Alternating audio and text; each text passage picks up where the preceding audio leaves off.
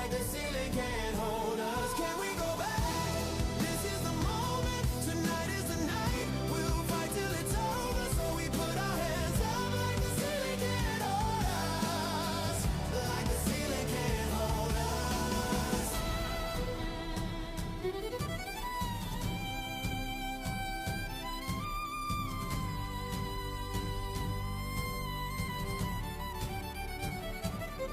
Let's go.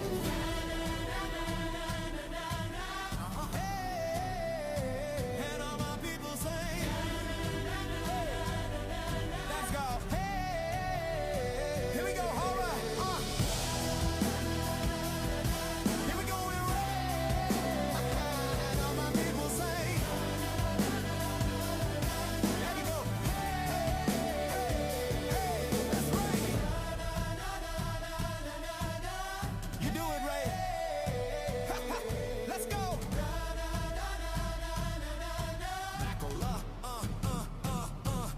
More. Can we go back?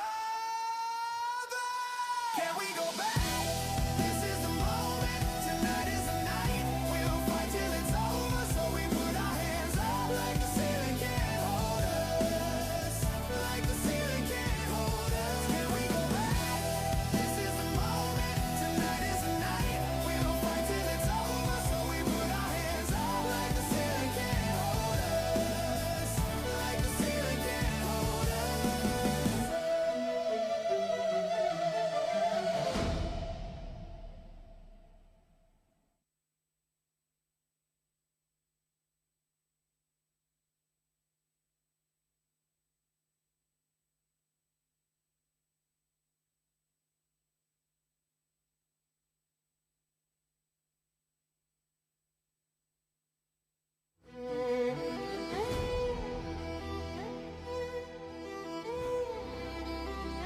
Yeah, let's go.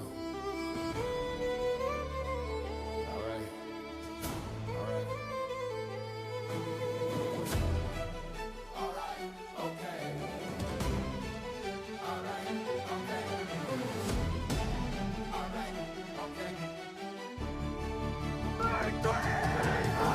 This is the moment, tonight is the night. We'll fight till it's over, so we put our hands up like the ceiling can't hold us. Like the ceiling can't hold us. Can we go back?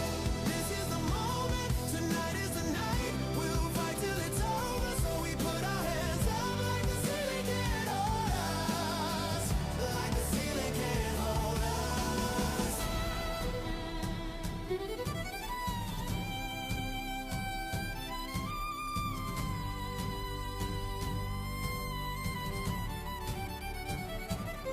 Let's go.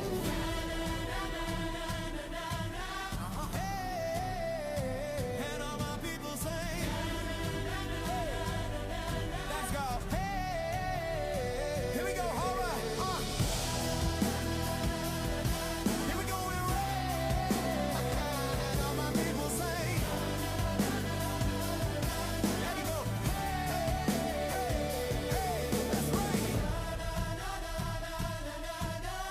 You do it right. Let's go.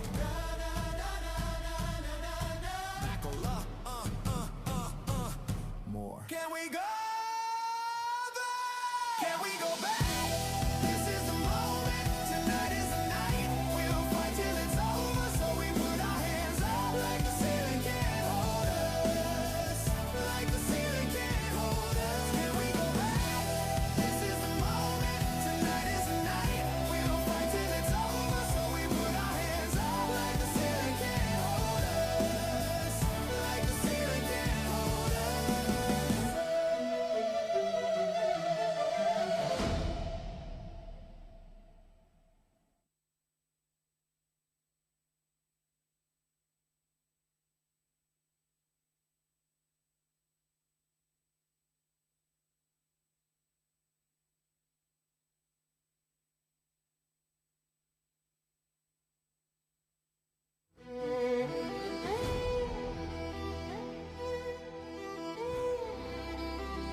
Yeah, let's go. All right. All right. All right. Okay.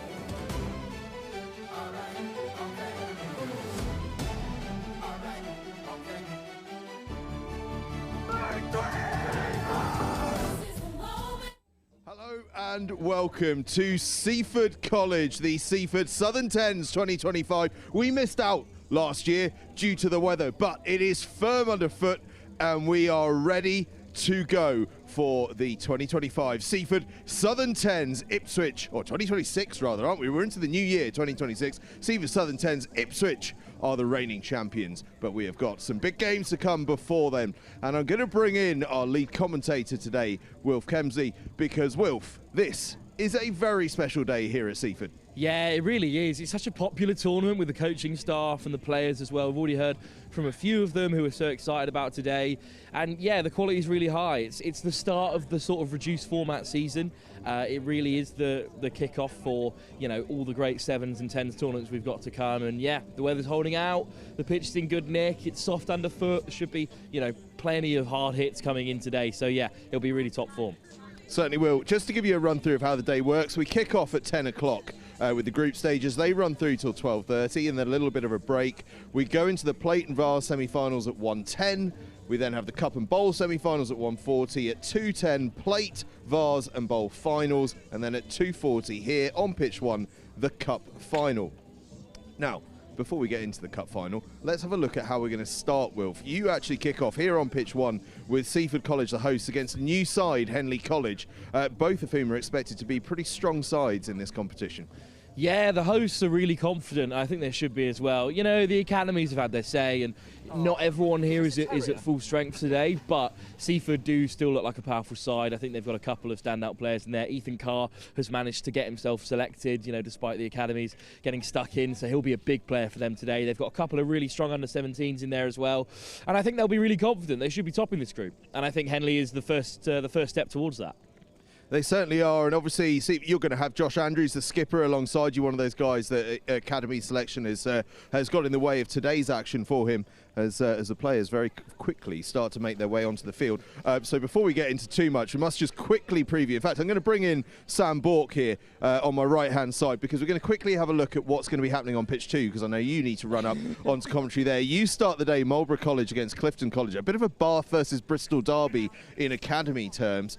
Clifton College, although they're quite rotated, they have still got a very strong side with an awful lot of Bristol Bears, under 17s in particular. Yeah, I was looking through the Clifton team sheet yesterday, and I felt like I wrote about 17 names that said Bristol Bears next to it. So Clifton will be very strong today, I'm sure, and Marlborough also coming off maybe a bit of an underwhelming season for them, but they'll certainly be in good spirits today, and we'll expect a lot from them. Yeah, because they know their way around this tournament like nobody else. I mean, they've got themselves to semi-finals and finals across the board here. They know what to do. Yeah, definitely. Obviously, a great rugby, it's a great sport institution, Marlborough College, and yeah, and they love this tournament as well. They've been here and back again every year, so they'll definitely put on a show for us today, Angus.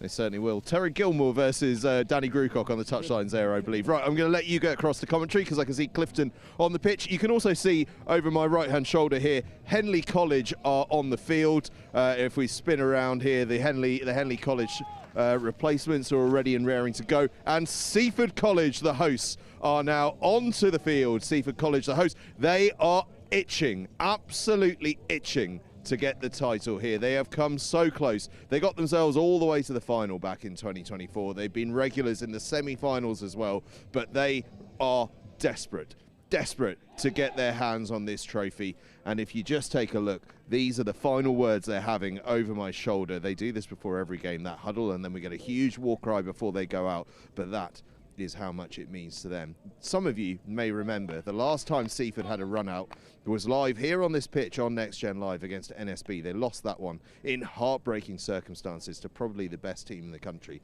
That shows you how good they are despite the disappointment, but that disappointment is going to mean that they are ready, raring to go and fired up for this one.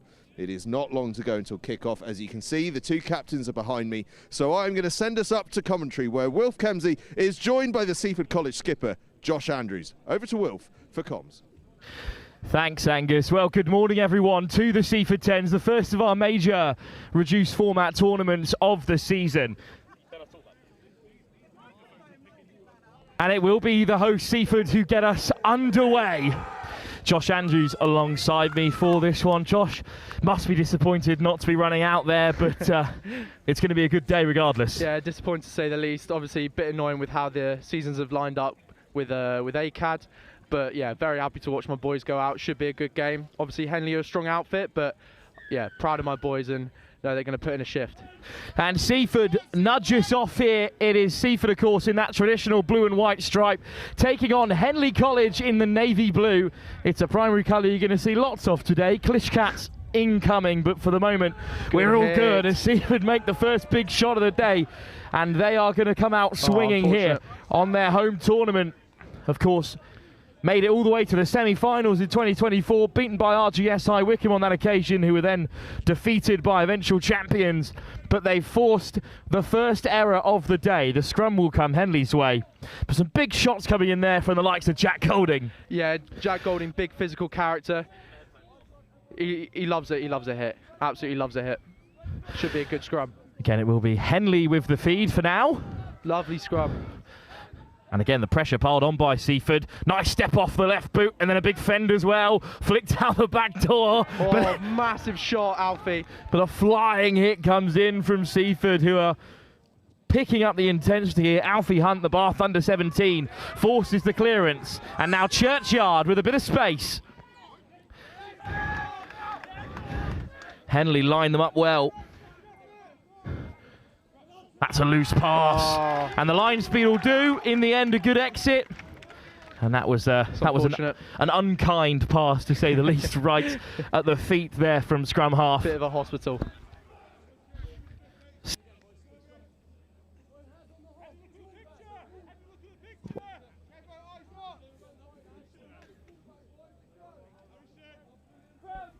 Hopefully, another strong scrum coming in here.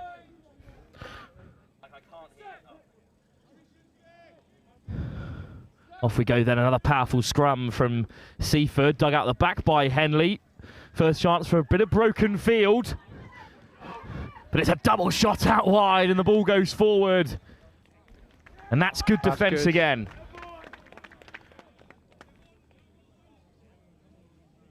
Good defence by Teddy Henry there.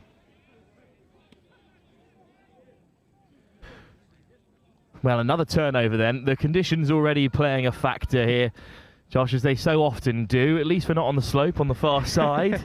Yeah, I'm very happy to be on this pitch. Pitch in great condition. It really is an effort with the soft ground underfoot. 100%, especially with the rain we've had. Our ground staff have been working overtime, so they've done a really good job to get this ready. Oh, juggled, but well held in that wide channel. And a first chance of the day for Teddy Henry to stretch his legs up over that 10-metre line. Ford through the forwards, 5 of them out there in this 10s format.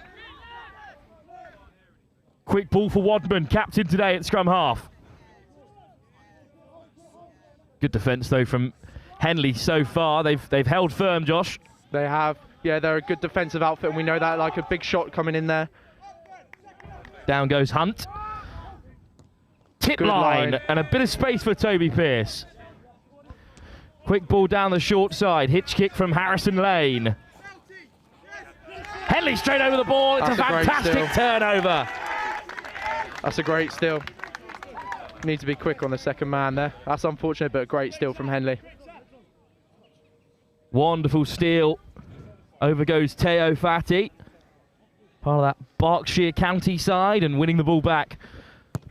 Definitely a standout player for them. We played him on in the 15 season, and he was definitely a good player there. Although the kick has not gone off touch, Churchyard off the run, but it was spotted, little foot in touch there. Very little noise from the Henley camp, but it was spotted. And it will be a line out for them. Well, talk us through that last meeting between Seaford and Henley then in the 15 season. That was a big fixture. We played it down at Havant under the Friday night lights, and we turned it into a charity match for Looseheads. Obviously focusing on mental health and well-being within sport, and especially rugby. But yeah, turned it into a good fixture. It was a tight first half, but we came out on top. I think it was 33-7 in the end to us, but they were still a very strong outfit, so we know what they can bring today.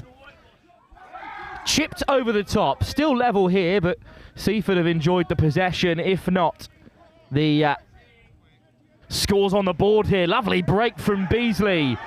And Beasley still going, puts boot to ball, charged down by Churchyard, quickly up from fullback, and Seaford have possession again. Nice little half break though from the former Midlands Academy man. Hunt again, busy in these early stages. Play it wide.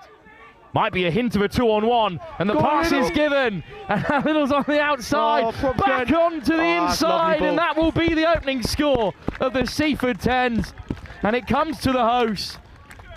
Good versatile play from the big man out wide. Lovely break from Harry Little outside. One of our props, great break.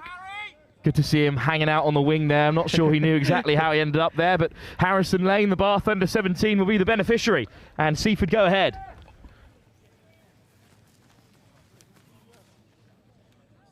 Not a bad set of wheels on the prop. Done well there. I'm just glad he went for the pass and not the run. Plenty of young players stepping up today from that Bath under-17 camp. It must be good to know that in your absence there's still some top players flooding into the ranks. We've got quite a few Bath boys and very strong outfit. Good start then for Seafford. Henley looks strong in the early stages but unable to capitalise on the half break, so Churchyard can chip it downfield. Bit of a miscommunication up top, but in the end it's Henley who rip it away. There we go. And then it's gone loose. And Seaford have possession back, turning the screw here in the early stages. Good field position here.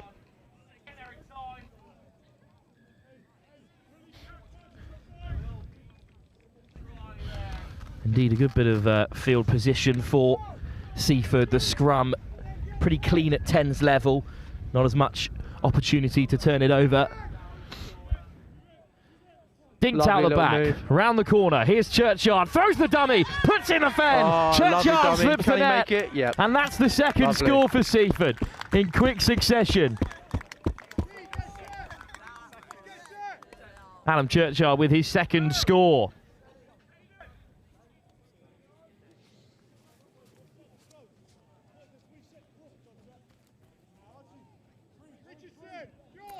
Second score of the day.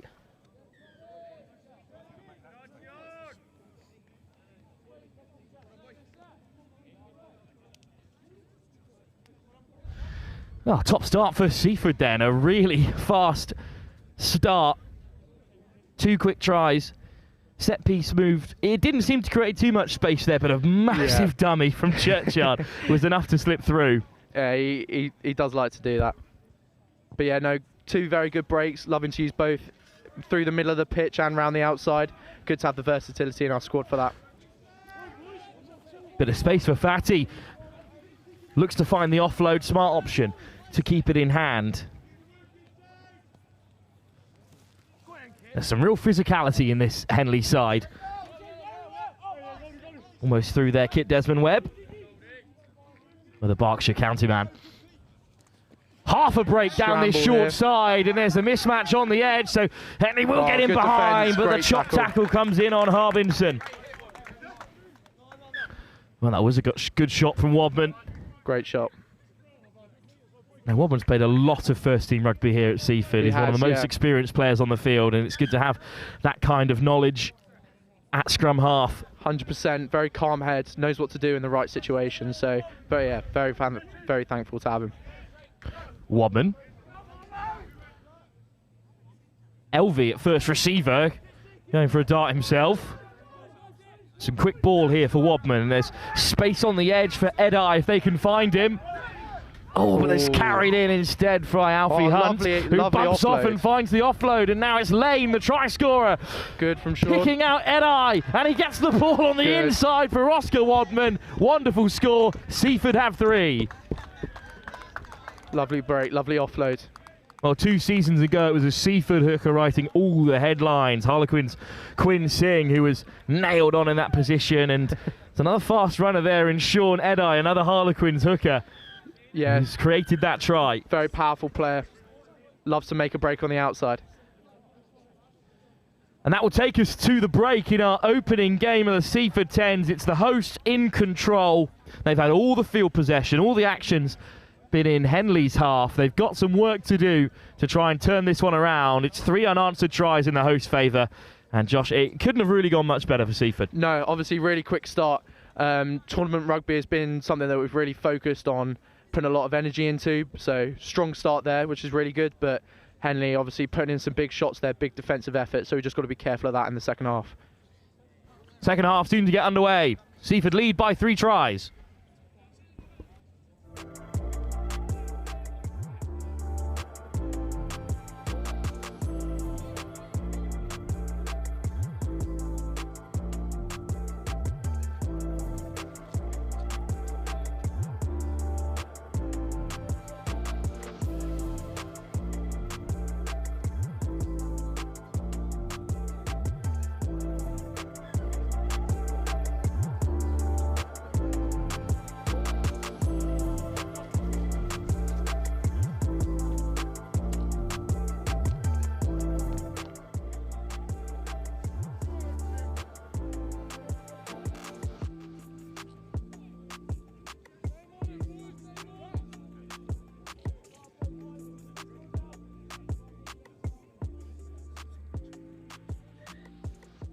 Back underway. Short breaks across the 10s format.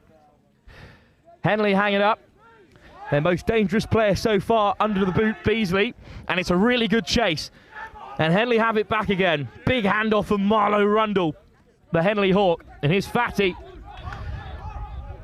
Seafford scrambling here. Good start to the second half for Henley. Show and go at fly half from Chainbolt. Back down the short side. Might be numbers here. Well, Seafford are man on man, so we'll come back for the penalty advantage. Good start, though. Good kick-off from Beesons, and then the likes of Rundle on the chase. 100%. Crossfield, overcooked, and it will roll into touch. Well, again, Beasley was out there. Chainbolt couldn't pick him out this time. He's a really dangerous runner, that number 11 for Henley, and he might be the key for them getting back into this game. 100%. When we played him back in the 15 season, it was making us work in the outside edges, so he'll probably be doing the same here. Interesting line-out defence from Henley. They've got Fatty right up front there, the single-man lift. But it is Seafford who just about managed to keep a hold. And now a chance to exit. First half substitute Derby LV dinks it out the back. Seafford are caught. Richardson gets a lovely offload away. Soft hands, but the ball goes to ground. But it's Carr. Bumps off the first. The Harlequins winger. He will be really important today for whatever Seafford achieve. Definitely. Very quick in the outside edges. Very powerful player. He's been looking to get a lot of game time. And now on the far side, there is an overlap. Front row take contact, but a lovely offload. Now the physicality on show from Seafford this time as they keep the ball alive. LV, plenty of options out wide if they can use them. Again, the ball goes to ground, and Carr gets out the dustpan and brush. Hit hard by Bainbridge. New scrum half for McLaren Clark, looking to keep the pace high. There's another error in midfield. And Henley have had to work hard there, but they've earned possession back. Oh, just not clicking there. There was once or twice the option was to float it wide, Josh, but they just couldn't find the angles. Yeah, unfortunate there. We were just looking to play too much of the out the back sort of offload rugby. Sometimes we just need to punch it up, but it's nice. We've got a few centres that have converted to be forward, so hopefully we can use their hands to ship it out wide. Henley with the feed. Natman, substitute scrum half, loses out. And now there's a man over for Seafford here. 2-on-1, ball on the inside. McLaren Clark, oh, can't keep it in hand.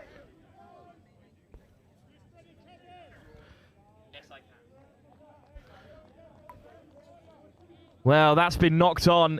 A real chance for Seafford to make it 4. 2 substitutes combining. Good to see them leaving an impact on the game. Great impact there. Unfortunately, a few knock-ons are letting us down, but apart from that, we're really creating some great chances. Will be a scrum then for Henley as they are still looking for a foothold in this game. Over on pitch 2, it looks like this very young Clifton College side are on good form against the plate defending champions Marlborough. Here on pitch 1, it's Seaford with the run of the green. Another nice offload, or a dummy from Chainbolt, this time to break the line. It's a couple of times he's almost got away. Oh, Gorbett thinks it off instead. Bainbridge. Gorbett around the corner, good work for Henley here, and Beasley. Beasley's away from Carr, and now it's Beasley. One-on-one with Richardson, beats him on the outside, and that'll be the opening score for Henley. It's a 5 finish from Harry Beasley. Lovely finish there. Got to have some wheels to get away from Carr and Richardson in defence for Seaford. 100%, he's done very well there, taking the outside line. Henley on the board, maybe a chance then for them. Just tucked away in that far corner, but it was a good finish in the end. And Beasley, Henley's most dangerous man, is on the board, the Henley Hawk, now in his 2nd year.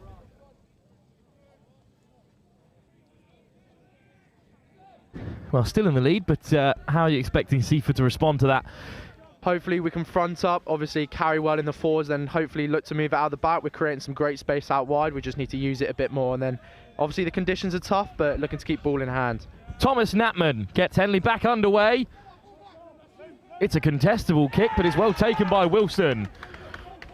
Pressure piled on by Jack Nix.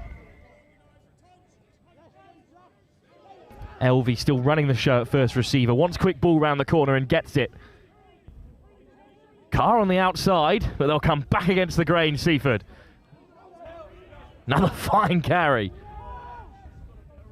Quick ball from McLaren Clark. Elvey out the back of Watkins. Richardson throws the show and go. But a little bit of afters there. He's going to pull possession back. Christian Di Simone has been sent off. Just highlights how physical this game is. People are looking for that. Obviously tensions are rising because of the game early in the 15 season, but yeah, looking to still be a physical game. Not like Derby Elvey to draw in his man like that, is it? No, quite unlike him. So at least he's looking to be a bit physical. McLaren Clark finds touch in an unconventional manner, but they all count, and it will be a line out for Seaford. Well, chance to take in the schedule for the rest of the day, of course, here on Oval 1. Ipswich School, the defending champions, take on a heavily depleted Felstead in our 2nd game. Over on Oval 2, Trinity, champions 3 years ago, take on Abingdon, who are the dark horses for the tournament. Loose throw, scrum for Henley. Maybe still time for them here. 19-5, they trail, but down to 14. It's real effort, with another back having to be drawn into the scrum. Not like in the game of 15s, you can't leave the scrum a man down. There's only 5 in there. 100%.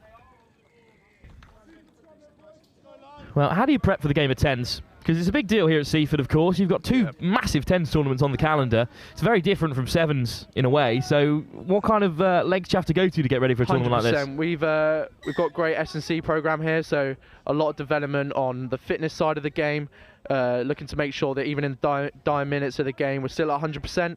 So we put a lot of work into that. But I guess it's a lot more change in shape, being able to adapt in the game, because obviously there's a bit more space. It's being able to make the right decisions with the space. So a lot of chat and a lot of training based on just trying to create some space and use it well.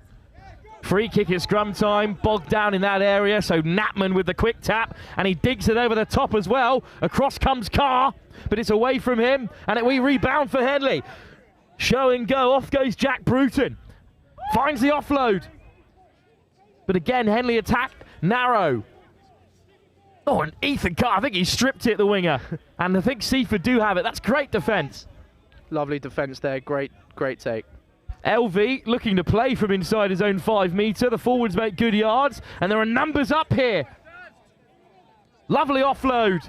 Elvey on the charge, straight off the deck, and there's so many men out wide if they can find them. Oh, it had to go. It had to go. And it's Elvey who sweeps it up. In the end, the ball is loose. I think we're going to come back for a knock-on in the tackle, but That's not the first time that Seaford have left some points out there. They were clean through on the near side. 100%. A few times we've done that now, just taking it into contact, which is all right, but shows that we're making great opportunities. Just need to convert them now. That's the commentary of a company man, it must be said. And we'll have all the Seaford games here on the main field, as is their right. A repeat of the semi-final from 2 years ago at 10:50 when they take on High Wycombe. That's probably the toughest game in the group. 100% strong outfit. Played him early in the year. Very tactical team. Little dart down the short side from McLaren Clark.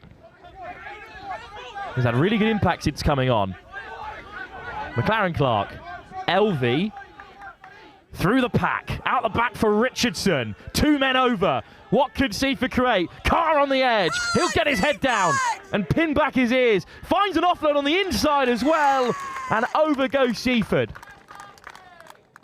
Lovely ball there. Great job from Ethan to cut outside, and good job to give that pass back in. There's Archie Williams on the far side, who touches down. Good option from Williams to use the hand. Seaford have been keen to keep possession at times, but that was the right option to spread it wide, and he benefits with the ball inside as well. Let's talk about this 9-10 combination then. McLaren Clark and LV, two of the younger lads in the team, but they've both played really well today. 100%. Darby's had some minutes, obviously, this season. Looking to put a few more on here, but he's been, very strong this season. And great link up with Sam. They've always had some good chemistry, so good to see it coming off here. A late fight back from Henley College in the second half, but in the end, Seaford have the last laugh, and the hosts are victorious in their opening game. Their biggest match of the day against RGS High Wycombe will be up next for them. But overall, it's a commanding performance by a side looking to reach their first final in 3 seasons. Came very close to making that final last season, just didn't have enough in the end, but that is a really strong performance, and as well, a lot of depth on show. 100%. Our substitutes are as strong as our starting team, so we know that we can roll on and roll off and know that we're confident in our ability to keep putting on the pressure. So yeah, very happy. Josh, thanks very much for joining us, and I'll let you head into the debrief. I'm sure you've got some wisdom to impart as we await our next game, Ipswich taking on Felstead. But for now, I'll hand you down to Angus Savage, who is pitchside. The fantastic performance from Seaford College to get things started off. And we have a massive one coming up next, as you mentioned. Ipswich against Felstead, a bit of a local rivalry. Ipswich from Suffolk, Felstead from that Essex-Suffolk border. So that's going to be a bit of a good game. Felstead, sadly, with a really, really young team. They had a load of injuries earlier on this week. So they've sent out a really, really young team. But that young team is going to be determined against an Ipswich side that are, as we mentioned, the reigning champions. By the way, over on pitch 2, where Sam's going to be talking you through things, Trinity against Abingdon. Trinity, of course, the back-to-back champions 2022 and 2023, up against an Abingdon side that are considered by many the dark horses for this competition after they had an unbeaten first half of last term. They've not lost at home. They're on the road, obviously, today, but against the back-to-back champions from 22 and 23, Trinity, they're going to be bang up for it. Here, though, Ipswich, as you can see just over there in their blue shirts, will be up against Felstead, who I believe will be in red. It should be a cracker. I've just been having a word with the Ipswich head of rugby, Matt Searle, on the touchlines. He's excited about this one. They've got a strong squad out and ready to go. And bad news for Wilf, they've got a few numbers that have had a bit of jiggery-pokery on the team sheet, so he's going to be working his way through that one. So apologies if it takes a little time to get them rearranged on commentary, but we will get that sorted. But Ipswich, as you can see in dark blue there, just having a chat there with the referee, ready and raring to go. They've, of course, been so good at this tournament for so many years. You might have seen on social media this week, you certainly might have seen 2 years ago, Eduardo Tadaro, who's now in the Italy squad for the Six Nations, and he's for the Six Nations indeed, and has been starring for Northampton Saints. He was a star here 2 years ago when they won it. Have we got another star in the future coming through? Could well happen. Right, groups run through till 12:30, as I said before. Some huge games coming up. Ipswich, Felstead and Trinity Abingdon, but some to just pick out as we go forward. How about St Joseph's College against Clifton, 11:40 on pitch 2, and this one, Epsom versus Trinity at 11:15 here on pitch 1. We have big games all over the place. Huge day. We're really looking forward to it. 10-a-side rugby, it's so good, isn't it? It's that feel halfway between 15s and 7s, allows the forwards a bit more of that style of play, if that's the sort of technique and team that you've got. But if you are a 7 specialist side and you've got an exciting backline, you can use it in this form of the game because there is a lot of space. Right, Felstead are on the pitch. They're just about ready to go. Ipswich are on the pitch. If we have a little spin round, you might be able to see on pitch 2 that Abingdon in their pink and Trinity in their blue and white hoops are on the field. So if that's who you want to tune into, get yourselves over to pitch 2. But here on pitch 1, the referee is ready to go. Felstead are ready to go. Ipswich are ready to go. And Wilf Kemsley is ready to go to talk you through the reigning champions Ipswich against their near rivals Felstead here on pitch 1. Thanks, Angus. Big game here for Ipswich, who are, of course, the defending champions. A very different team to the one they had 2 seasons ago, but they have had a rather similar season, just 3 losses across the campaign. Felstead, on the other hand, are struggling with injuries and replacements, so they will be up against it here against the group favourites. Pressure from Ipswich early doors. The men in gold and blue win the penalty. Felstead in that red and blue shorts now, defending their line. It's whipped across to the near side by Watkins. Contact taken, but Ipswich straight back to their feet. Got some really interesting players in and around the side today, but Miller dinks it out the back. Oh, but there's a big shot in midfield. And Felstead have won it back in this Suffolk derby as well. Suffolk, Essex, sort of close proximity, these two teams. They'll all be contesting as well up at the Seafford, the September 10s later on in the season. Sort of East Anglian campaign we've got here on the south coast. Uncontested at scrum time. Again, a feature of Felstead's difficulties, and it's hacked away. And they clear their lines.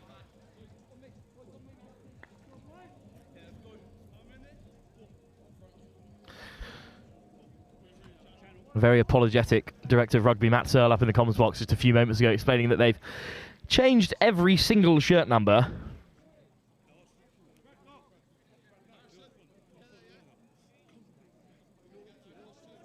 We'll do our best to identify the players as they go. Cliff with the line out.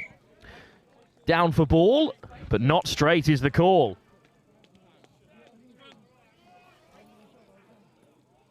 Felstead have it back again. And Rogers with another chance to feed the scrum. They lost 3 front row first teamers in the run up to this tournament, Felstead, so we are at uncontested scrums. They'll look for a cleaner clearance this time. Rogers. Round, but plenty of distance on it. Ipswich have to race across. In the end, it's just about regathered. Good counter-ruck from Felstead. But the penalty goes Ipswich's way.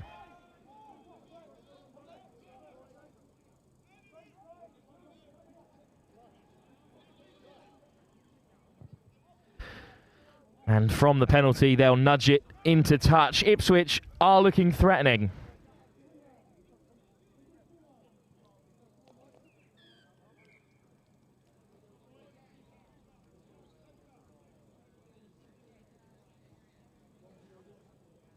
Another line out from Cliff to come.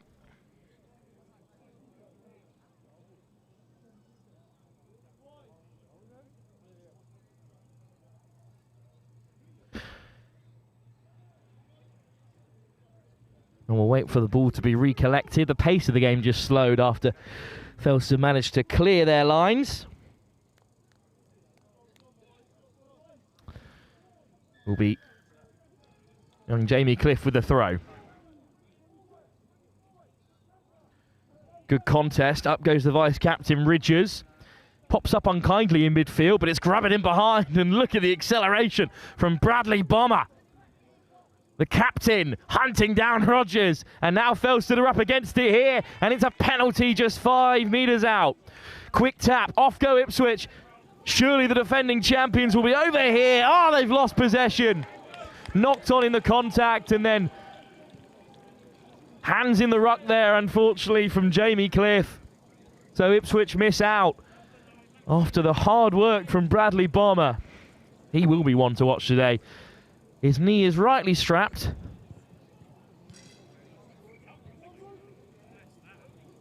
The Swiss international is a player of immense quality.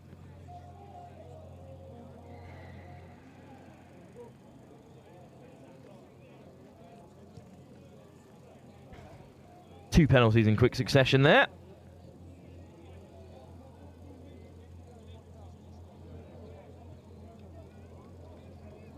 Another line out. Excellent throw, right to the tail for Sean Cobbett. Ipswich with a high line, evaded well by Felstead early doors. Pick and go up to the 22. Ipswich go hunting for it at every breakdown. Rogers, it's been put down. Always backward, says the referee. But they're right over the ball again, Ipswich. First man has nicked it. And it's slow ball, but they will set the attack here. Dummy and contact taken by Dominic McArdle. Round the corner comes Cliff. Well, a chop tackle came in, and then Ipswich got right back to their feet again. It's another penalty in this area.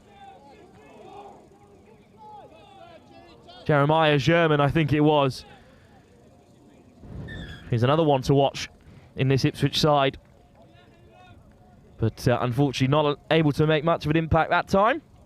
Jack Round picks out the touchline.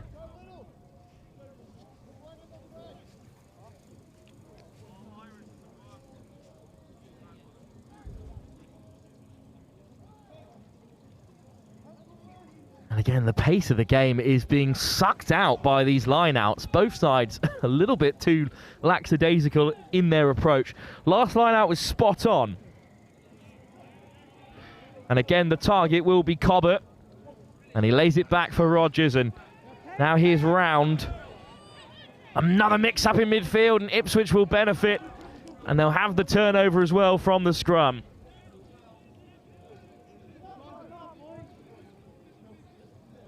Another good line out. But they don't look very composed in the midfield at the moment. Again, it's a new group, really. There's not a lot of minutes shared across the team, so that might explain it. And it's whipped away by Watkins. He races down the short side, and it's a lovely line straight through the centre by Carter. Can Carter go the length? What a tackle! Come flying in goes Round. Pick and go from Bomber. And the captain dots down.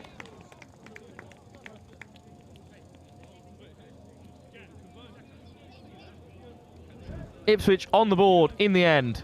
A lot of pressure withstood there from Felstead. What a tackle it was from Jack Round, but they didn't have enough in the end. And over went big Bradley Bomber for Ipswich's first. They made hard work of it. Carter off target. Ipswich lead by 5 as we approach half-time.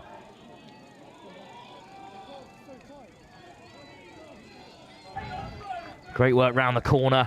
It's a brilliant line from Carter. One of Watkins or Archibald, the two number 9s, gave the pass.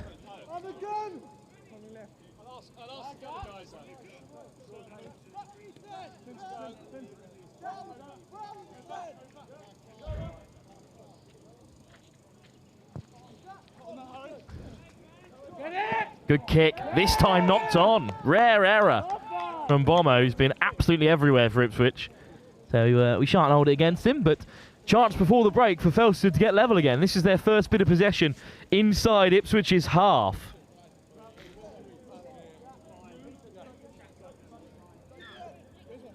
Seafford back in action against RGS High Wycombe. Most exciting game of the group stages here on Over 1 up next. But now it's Round throwing the dummy. Over is Thompson in support. Dylan Streeter, the captain.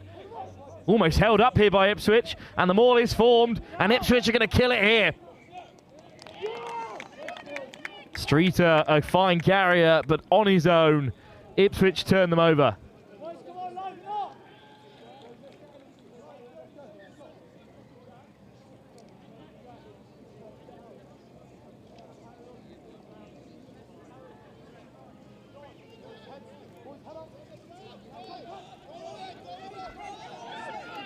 Well, the break is on. Quick snipe round the corner.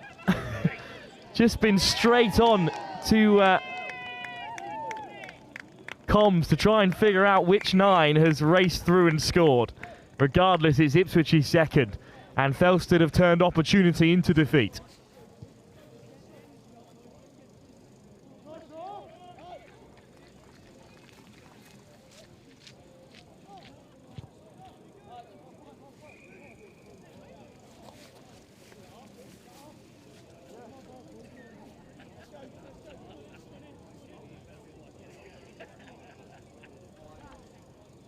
Well, that's just gone wrong for Ipswich there.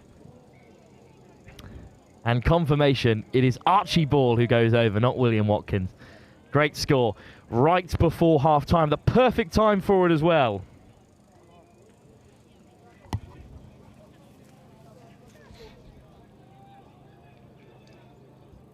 So good performance in the first half for Ipswich. They've not looked themselves, and this is not a full-strength Felstead side, so they'll be expecting better there. And that's the clear message from the huddle as well. 12-0, Ipswich lead at half-time.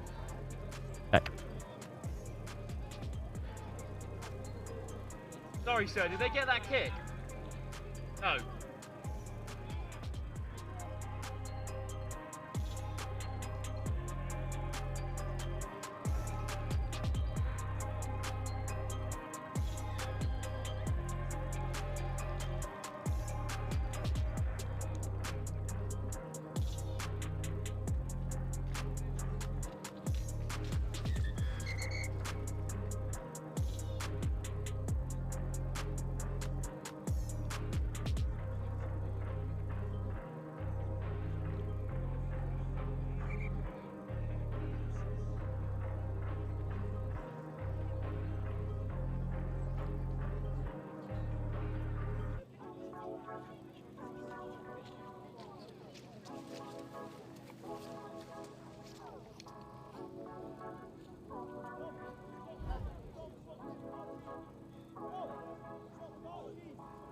Two very different scores to get Ipswich on their way. Bit of brute force down the short side and then some quick thinking at scrum half. They're in front by 2 unanswered tries. They lead by 10, the defending champions. Not sure a single player from that championship side is still in and amongst the team. But on the back of a great season, they'll still be confident here on the south coast.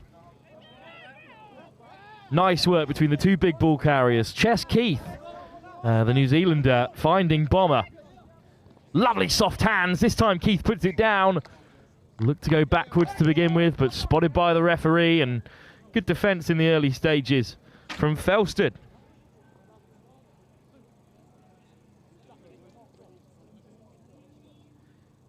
Lovely hands. Right up to the line as well from Henry Bailey. Clean ball for Felstead, uncontested. Flicked off the deck for Round. And they come back into traffic here.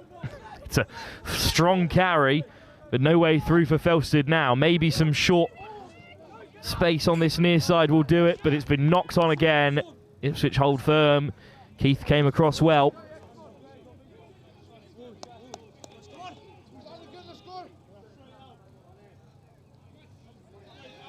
Ipswich bodies up, and they stay controlled, stay contained here. Bailey, another really slight pass on the outside, but a great turnover. Ollie Camp gets down and wins it back, and quick tap from the scrum half, Josh Witten-Mittag. But Wyn Mittag's had it ripped away by his opposite number. Not 10. Great work at scrum half. No quick tap this time. They'll slow the pace down, but off goes Watkins, the substitute scrum half. Jamie Cliff. Watkins. Bailey juggling with it, under pressure. And Felstead line them up, and it's another error. And we'll have another scrum. No one fancies it in this second half. Possession changing hands time and time again. Ipswich untroubled, though, for the moment. Ethan Ashley on the outside for Felstead. A great runner, and I imagine he'll be the target here. Off the first receiver, Jack Round. Indeed, here is Ashley with a bit of space to work in. Finds the winger, and Townsend has space. Ipswich again, desperate for the turnover, but Chess Keith penalised this time. And Round will look to pick out the touchline.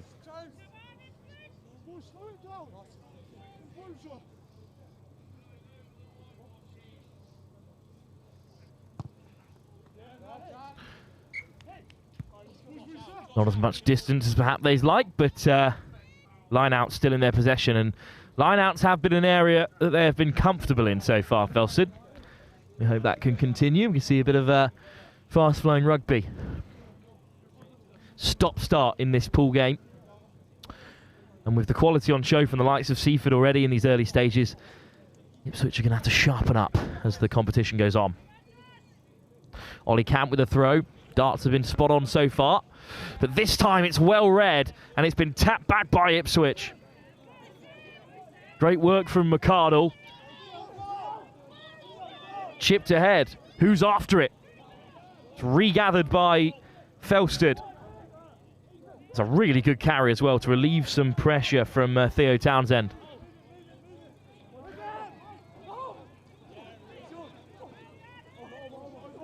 Oh, Sindhu just got wrapped up there, did really well to get it away. Nahal Sandhu. Round. Taken in by Thompson. And it's another penalty at the breakdown. This time it just does go Ipswich's way. Cliff. Caught right on the gain line. Surely they've got to break through from here. Hint of a late shot, but dug out by Bailey, and a kick ahead by Andrew, and it should go over here.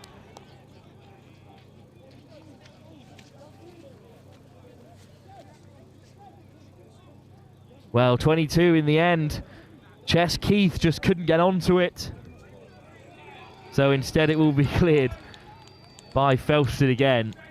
Thought that was a chance for Ipswich, but unfortunately it hasn't unfolded. And they remain just 10 points ahead.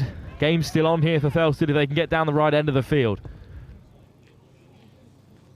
Really deep kick from Round. He's got hold of that one finally. But plenty of space for Bomber. Great acceleration again from the back rower. Felstead are all over the ball. But off feet is the referee's decision. So Watkins bounces up in midfield.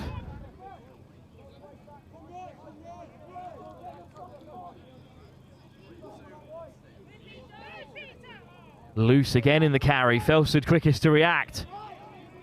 In the end, it's Jamie Cliff for Ipswich who drops onto it, and now they've short-handed themselves. Felstead on the near side.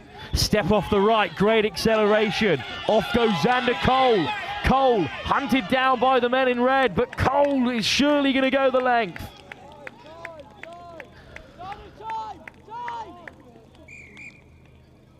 Ipswich pounce on the errors. Twice possession changed hands in quick succession. Felstead overcommitted at the breakdown, and Cole got away on the edge. And that will seal it for the defending champs. With time still to play, I'd be surprised if they're able to turn this one around.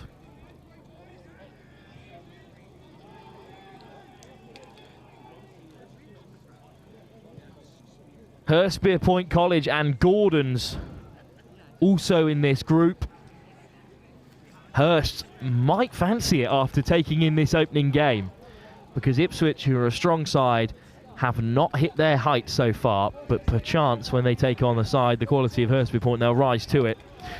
Felstead have been ineffective going forwards, even if the defence has been solid throughout.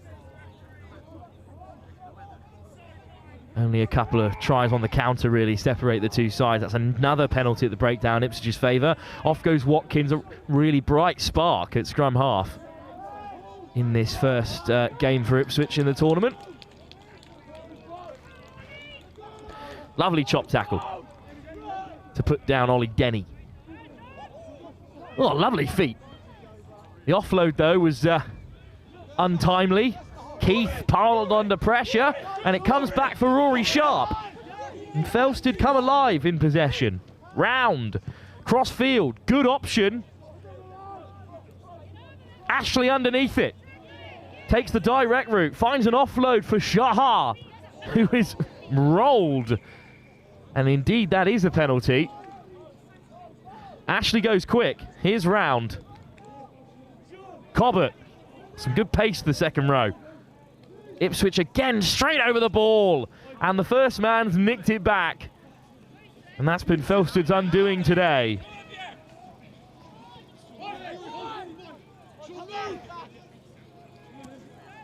Not a bad carry on the short side. And Ipswich, the pressure is very much relieved.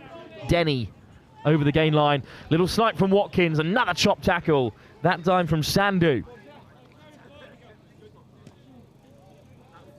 Miller. Watkins. Good line speed from Felstead, but Bailey gets it away again. Fantastic work at fly half. Crashing through the contact goes Peter Licks. Felstead slowing the ball down. Nothing on the blind side for Bailey. Denny gets through the contact, finds an offload. Ball is knocked back. Penalty is the call. Hands on the ground. The attack is over.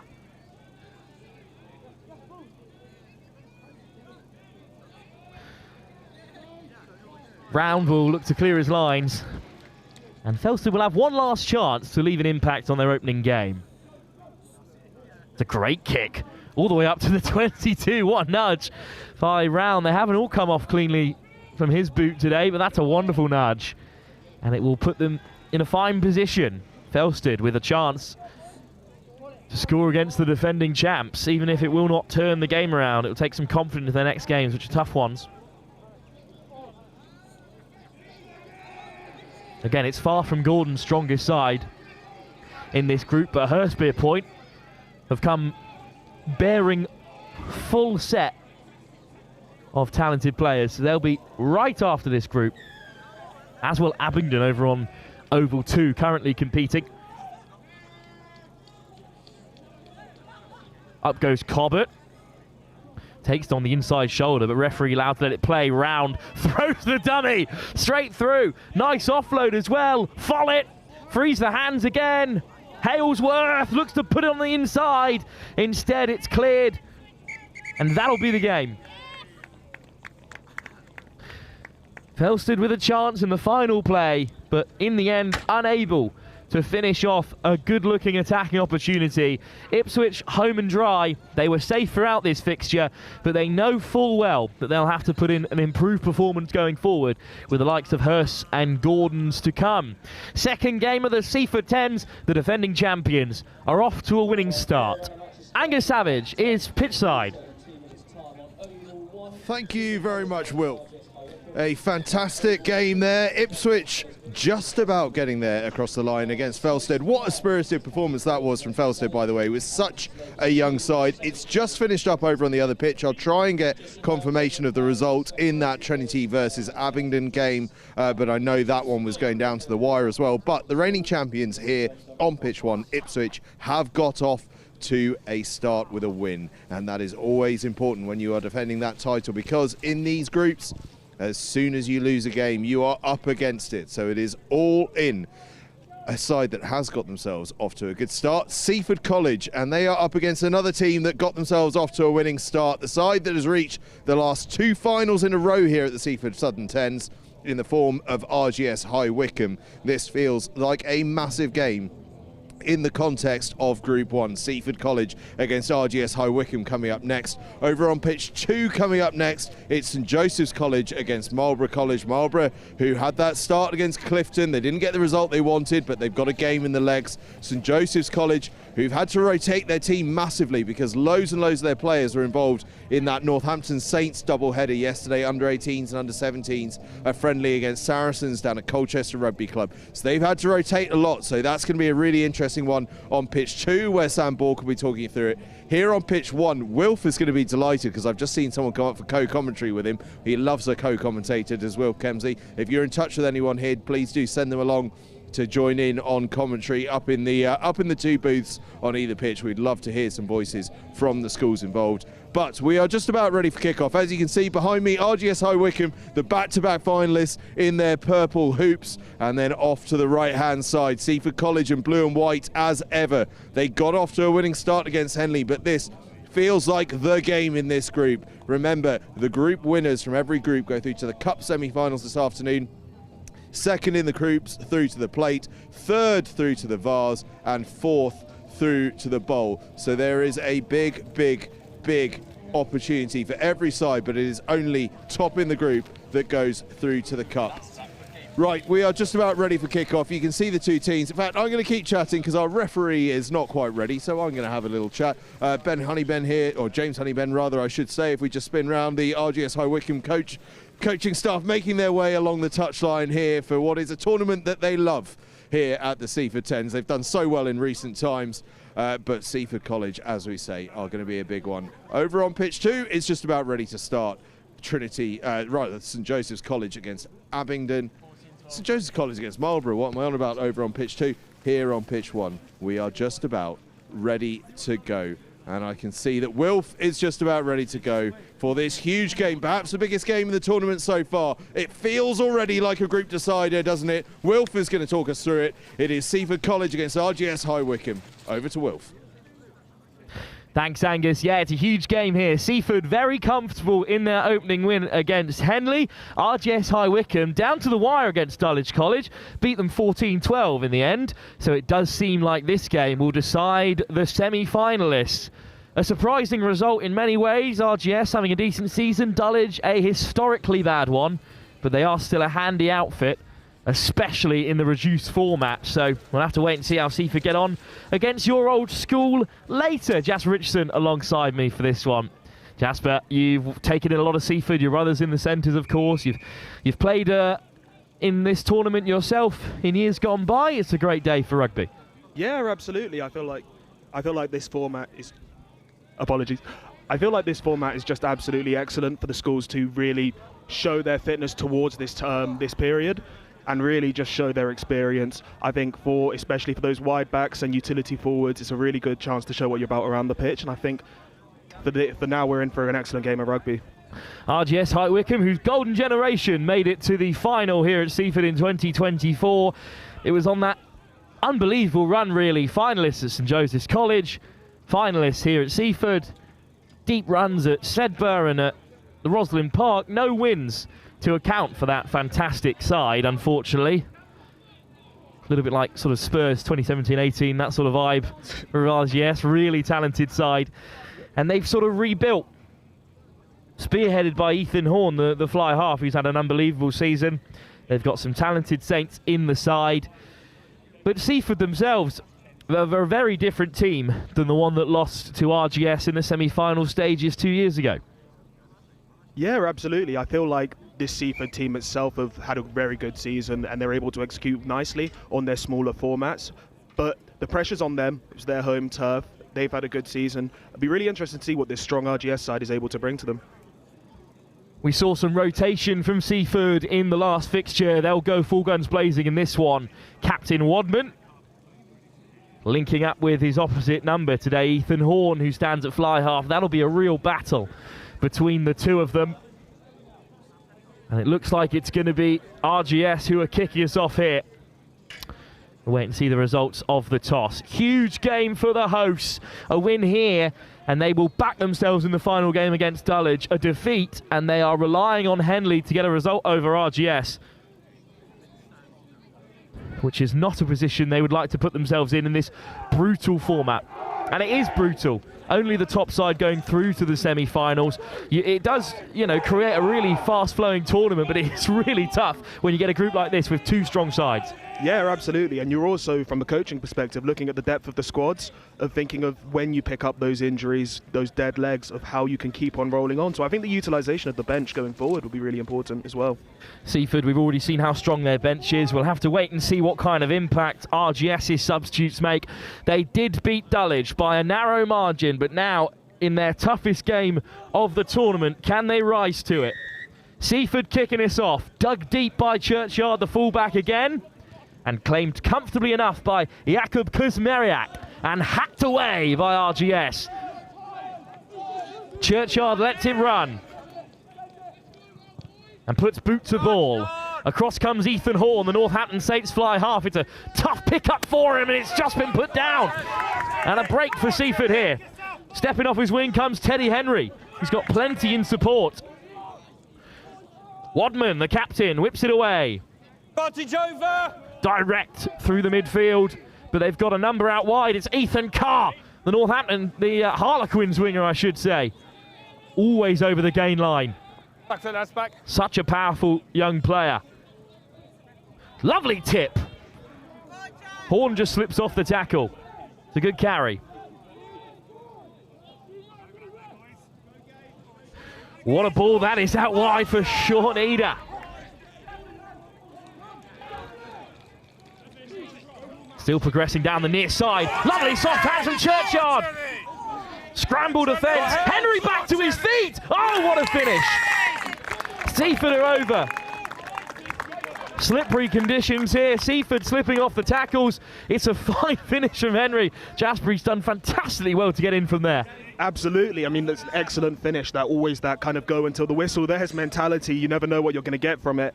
I think that attack there from Seafford, just attacking from depth, multiple options, I thought was a really good way to start the game. It'll be interesting to see now how RGS react. Adam Churchyard's had a great tournament as well, the fullback, as he looks to nudge this kick over. Great nudge. Oh. Well, it's just off the crossbar. And unfortunately, it's just hit the crossbar and not gone over, so we're right at 5 points, but that's the ball that really opened this up. And look how well Henry does to get back to his feet. Excellent work on the floor there to get that finish in. Kick to come from Churchyard, who set up the first conversion. Just been knocked on in the air. And RGS have it. Slight knock on from Toby Pearce. And it's a big carry from Wyatt Goodman. American under 18. Pearce, Horn. And again, boot to ball the option. Deep in behind. Churchyard with plenty of time. 22. Who grubbers it across. It's another unkind bounce. This time Horn gets a hold of it. Picks out Goodman, who's on the rumble. And putting in the big bump. Great carry from Wyatt Goodman again. Pearce. Doyle. Both props getting right over the gain line. Good clear out. Pearce to the short side. Booth over the gain line. Don't hold him in. Don't hold him in. Good period of the game here for RGS, but can they threaten? Doyle back to his feet for another carry. Horn. Looks to go crossfield. There's not much there in the way of chase. Harrison Denny the closest to it, but Carr will take him on. And Carr will beat him as well. In the end, wrapped up. Seafford can rebuild here. Well, some big strong carries from RGS, but Seafford didn't look troubled in defence there. Yeah, absolutely. I think it's really important to show how Seafford are dealing with that in this smaller format and dominating those hard carries themselves as well. Half a line break. That might just be the momentum they're after. Edi. Lovely offload. And here's the try scorer again. Winding his way on the inside, Teddy Henry. Through the forwards. Big Fen to beat the first man. Nice carry by the Bath under 17, Alfie Hunt. Churchyard up in the line. Another good carry over the gain line. Seafford building comfortably here. Another tip. Hunt takes on Denny. 2 Academy under-17s. Churchyard skips away from one. Finds Hunt. Finds Carr on the outside. And now Carr, takes a slip. Straight back to his feet. Pearce smothers him. In the end, it's knocked on. A really good attacking set there from Seafford to react so well from the RGS dominant carries.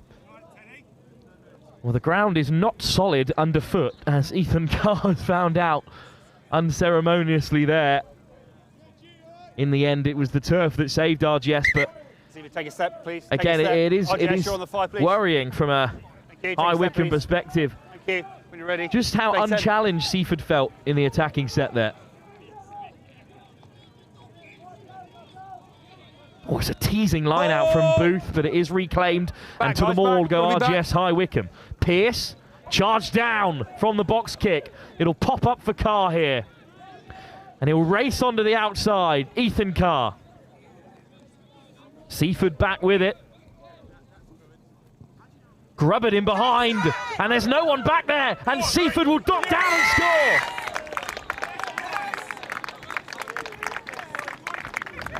I think it's Gus Ford in the end who slid over at fly half. The Ealing under-17 went over unchallenged in the end. Great work to spot the space. Excellent finish in there, just scanning and identifying that space in behind. Really good work from Seafford. Perfectly weighted as well. You can see the divot that the ball leaves in the turf as it bounces there. So these little chips in behind, clipped across the turf, they're going to be dangerous all day because the ball will sit up. Absolutely, and especially with the changing conditions as the turf gets treated harder and harder and harder, that becomes an increasingly difficult thing to do. So Seafford up by 12 now. Churchyard slightly undercooks that one. And will come back for a free kick. Free kick. Looking to drive the standards here, RGS, and keep the pace high. Flipped onto the inside for Honeyben. Strong carry. He is not a weighty figure, Honeyben, but he makes his mark. Booth. Oh, it's been put down by the captain, Jude Kloppers. Dropped it backwards and rolled it on the floor, so knock on. That's a missed opportunity. And you don't get many against this Seafford team, not when they're at home. Changes. No, absolutely, and it's quite frustrating from the RGS perspective. You can see they're very dominant in those carries when they get them going. On comes Armandas into hooker. But it's a Seafford scrum. Bind. Set. Set up very deep out wide, so they're going to run it from here. Wobman. Churchyard. Carr looks to accelerate away. He's well read by Denny. Big hit from the Saints under-17. Yeah, option scrum and line out. Great drift defence from RGS there. Just not enough deception in the backfield from Seafford. Yeah, absolutely. I think that movement can just creep a bit lateral, and it allows the defences to shift across, really giving that easier tackle for that one-on-one option out wide. 3, thank you. First throw for Armandas, and maybe one of the last chances of the first half for RGS to get back into the game. Only the top side in the pool can head through to the semi-finals. Always backwards from Pearce. Soft hands to get it away. Here's Wharf. Quick ball for RGS. Wharf again on the inside. Some good carries in here from High Wycombe. And suddenly there's space. And here's Denny. Denny taking on the try scorer, but it's a big shot from Teddy Henry. Kloppers. The South African captain. Pearce. Wharf lets it run this time instead. And Jake Ford makes some good yards. Good hands. Here's Das. Das accelerates. The pass is behind Denny, who bounces around and bumps off the first man. Down on the 22. Big chance for RGS High Wycombe. You feel they have to take it. Ford. Brought down. Pearce knocked on at the base. High Wycombe denied. I think so unlucky there. RGS High Wycombe really utilising that low carry height to make it as difficult as possible for Seafford. Just carrying into that contact zone so low, making that ruck area really clean for their own presenting of the ball. Last play of the first half. We've seen how Seafford have played throughout. They might just bump this one into touch. Please come off, please, Seafford. Yeah, most likely. There's no need to take unnecessary risks in this format. It's a long day with lots of rugby to be played.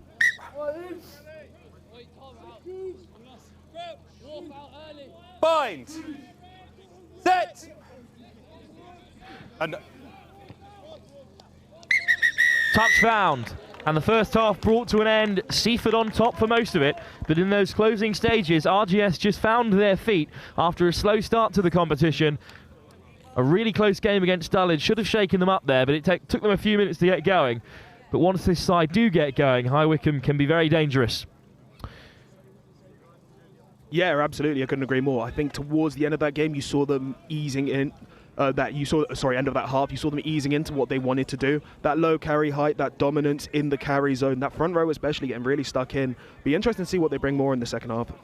What kind of message do you think there is in the Seafford camp? They've been really comfortable across their first 15 or 30 minutes of rugby, I should say, in this tens style. Just more of the same. Yeah, I reckon so. More of the same. Keep on working. Keep that defensive work rate up. I think that's probably the thing they can be proudest of walking out of this, just conceding as little as possible. Walking into half-time team talk with nil on the other team, I think is a really, really positive thing, especially considering RGS are bringing physicality in those tight carries. Clean sheet in the first half for Seafford, and the hosts are looking to see off their nearest challengers in this pool stage in their second game, up by 12 with the second half soon to come.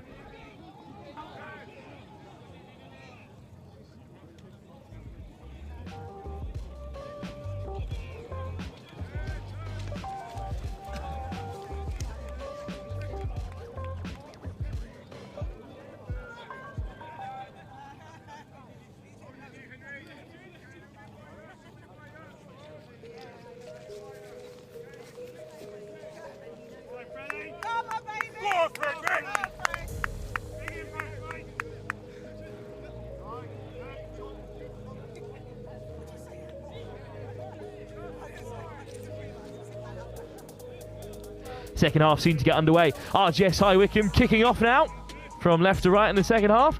Jasper Richardson, former Dulwich pupil, but also brother of Freddie Richardson in the centres today alongside me for this one. And with just Dulwich left to play, if they can see off RGS for the next 10 minutes or so, they're into a semi-final, you feel? Yeah, I mean, you can't write off Dulwich right now, but maybe that's some wishful thinking by myself. First kick rolls into touch. It'll be a line out for Seafford. Not really a bad option for RGS, but Seafford look to go quickly. Ooh, not at the mark, ref pulls it back. Again, not a bad option really. If you're not going to contest, you might as well force them to nail the set piece. In these conditions, that's not easy. No, not at all, especially in this game where we haven't really seen too much of the set piece at all. Kept it short and quick. Couple of changes at half-time as well. James Peasley on at the back of that line out. Jakub Kuzmariak back on as well in midfield for RGS. Oh, it's stolen comfortably by Baxter. That was far too easy for RGS High Wycombe. Daz takes it to ground. Kuzmariak, great line, straight through. What a start to the second half for RGS High Wycombe. Jakub Kuzmariak. One missed tackle in midfield, and Seafford opened up there. They have not started the second half as bright as the first. A poor line out, and then one missed tackle in tens, and it's lights out. Yeah, absolutely. I think you just have to look at that absolutely excellent line out steal. It sets everything. One missed tackle, you've been punished. Just undercooked massively, the throw, unfortunately, there. And RGS go straight to their process. They don't panic. But this is a lovely line from Jakub Kuzmariak. And High Wycombe with the kickoff as well. Such is the way in tens. This time it's hung up high. Well taken by Seafford. That was not an easy kick. Lovely ball as well from the front row, Watkins. As they look to spread it wide, the ball goes loose, and High Wycombe have to harry here. They have to put the pressure on. Lined up by Ewan Honeybin. Wadman, LV through the forwards, who've got soft hands themselves. Back to the short side, here's Richardson. Richardson, halfway through, needs a man on his shoulder. Carr just slightly overruns it. Richardson's still going. Chopped down by Honeyben. 12, you're offside. Well, good carry from Freddie Richardson, Jasper. Yeah, absolutely. He's all right, isn't he? And here's the quick tap as well from the centre. Putting in the fend and up to the halfway mark. Wadman. LV puts boot to ball. Could bop up here for Henry, who's well read out wide, and Spielman marshals his man into touch. But good work from Seafford. Nice looking attack. Lovely ball from LV as well. Back amongst it at fly half. Yeah, absolutely. I think the way for Seafford to carry on is just to keep that pace on top. I feel like in this game the momentum is really dictating the score sheet. So I think whoever's in charge of dictating that pace will go ahead. Ethan Horn flips it wide. It's a strong carry at the centre of the park from Harry Pryor. RGS looking to break. Horn. Oh, he's overcooked that pass, but it's always backwards, says the referee. What can Spielman create? Puts boot to ball, rolls into touch. Oh, Spielman's looked bright since coming on. Did really well. Absolutely. I mean, he's got his head in his hands there, but he's just got the team back for the ball back for his own team, I think. Indeed, it just deflected off a Seafford man, and Armandas That's 10 metres, with his beyond halfway, first throw of the second half. Baxter onto the field, line-out leader really in the second row, and it's cleanly collected by them and swung away by the substitute scrum half George Norton. Good crash up midfield, good start for RGS High Wycombe. Horn, Spielman. Dances round the first, and Spielman puts it to the toe again. Really backing his pace here. Spielman sees it out, but that's good pressure again from High Wycombe. Absolutely, I believe that RGS High Wycombe there, I'm not sure who it is, the number 5, absolutely dominating that lineup, making that ball presentation really clean for them.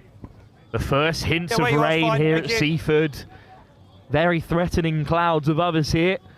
We hope it holds out for as long as possible. It's another line out here. Baxter will look to steal. It's a long throw, and it's been knocked on at the base. And here's Horn, who tips it on. This could be a score that equalises the game. It's Harry Pryor who dots down. And now Ethan Horn has the chance to put High Wycombe in front. 2 errors at the line out in the second half have undone the hosts. Oh, it's sliced wide. Got about 4 Goodness me.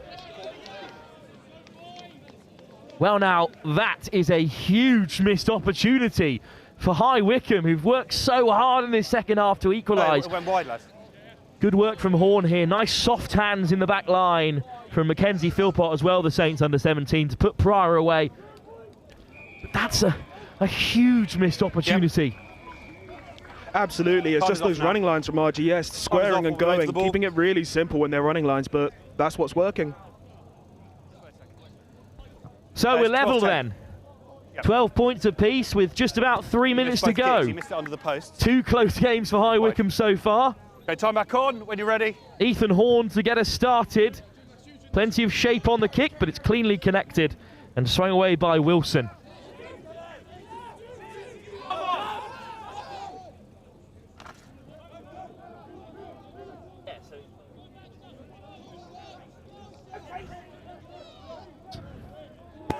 Well, it's been dislodged in the contact. Here's Spielman. And Seafford are in trouble now. Das, great acceleration by the back rower come hooker. Goodman in support. Horn puts boot to ball again here, and Ethan Horn has great pace, but he's put a shove in there. And that's quite obviously a penalty. Here's the mark here. Yeah, I just feel like he could have maybe backed the bounce there himself, especially with the ground going a bit more uneven, the weather becoming a factor.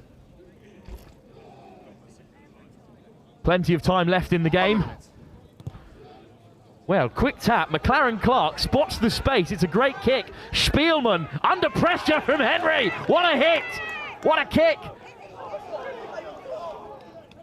But the referee's going to let play on there. And here's Mackenzie Philpott battling with it. RGS under real pressure. Seafford go piling in. Horn in at scrum half. Goodman knocked on. The chance will present itself here for Seafford. Guys, I'll explain Absolutely, why it's not a a penalty. really interesting choice to take the tap and Captain, then go for distance, but I'll that explain kick why chase it's not made a penalty. everything work for them. He's never Seafford gone rewarded round in the into end by an their hard onside work. position. Okay, so it would have been a penalty against him anyway. McLaren Clark with an interesting option, as you say, but it's worked out for Seafford. He spotted the space, he backed himself to find it, and this depth with Wadman, the captain, with a player like McLaren Clark backing him up, it's going to see Seafford into the latter stage of this competition at this rate. Absolutely, playing with a really nice level of synergy between them. McLaren Clark, Gus Ford.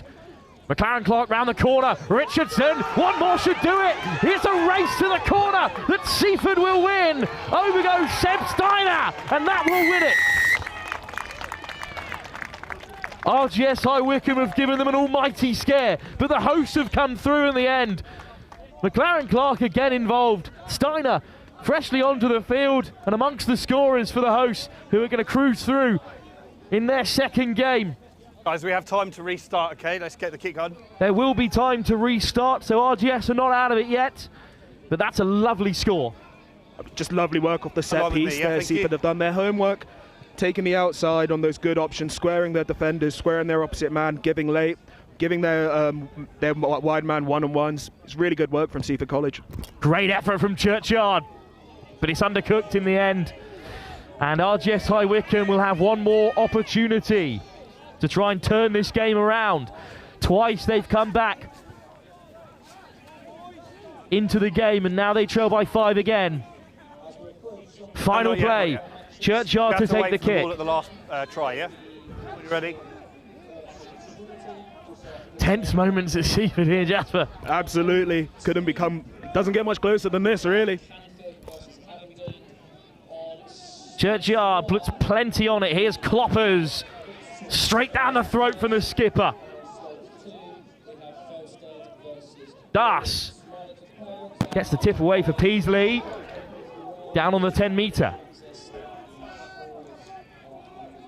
Baxter. Oh, it's a read in midfield that has caused the turnover, and Seafford survive. Big shot comes in from Archie Williams. Try scoring the first game, and he sealed the second with a big hit. And RGS, for the second game on the bounce, have come down to the wire, and this time they're on the wrong side of that result. So, a big win for Seafford. Just Dulwich left to face your old school. Jasper, what have you liked from the hosts so far in this competition? From the hosts themselves, I think their ability of just setting really deep, attacking the opposite man's square, giving those late balls, allowing their wide players those one-on-ones in attacking space, really nice. Especially, I think that was best demonstrated by that scrum right towards the end. I thought that was really good attacking shape. A bit of a work on has got to be the lineup going forward. Well, Jasper, thanks for joining us. Another game thick and fast here at the Seafford 10s. It's National Cup semi-finalists Epsom taking on Trinity. Yeah, I'm good. Angus Savage is ready, pitch side, to bring us through this one. Thank you, Will. Sorry, late change for Epsom College, which is that their number 19 is now wearing number 16, which was just a quick change we were hearing about from Director of Rugby Paul Burke there as we were waiting for this one. Right, we're a little bit behind here on pitch one, just a couple of minutes, but it is a massive game coming up, and it's a huge game in the context of this pool because it's Epsom College against Trinity. Epsom in their first game had a 10-all draw with Camford. Meanwhile, Trinity lost 17-10 to Abingdon. So Abingdon, who are now actually over on pitch 2 live right now as we speak, taking on Canford. What happens in there is going to be huge in the context of who goes through in this group, but what happens here is going to be absolutely huge as well, because if either of these sides wants to stay in the hunt for a cup semi-final, they are going to need to do well in this game. They're going to need a victory because both of them behind the 8 ball a little bit. Epsom College with that draw, Trinity with that defeat. Trinity, of course, champions here, 23 and 22. Epsom College, one of the great sides of this competition, always knocking around at the higher end of this competition, but they're without a lot of players due to Harlequins' commitments. So they're a much changed, much rotated side. We will see how they get on here because it's going to be a big one. Just for you, those of you watching, Trinity are going to be in the sky blue and white hoops. Epsom College are going to be in dark blue. You're so used to seeing them in their white shirts, but they're in dark blue this afternoon here at Seafford College. Or in fact, it's still this morning, isn't it? It feels like this afternoon. We've been here since about 7 o'clock this morning, but it is now late morning as we build up towards the final group games. This, the second lot of group games, and then as we move in towards 11:40 and 12:05, the final games of these group stages, and then the knockouts start after lunch at 1:10. But as you can see, all the players are on the field and ready to go. Epsom College versus Trinity. Wilf Kemsley will talk you through it. Thanks, Angus. Big game here for Epsom, who drew with Canford in the opening game. Canford currently taking on Abingdon over on the secondary oval. And I'm delighted to be joined by Flynn Roberts for this one. Flynn, it's a big game here for Epsom. It's a very rotated side, you know, academy commitments, this, that and the other.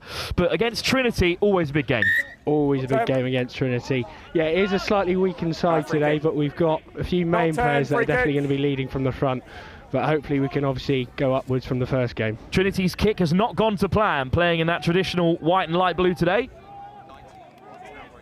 Let go! Let go! And Epsom in that navy blue on the front for early days here.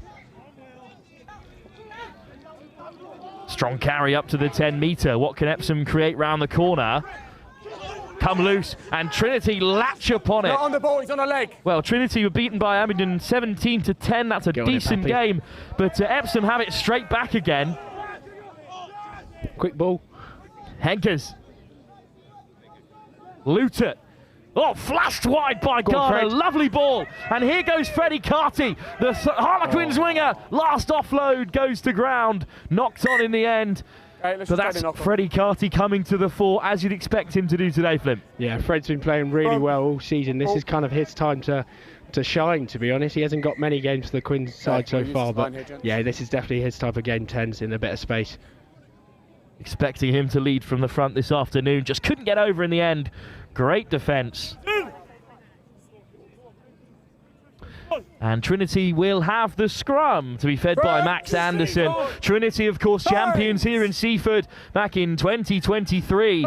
Stand up. Last time they were here as well, they made a deep run into the tournament with one Lucas Friday spearheading the side. Now the only bright spark in Harlequins senior season. I'm a Quins fan, Flynn. I'm not just digging in, don't worry. Yeah, hopefully the Quins under-18s can be doing better than at least every time the Academy League a reference on the Next Gen account, we're flooded with comments of, does anyone want to have a go in the senior side? But free kick at scrum time, so Anderson with an easy exit. Sorry, can Angus just repeat what the change in shirt number? Frewer gives the pass. Back against the grain comes Jackson Garner. Good carry by the 12. One to watch out for in this Epsom side. Draw with Canford has set them back, really, because that final game against Abingdon is going to be massive later on this afternoon. If they can come through here. Currently on the front foot, but we're still scoreless. Yeah, ball's here, don't look for it. Bit of space in the Anderson. Backfield here. Here we go. And here goes Carty again, straight through, and Carty will finish this time. Well, he's the man to watch in Epsom colours today, and Carty, for a second time, has broken the line. This time he finishes it off. And that's a really good score from someone who's got to come up big today. For Flint, opening game. A draw with Canford. This is a much better start. This is a lot better start. I mean, we were actually expecting Trinity to be... I thought, oh, what a kick! What a nudge. Archie! What a nudge from Archie Henkers. Yeah, that is a much better start than the first game. Let's keep the momentum going forward, hopefully. Well, let's have another look at this finish from Carty. What do you make of it then, Flynn? It's pretty soft hands out wide here. It is a little Carty special. Yes. Get that outside hand out. Yeah, there it is. Dummy through. Carty dive.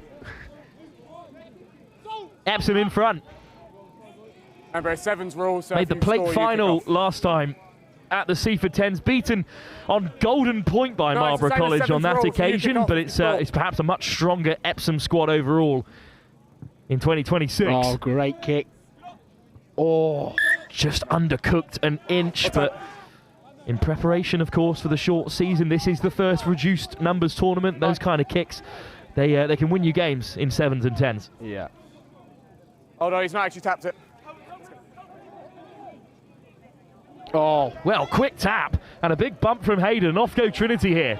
Well, To the short side, they might have numbers. Good delay on the pass from Stringer. Oh, it's gone loose. we go. Really Counter-attack. nice looking attack from Trinity, but indeed the counter's on. Hands. Garner! Oh. His ball out wide is off target. Couldn't find William Spate. yeah, fine, you're not Quick here. line out from Kwapong. It's a big carry. Oh, good Bene, turnover. but a turnover and a quick tap as well from Frewer. And off go Epsom here. Spate.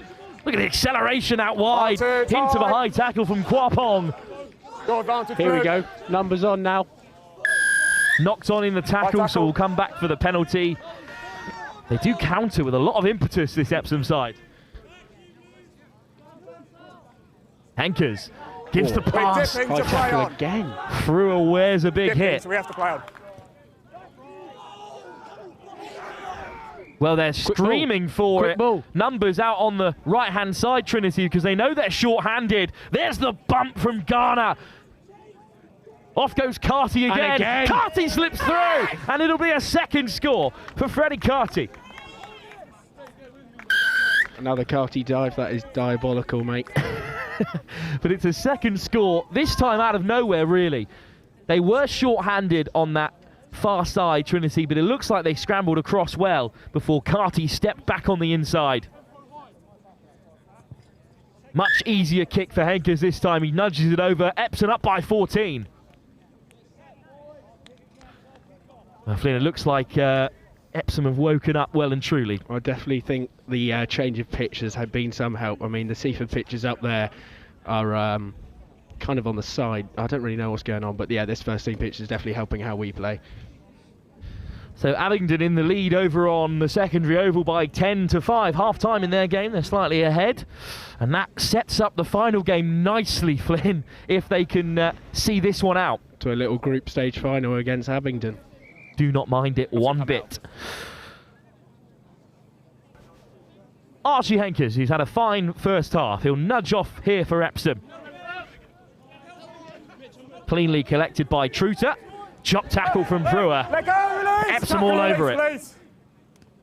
But swung away instead by Anderson. Lovely little quick dink in midfield. And another half break. Trinity move round the corner. Fast feet and eventually buried just shy of the you're halfway too slow. line. Penalty advantage Must not be rolling quicker. away. What can Trinity do with it? Asambe. Great tackle for It is a big hit from Frewer. We'll come back for the penalty advantage, and Trinity Not moving with a Not bit rolling more away. impetus now, Must clear the just tackle as zone quicker. Epsom did on the counter in that first half. Anderson will pick out the touchline. Epsom with some defending to do for the first time, Flynn, in this game. Yeah, I mean, all season, number 7, I'd like to shout out our captain, Alex Frewer. He has it was been too just slow. hitting Way people too for slow. fun this season, and he will keep on doing it in this game, as seen just there where he knocked the ball out. Plenty of stars in the Epsom side, but to make your captain one of the workhorses says a lot about the group. Yeah, he definitely, as being captain, and he is at every game and playing every single minute. Yeah, he lives and breathes the blue and white. Line out to come, though, for Trinity, the blue and white alternative. Nwosu the target at the tail, but the ball goes loose. In the end, it is Nwosu here. Battering through, great carry. Right, Trinity on on the the front foot. Anderson, slow ball for the former champions. Half a break through the midfield. In comes Garner to make the shot. Space on the short side maybe for Trinity here. Oh, lined up. Good as a tackle Bene. later. Hands! really upright in the carry. Joel Adu-Kwapong parked on this wing on the near side. Love to see him in space, but at the moment they're still possessing down the short side. A penalty advantage spares Trinity blushes there, so they will have more possession. It's another quick tap, and it's direct again.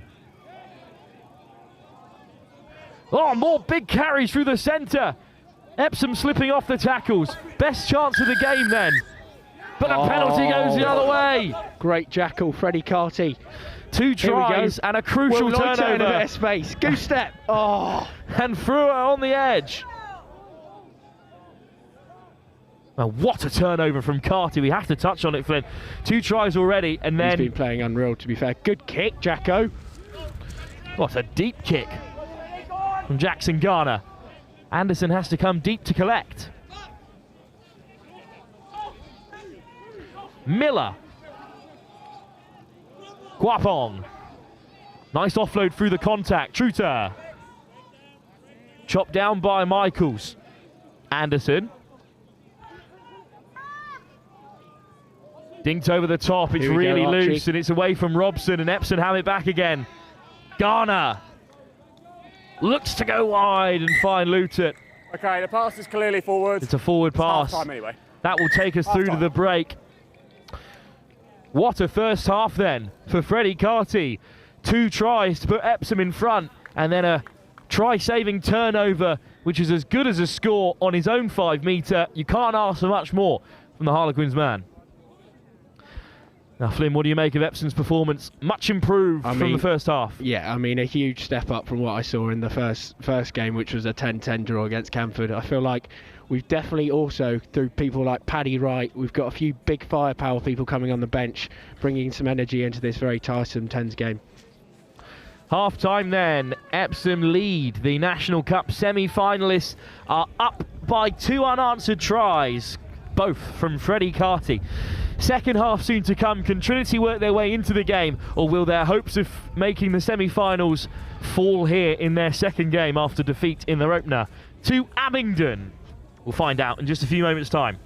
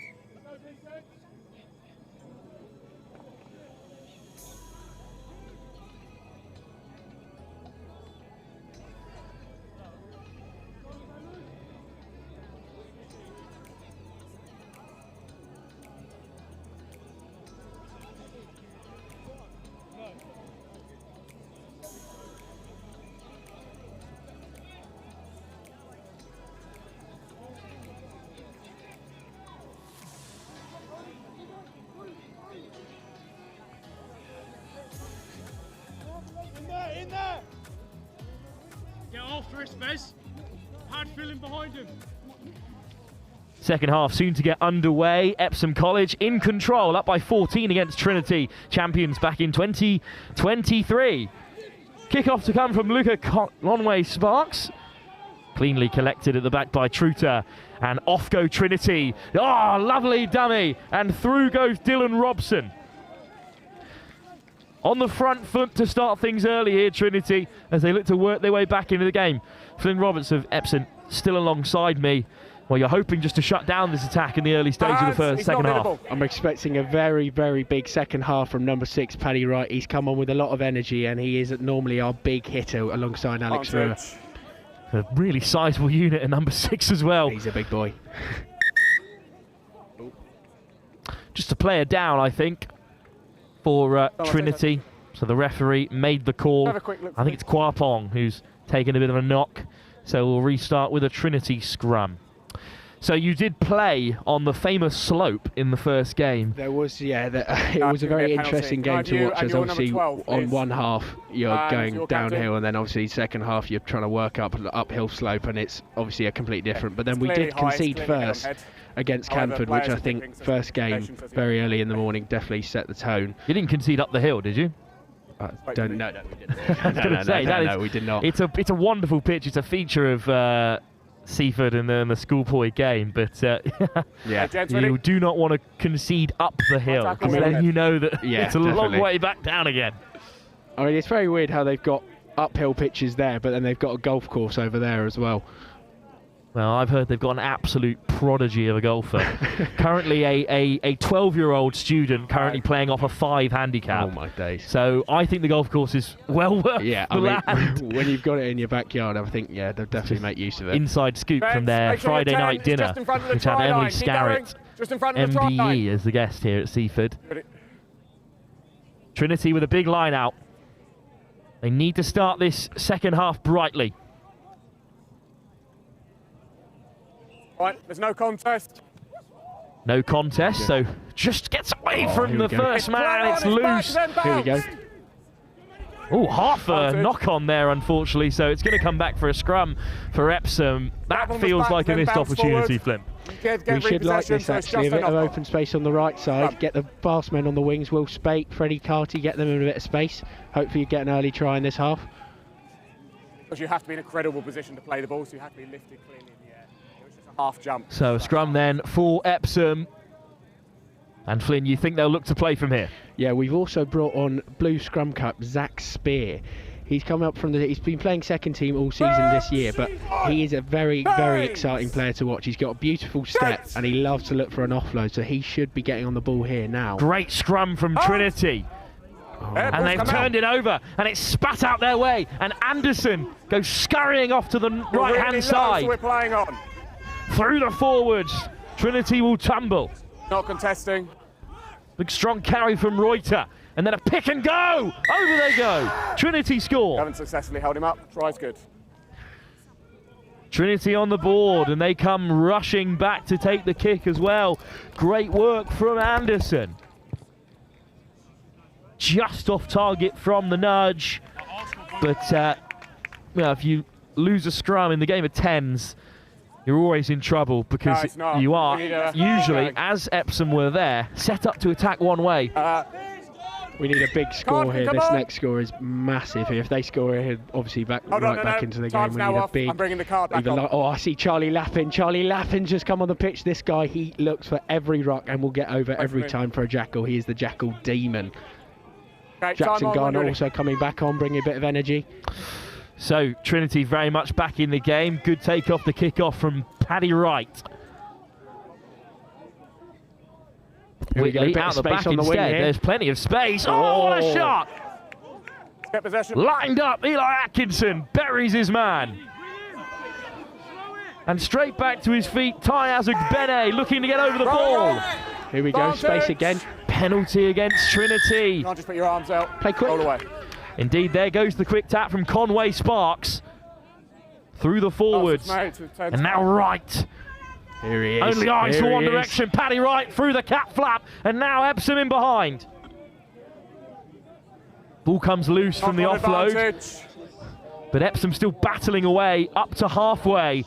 Need to let it back here and set the attack. They've got plenty of numbers on this near side. Freddie Carty's calling for it. Right. Direct. Lappin in support. Spear at first receiver. Picks out Frewer. Here we go. The captain. Spear digs it on. Garner with Carty outside. Here is Carty on a hat-trick. What a tackle by Anderson. Trinity scramble. Spear in support. Carty looking to dig it out. Knock on. But it's been knocked on at the base. And that's fantastic scramble defence from Trinity. Nearly sneaked through there for his hat-trick, Fred. Very close. Counter-up was good. Then there's a knock-on the floor. Well, you've got to respect when you see good defence in front of you, Flynn. That was great work. Yeah, that was a very, very good curring tackle on Jacko coming through.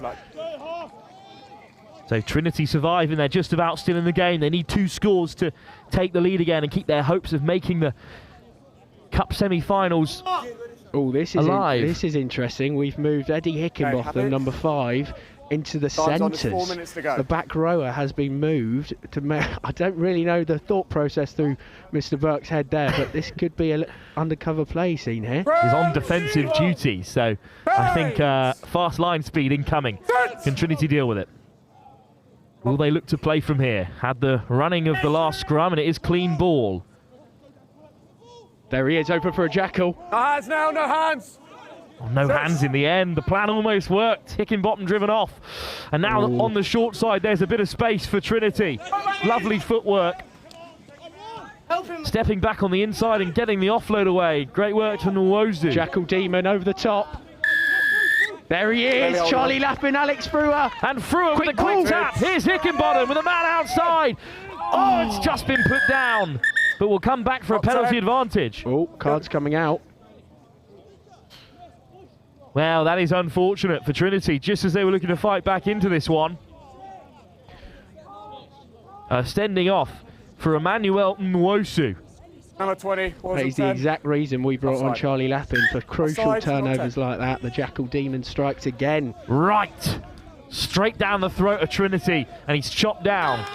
No, he's not going to lift. Luca Conway Sparks. Lappin takes on 2 men, but it's quick ball for Epsom here. Zach Spear. Got a bit of space here. Carty bumps him off. Down. Carty races onto the outside. One man to beat on the edge. Carty through the contact. It's a hat trick for Freddie Carty, and Epsom have sealed it. 3 great tries for Fred. 3 awful dives, though, however. Got to keep him honest, Flynn. But Epsom are through in this game. A late fight back from Trinity has been put to bed by the Harlequins winger, Freddie Carty, who is standing up and taking ownership of this Epsom side. Spear off target, but it won't matter much at this stage. Trinity now with a bit of a mountain to climb to get back into this game. Here comes Jack Antrobus, our lower 6th import, in for a bit of energy. Archie Hanks back on the field. Trinity now need a quick score to keep the game alive. We're extremely forward dominated on the pitch right now. It looks like we haven't got many backs. There's a whole forward side on this left side. And they're going to go to the far side instead. They're going to chip it in behind and try and exploit the mismatches here. And it's a great kick. And Trinity have got plenty of pace. Go on, Harry. And if it sits up here, it will be a score for Trinity. And it's dotted down. Fantastic work from Dan Asa Miller.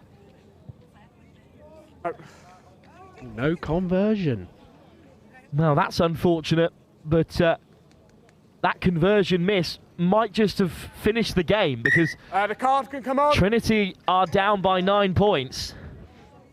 And the 14 men of Trinity did score. Nwosu is returning to the field. But it's Asa Miller who goes over.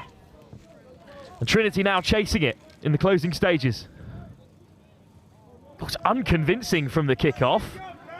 In the end, it's going to come Epsom's way, and indeed there was a knock-on there. It was a knock-on. Oh, with a minute to go here, Epsom, Flynn, can't let this slip. We need a big scrum here. I mean, if we get out there, they've got a few fast boys on the wing here, and we're looking very forward dominated, but hopefully we can get a big push on this scrum here.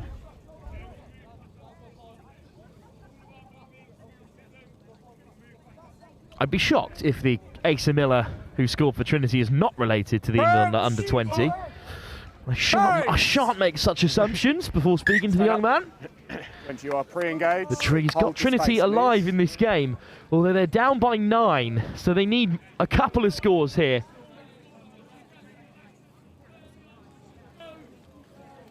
Big game over on pitch 2, a group decider between Clifton College and St Joseph's College. St Joseph taking an early lead. Epsom here looking to keep their hopes of topping the group alive. And they've caused a turnover. Hickenbottom gets boot to ball. Knock on in the tackle. And they are disrupting play as the seconds tick down. And, well, Flynn, you'll take that bit of disruption in this stage. Yeah, we don't mind that. I mean, another defensive scrum here. Hopefully we can just keep on running that clock down to keep it within 2 scores, and then run it out to get a big game against Abingdon next. What a game that is going to be. But for now, they've got to see this one out in order to set up that huge decider. Can feel a big hit from Eddie Hickenbotham, back row in the centre. Oh, they've gone round blind. And now back to the open side. Hint of an interception. Spear's nicked it. Off goes Zach Spear. Look at the acceleration. And Spear. Go on, Zach. Hunted down by Kwarpong, but Spear is going to win the game. It's exactly what I was talking about. He's got the acceleration. He loves an offload. And there he is, coming on, making his impact. Would have been a yellow if he hadn't held on to that one, but he did just tap it up. And the acceleration from Spear, remarkable. 0 to 60 in no time at all. And that has taken the game away from Trinity, just as they were knocking on the door. But Epsom have won their first game here at the Seaford 10s after a disappointing draw with Canford. After Canford's defeat to Abingdon, that sets up a straight shootout with Abingdon to make the semi-finals. Flint, as you've said throughout, a much improved performance. Got to be happy with that one. Yeah, absolutely buzzing with that. Definitely Mr. Burke and Mr. Watley will be buzzing moving into Abingdon with a much better game than the Canford game. That Canford game was a shambles, but yeah, this is definitely giving us a lot more confidence going into the next. Best of luck in that group decider, Flint. Thanks for being with us. Cheers, and we'll hope to see you in the semi-finals. Now, what a performance by a heavily rotated Epsom College. Still got enough quality to get the job done. Abingdon will be a much sterner test. Well, before our next game, I'll hand you down to Angus Savage, who is pitchside. Thank you very much, Wilf. Wow, what a finish that was from Epsom College. As you say, now a showdown between them and Abingdon in the later games. But we've got a bit of a showdown now to come. And I'm going to tell you about pitch 2 before I tell you about pitch 1, because it's got the same scenario as pitch 1. Over on pitch 2 right now, it is Clifton College against St Joseph's College. If Clifton win that, they win the group. If St Joe's win it and Marlborough lose, St Joe's win the group. And if St Joe's win and Marlborough College win their game, Marlborough win the group.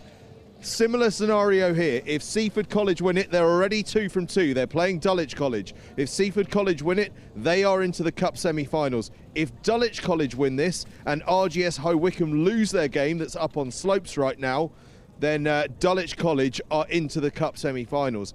If Dulwich College and RGS High Wycombe both win their games that are just about to begin, then RGS High Wycombe will be into the Cup semi-finals. The reason for that is that the head-to-head records is the first differentiator.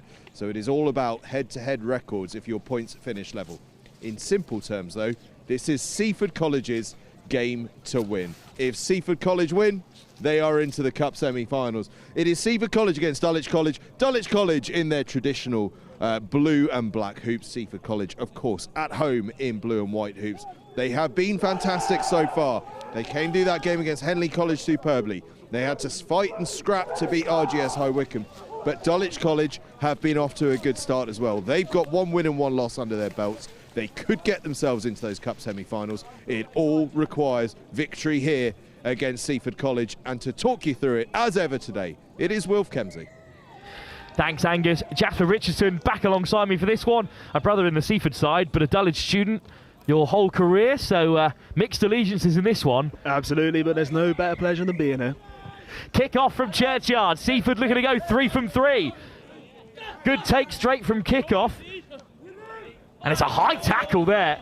And it should be an early penalty advantage drawn by the captain, Isaac Chapman. So Dulwich with a great result against Henley. Quick tap though, off goes Luque. And it's a great read in midfield. And Dormer's been hit hard. It comes loose there. Sean Smith having to do some sweeping up.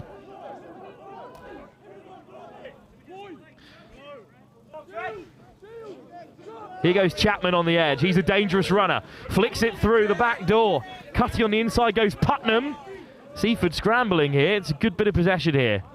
Hippolyte steps on the inside. Looking to go straight through. Some absolutely excellent pace of ball here by Dulwich College against Seaford, really negating that dominant defence. Armatifo into contact. Chapman.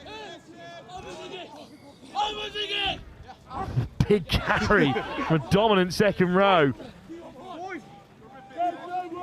This is a good start to the game for Dulwich. You almost beat RGS High Wycombe, just 2 points in it, and then they won their second game. And a win here will see them through to the Cup semi-finals.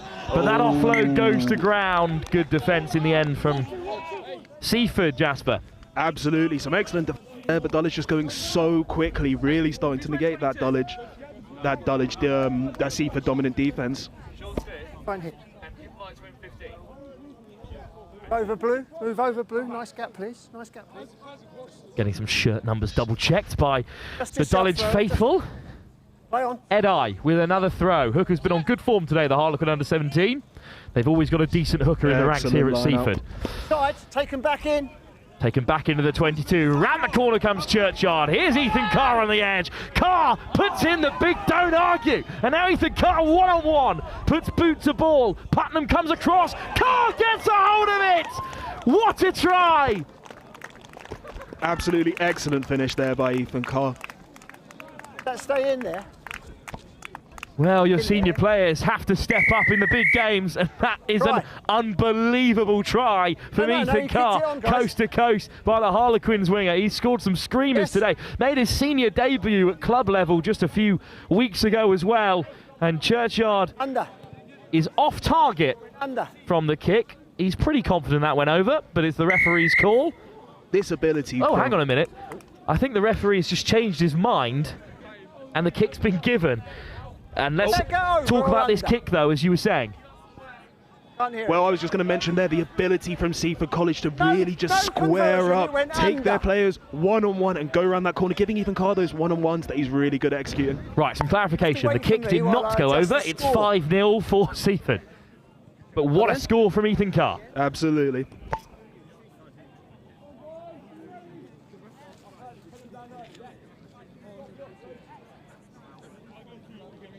Let's wait and see for the referee. Hey, let's go.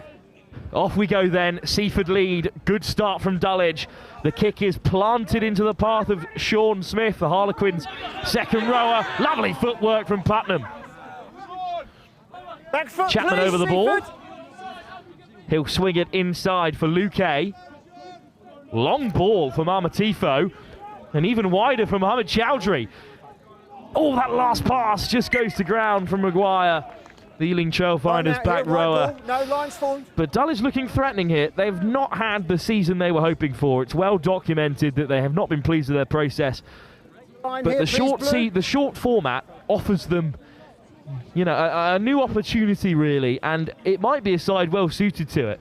Yeah, absolutely. With that talent, players like loose forwards like Chowdhury and Isaac Chapman, I think they have so much more license to really have a go themselves in this shorter format. What an offload! Churchyard steps off the left. He might get away here. Smith makes the last-ditch tackle, not held. Churchyard back to his feet. Two absolute screamers for Seafford. Have them 2 tries up in the first half. What an offload it was. But we're back for the penalty. The try has not been given. I think that was a good shot from Smith. He laid into Churchyard there. Churchyard sprang back to his feet. And the quick tap. Dulwich have it, but they're lucky to get away with that one. Really lucky there, Dulwich. Let's see how they react to that. Smith. Thunderous shot, as you can hear, I'm sure. Sniping down the short side goes Putnam again, but he's thrown into touch by Teddy Henry, who may well be Seaford's player of the tournament so far. Absolutely, an unreal tournament he's having so far. The Seafford players, though, so many of them having just such good tournaments to begin with, really setting the precedent of what you want from a home side. Sean Eli goes to the tail. It's not straight. It'll pop up for Putnam. And off go Dulwich through Dormer, who dances away. Hippolyte, Chowdhury. Advantage blue, penalty advantage. Penalty advantage coming Dulwich's way. Out the back door from Josh Maguire. Hippolyte, boot to ball, 2 in support. Sharp, Sean Smith's after it, and Smith gets boot to ball. Will it fall for him here? Oh, he's done it.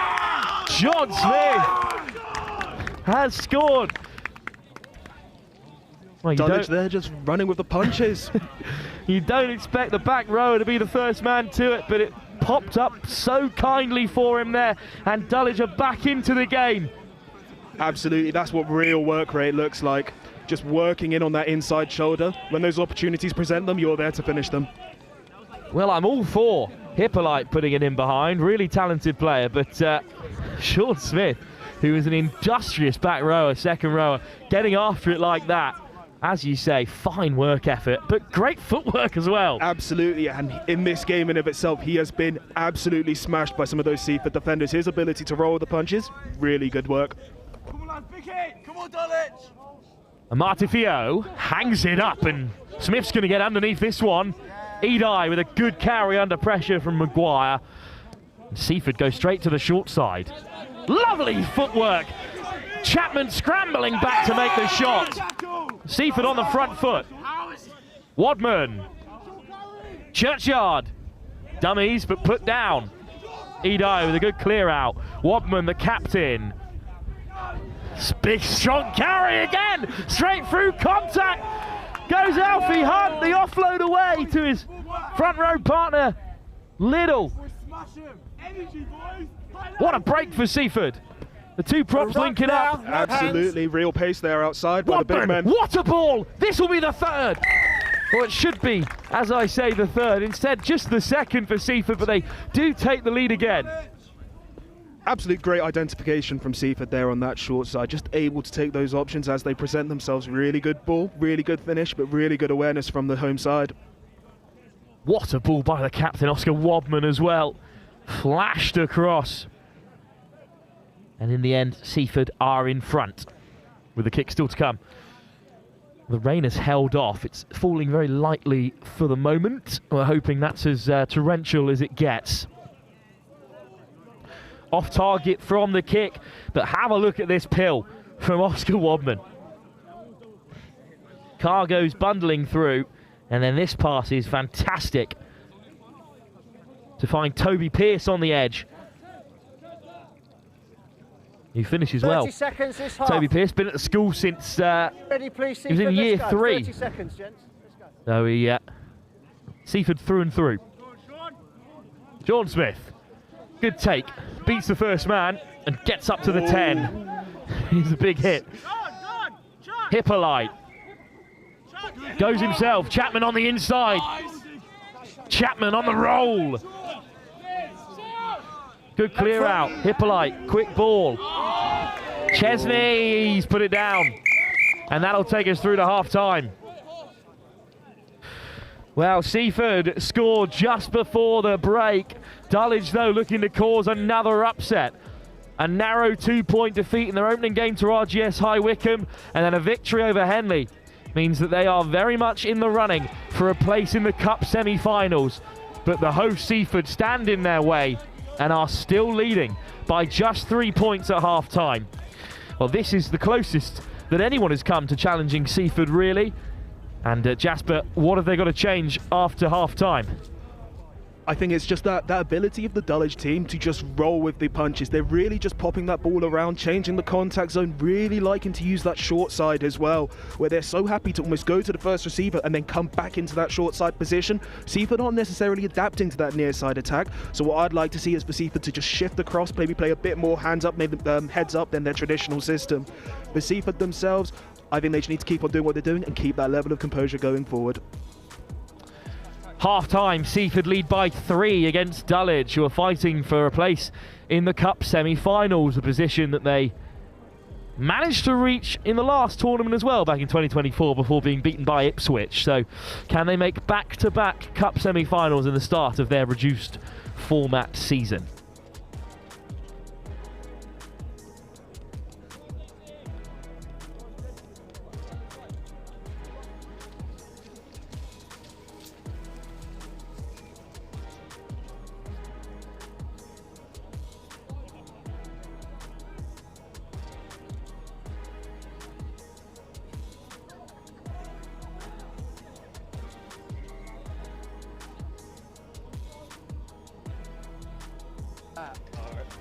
Second half getting underway. Dulwich now kicking us off against the host Seaford, who are up by just 3 points.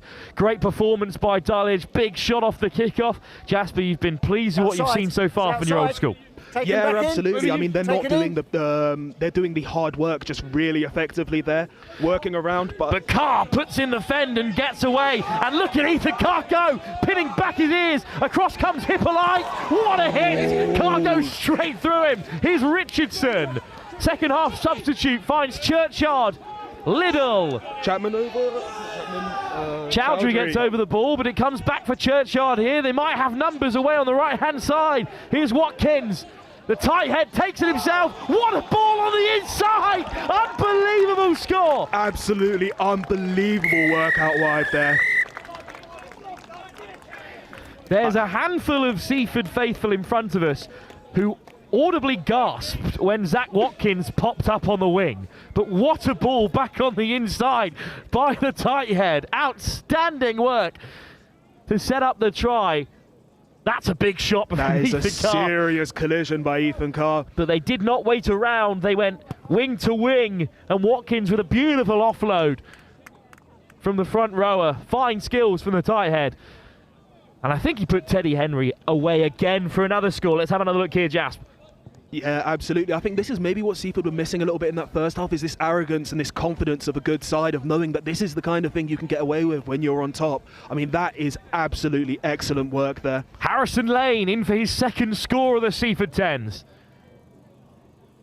Put through again by a lovely offload, Harrison Lane, as he was for his first try. Good work tracking on the shoulder. Churchyard with a kick-off. Early blow for Dulwich, but how can they respond?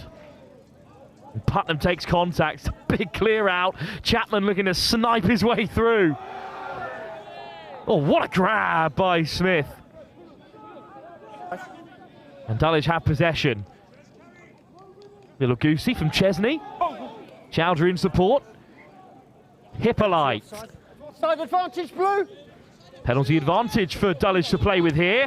Well held out wide by Pickering. We're going to come back for a penalty.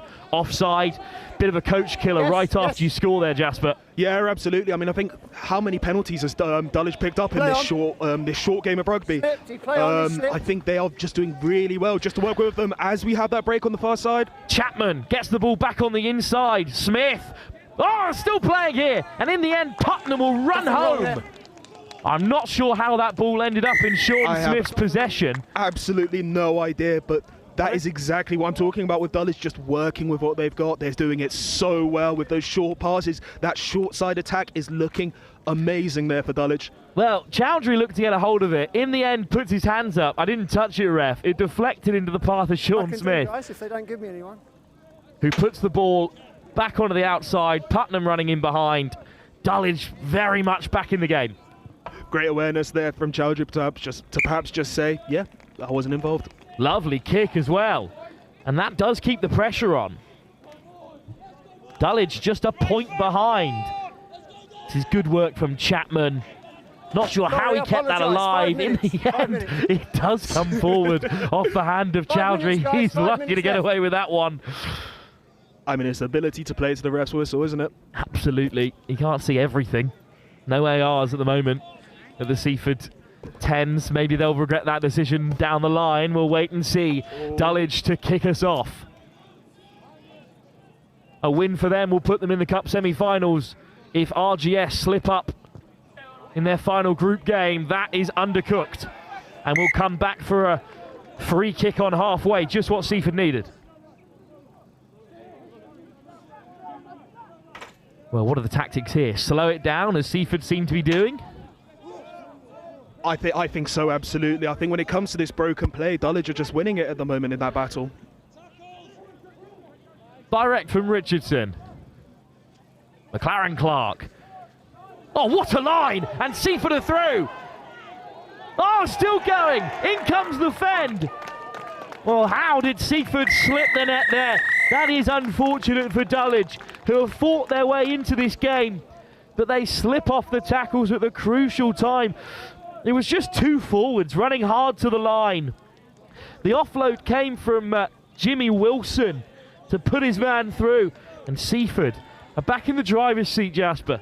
Yep, and absolutely. It might seem like a simple thing when watching, but just that identification of a tight game, get under the post, make that kick as easy as possible.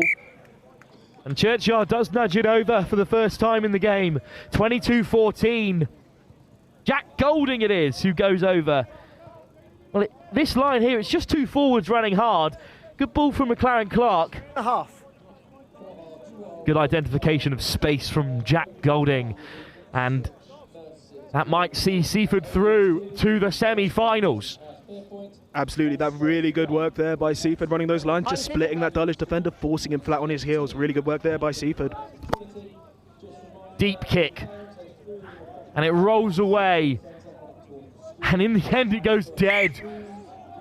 So I think we'll come back for a free kick on halfway. Seafford have got to move here, because Hippolyte is not waiting around. He chips it forward for Josh Maguire, the Ealing Trailfinders back rower. He'll get things started. Dulwich still battling hard. 22-12. According to the officials, so they're still 10 points behind.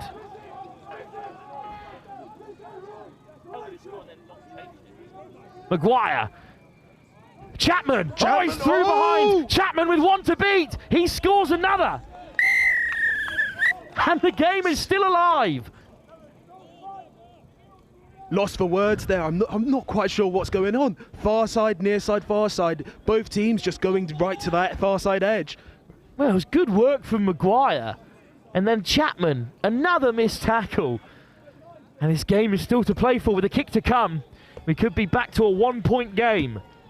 He has been unbelievable, hasn't he, Chapman? Just working so hard for Dulwich, just in those areas and giving that really good work that's giving Dulwich that edge as well. And what a kick too, to take us within one.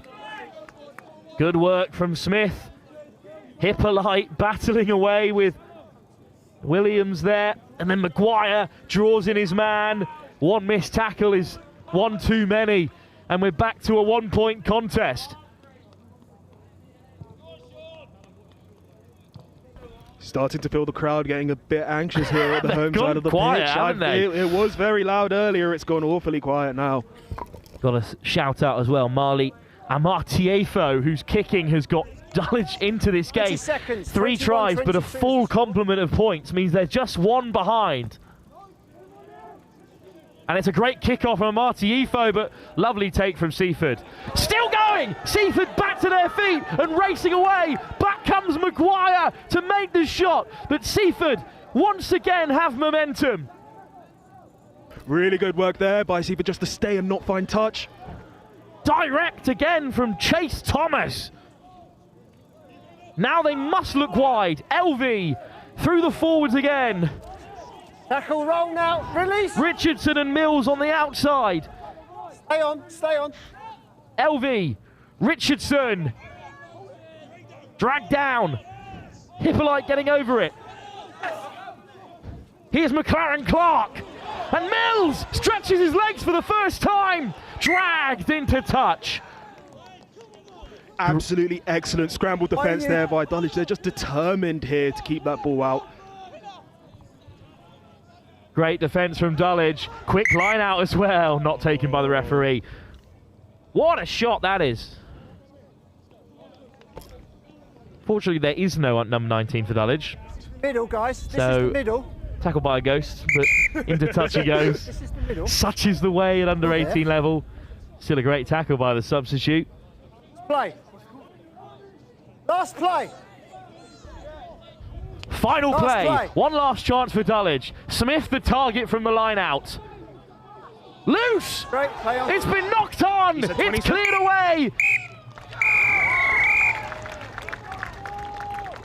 Well, it is not the ending we were after.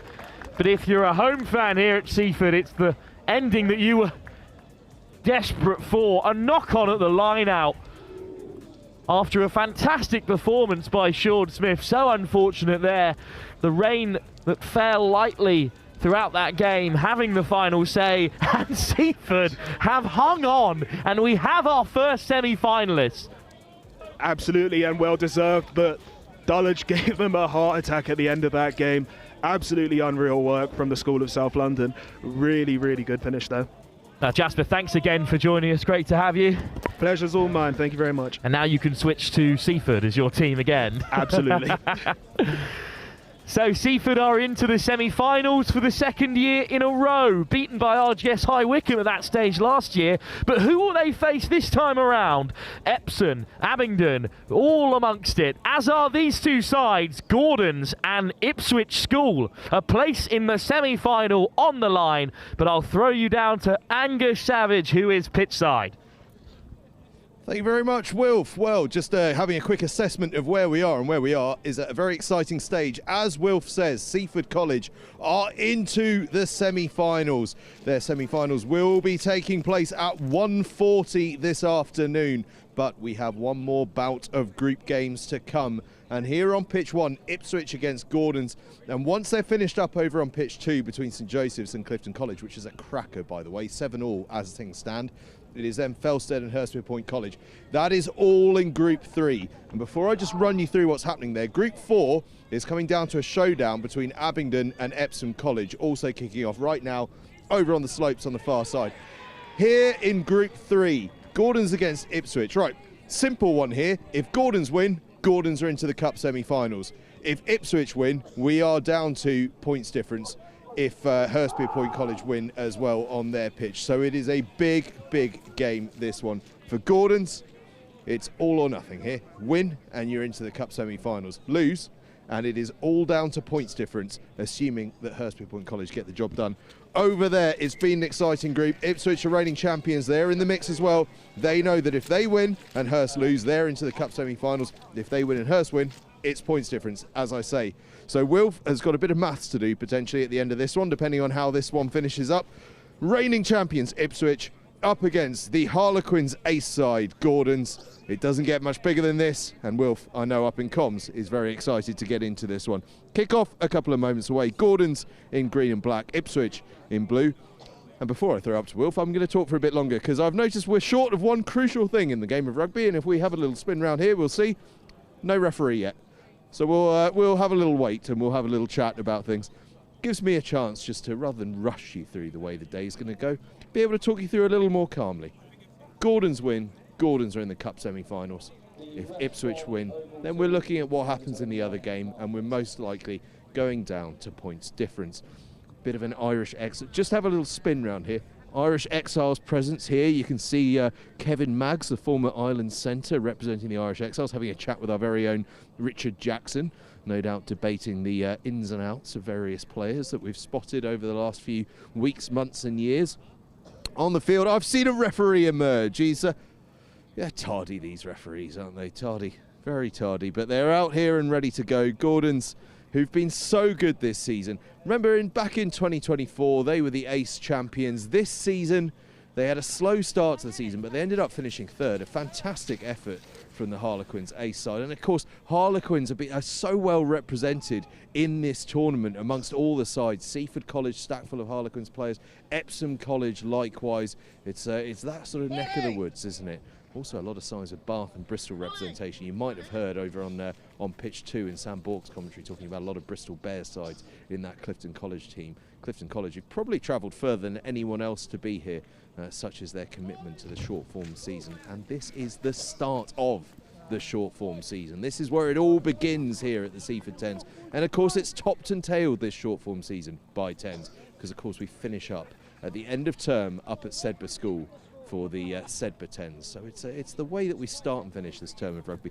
Right, the referee's got his ref mic. He's out in the middle of the field. Gordon's are ready to go. The sun is starting to burst through. It's somehow raining and sunny. There'll be a rainbow somewhere around these parts. I'm absolutely certain of it. But we are just about ready to go for Gordon's versus Ipswich. So I shall hand you over to Wilf, who will talk us through this game. It should be a cracker. Thanks, Angus. It was just a case of the referee for the St Joseph's College Clifton games also refereeing this one. So a late transition, but a transition all the same. Gordon's looking for a place in the semi-final. Third place in the ace season. This is not their full strength ace side, but there are plenty of players who have had plenty of minutes in that competition on field today. Ipswich, who just about came through an unconvincing win in their opener, were then beaten over on the third pitch, looking to rescue their tournament with a win here. They'll kick us off, and it's been reclaimed by the men in green and black, and it's a strong carry early doors for Gordon's. They will play with plenty of physicality. They beat Wellington, of course, in a huge game. Lobbed over the top from Firebrace, the ace fly half, and then cutting on off his wing here goes Charlie Thomas. Plenty of injuries towards the back end of the season. That's what's depleted this Gordon side, but Fisher and Firebrace, a fine set of half-backs, and Woody Black with a big carry. Ball down, but turnover for Ipswich by the captain, Bradley Bomber. Touch finder from Harry Carter, had a fine game in their opener. But they'll need a big win here if Hurstby Point can get the job done against a depleted Felstead side. They're taking 22, that is yours. So no closer than that. Okay, they've called 4. 4, yeah, no more than 4.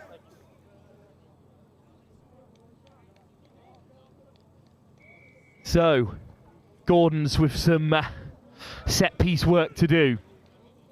They were fantastic at the line-out, but they are missing their number one jumper in the side today. And the likes of Woody Black and Jack Harrell stand up here. Oh, and it's a great contest. Fantastic work from Adam Pawadira. Stripped by Blue again. Stripped by Ipswich, though, who is right back amongst it. And Gordons go over the ball. 3 turnovers back to back to back. Will Fisher taps and goes. Here's Firebrace. Now Gordon's on the rumble. Oh, it's just overcooked out wide.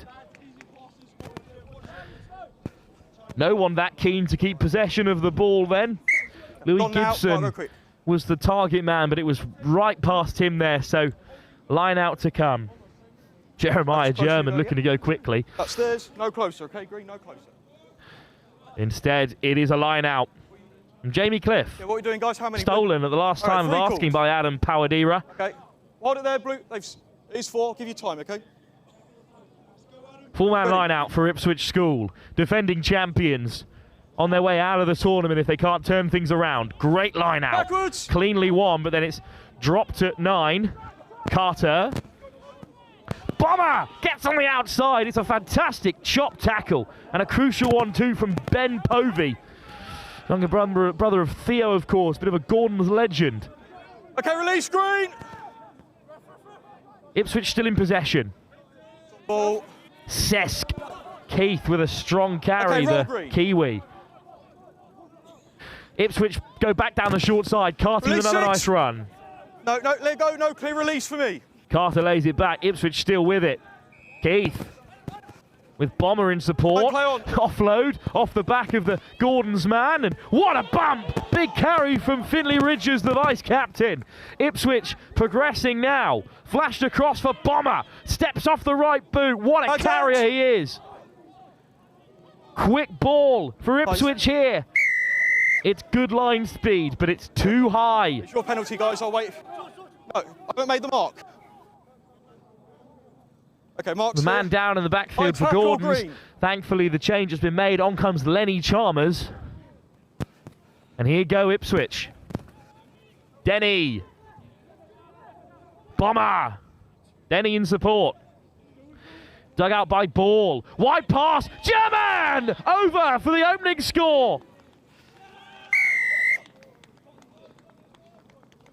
Intercept attempted by Chalmers. He had to go for it, but he couldn't grab it in the end.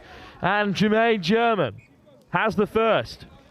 Let's say Jeremiah German, what a player he's been this season. One of Ipswich's standouts on the end of that one for his first score here on Oval 1 at the Seafford 10s. 10 seconds. Carter looking to add the extras. Off target. There's a lovely ball. Jeremiah German. Yeah, it's a nice offload for Bomber. He's always over the gain line. Pawadira's had a really good season for Gordons. Makes the tackle. Beautiful pass by Alfie Tedbury. The interception was on. But Gordons go behind. And if Hurstby Point are victorious over on pitch 1, this becomes a very complicated affair. Unless, of course, Gordons can turn it around. The sun breaks through for the first time here on the south coast. And it's the third place ace side in possession.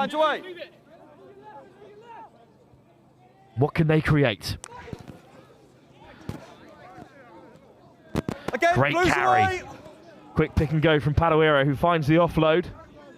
Back onto the inside comes Chalmers. Not Lovely held. run by Chalmers. Never held. Up to the 10 metre. Fire brace. Lovely delay on the pass. Get leg eight. Ipswich straight over it. Sesk Keith driven off. It's fine. Interception right on the deck. Caught in the slips. Yep, 7 is on his feet. But it's a fantastic turnover by Adam Bawadira. Mark's there. 7. And off go Gordons again. Fisher. Advantage, 8, 9, never Black. onside. 9 didn't get back the full 10. Out. And it's another penalty for Keep going, keep Gordons. going. Good there, on that man there, please. Jack Firebrace Not 10 from the may first look penalty. into the corner.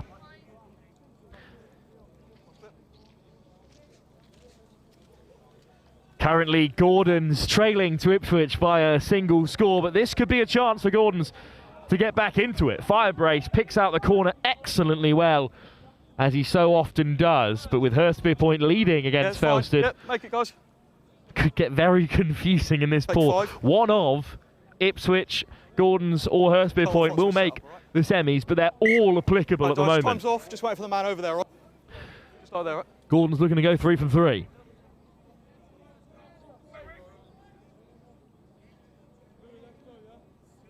Just one confirmed semi-finalist for now. You've got to get your calculators out in St Joseph's College's group after they beat Clifton on the final play after losing to Marlborough in the opener. So there's 3 teams in that have gone... Oh, sorry, Clifton and St Joseph both ended on the same record. No Woody contest. Black with a great It's a claim, ball, and to keep the it ball up. they go. That's fine, that's the front It's man. Evans at the back. Still a ball. What a drive for Gordons here. It's all right, guys, Held clearly. up. Evans can't get Goal over. line drop out for this. Tim Evans, whose father, of Goal line course, drop the out. former Harlequins second row back rower, leads a very Must be behind him when he kicks it. Must be fascinating behind him when he line-out kicks it. programme at Gordon's, but looking to play a little bit of ace rugby here and unable to get over. Jim Evans. It's a kind bounce for Flaherty, who gets on the outside. Flaherty puts boot to ball. What a run here. Swept up in the end by Denny. Wonderful work by Flaherty. First we've seen of him. 13, you pulled the 9 in. But the penalty goes Ipswich's way. Unfortunately, that's just a little bit too disruptive first. keen to make the impact there, Louis Number Gibson. 13 pulled the 9 in. So That's what Ipswich caused the can clear their knock-on. lines. Gordons have missed a big opportunity here. Touch found. Firebrace lets it drop onto the cricket field here at Seafford. And Ipswich will have the line out. Okay. Nope, we don't have on the other side either. So that They should have got scoot a little bit. Just a little bit a very forward. talented Okay, hold it there, let them match. line out, line up. Okay, when you're ready. With Woody Black definitely the man to target in defence. Black gets up, but it's cleanly won instead by Ipswich. Great work again. Kicked in behind. Flaherty's got no one back with him, and it almost pops up for Ipswich. Good work from Bridges in the line out again. The kick was a good option, but Gordons will have the ball back here on the 10 metre. Green, you'll take 10. That's for you. Okay, just line your front man, please, guys. They'll take 10. Conversation to be had here at the line out. Lenny Chalmers will take it. And they go to the tail. Nice dummy. Padawira. No contest. Firebrace. Round the corner they come. Firebrace short of options. Dummies the kick. Straight down the gullet of Ipswich School. It's a penalty. Yep. Release straight onto the ball. The wrong man to run straight at is Bradley Bomber. He wins it back for the defending champions. Pass out wide. Nice footwork back against the grain. Oh, lined up. Nothing coming. Number 6, not 10 from the first penalty. In the end by Keep going, keep going, Povey. keep going. I haven't marked it. No, not yet. Sesk Keith, the New Zealander. No, you got to wait for me to mark it, all right? Marcus These are here, the 10 Auckland from Blues here. under Keep going back, 18s. keep going back. Again, he's not 10. New advantage. Firebrace, not 10, and ran over. Ball spilt, but that's another penalty. Right, that's knocked on the ground. I can't keep playing. No, It's going to be a yellow card for Firebrace here. Off you go. Twice in a row he's not 10. In fact, it's Firebrace who's been spared. on that man It's there. Jack Harrell who's been sent off. Guys. So they're down a forward here, Gordons. Padawira, big shot, nice offload. This should be it. Cliff, little hitch kick, but the hooker can't get away. Ipswich in a commanding position here. Lovely ball. Andrews. There you go, 22. Still short. It's loose on the deck. And it's been won back over the ball. by Woody Black. Long way down for the second row. But what a turnover. And Ipswich will be kicking themselves here. Gordons take the mature choice and nudge it off field. At half-time, though, they are trailing to the defending champions Ipswich School. And as things stand, I think Hurstby Point might just sneak through on points difference ahead against Felstead on Oval 2. But we'll have to wait and see. Half-time here. Gordons have had their moment, but Ipswich will be kicking themselves not to have gone 2 tries to the good. 10 minutes still to play here, and a place in the semi-finals on the line.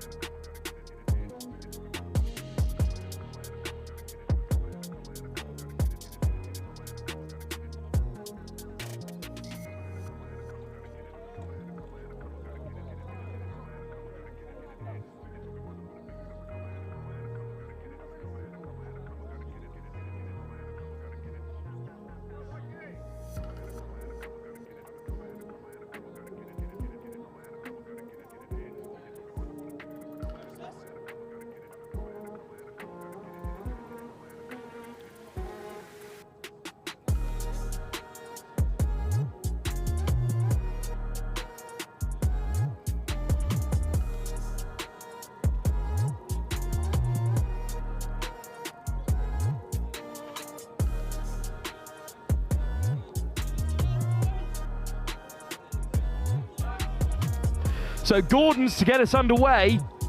They trail by 5, and at the moment, it's Hurstby Point going through on points difference because they are racking them up over on Oval 2. Ipswich need to score a couple more, but if Gordons win, he's slipping into they're that. through. Play on. Woody Black goes high, 5, let go. but the referee lets play go. Right, go. He slipped into it. Joe Keaton with a nice little snipe. Advantage, knocked on. Knocks on. Gordons have it. Here's Black.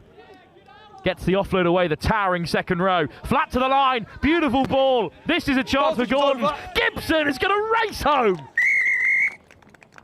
Great start to the second half. Gordons level it up, despite being down to 9. No, shush. No, wasn't high. Ipswich still desperate after that high tackle call, but slipping is the chat from the referee.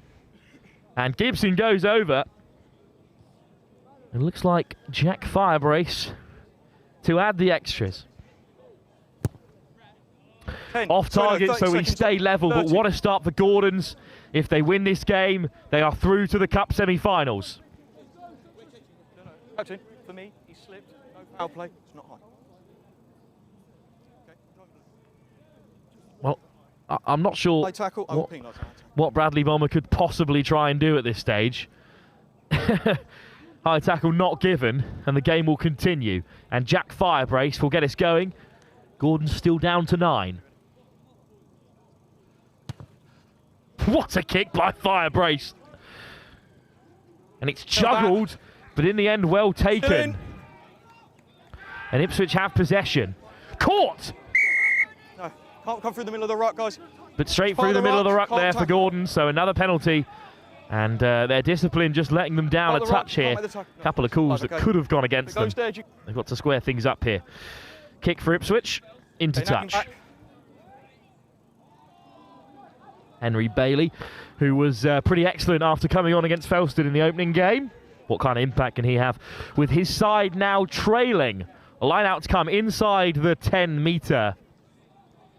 Mikey Laybourne in the channel. He's been a big player for the ace side this season, stepping up with a couple of Quins out injured. Good contest, but knocked on at the tail. And Ipswich will play with the loose ball, and they'll clear it away.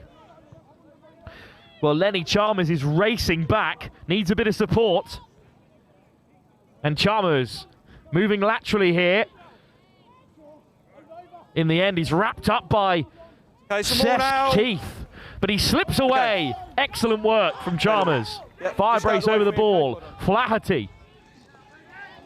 Chop tackle on Evans, who gets back to his feet. Jim Evans, good work. It might well be big Woody Black who took it in. Firebrace. Great chop from Denny. Oh, but he slips away. Gordon's dying for every metre here.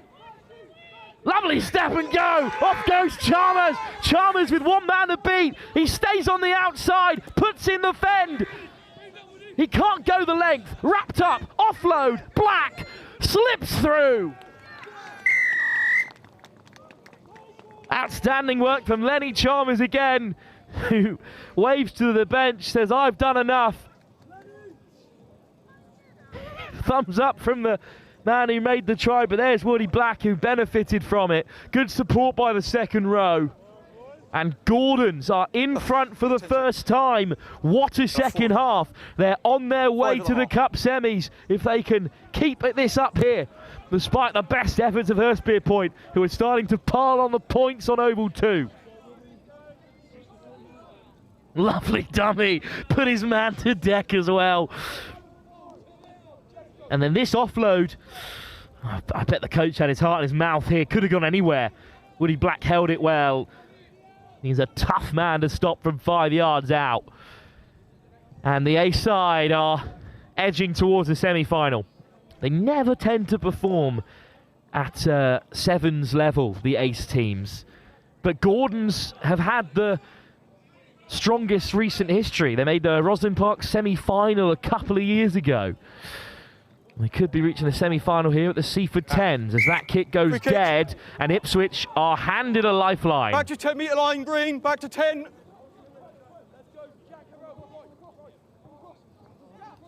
Slightly overhit that one, and Gordons are not going to give them any help in returning it to the halfway line. Okay, 10-metre line for you. Come on then. Finally, we'll get going here. Pieter Lucic, the Dutchman, bundles straight through. Lucic on the rumble.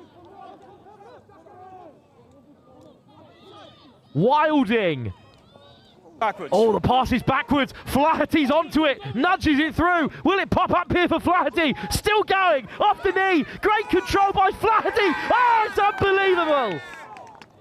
Fionn Flaherty with an absolute stunner, and Gordons have turned the tide. How on earth did he control that? I think he had 3-4 connections with it before it finally sat up into his palms. Firebrace from 2 yards out will nudge over the extras, and Gordons have come alive in the second half. 5 down at the break. They lead 17-5. Oh, it's inches away from Seth Keith. There's one touch. The second one is good. The third one off the knee. 3 minutes. And it bounces up for Fionn Flaherty, who may well have just put Gordons into the semi-finals. What a second half. Firebrace looking to nudge another teasing kickoff.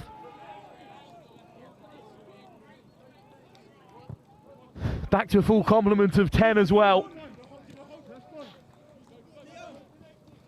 Oh, fast feet, but brought down by Gibson, the try scorer. Lucic gets the offload away. Fantastic from the Dutch under-18 international. And a nice handoff as well. Ipswich rambling through. Still in this game, but they need a quick score. I still got it. No. Penalty goes their way as well. They've had almost no possession in Gordon's half, but they're putting on some pressure now. Lucic. Keith. Oh, what a collision.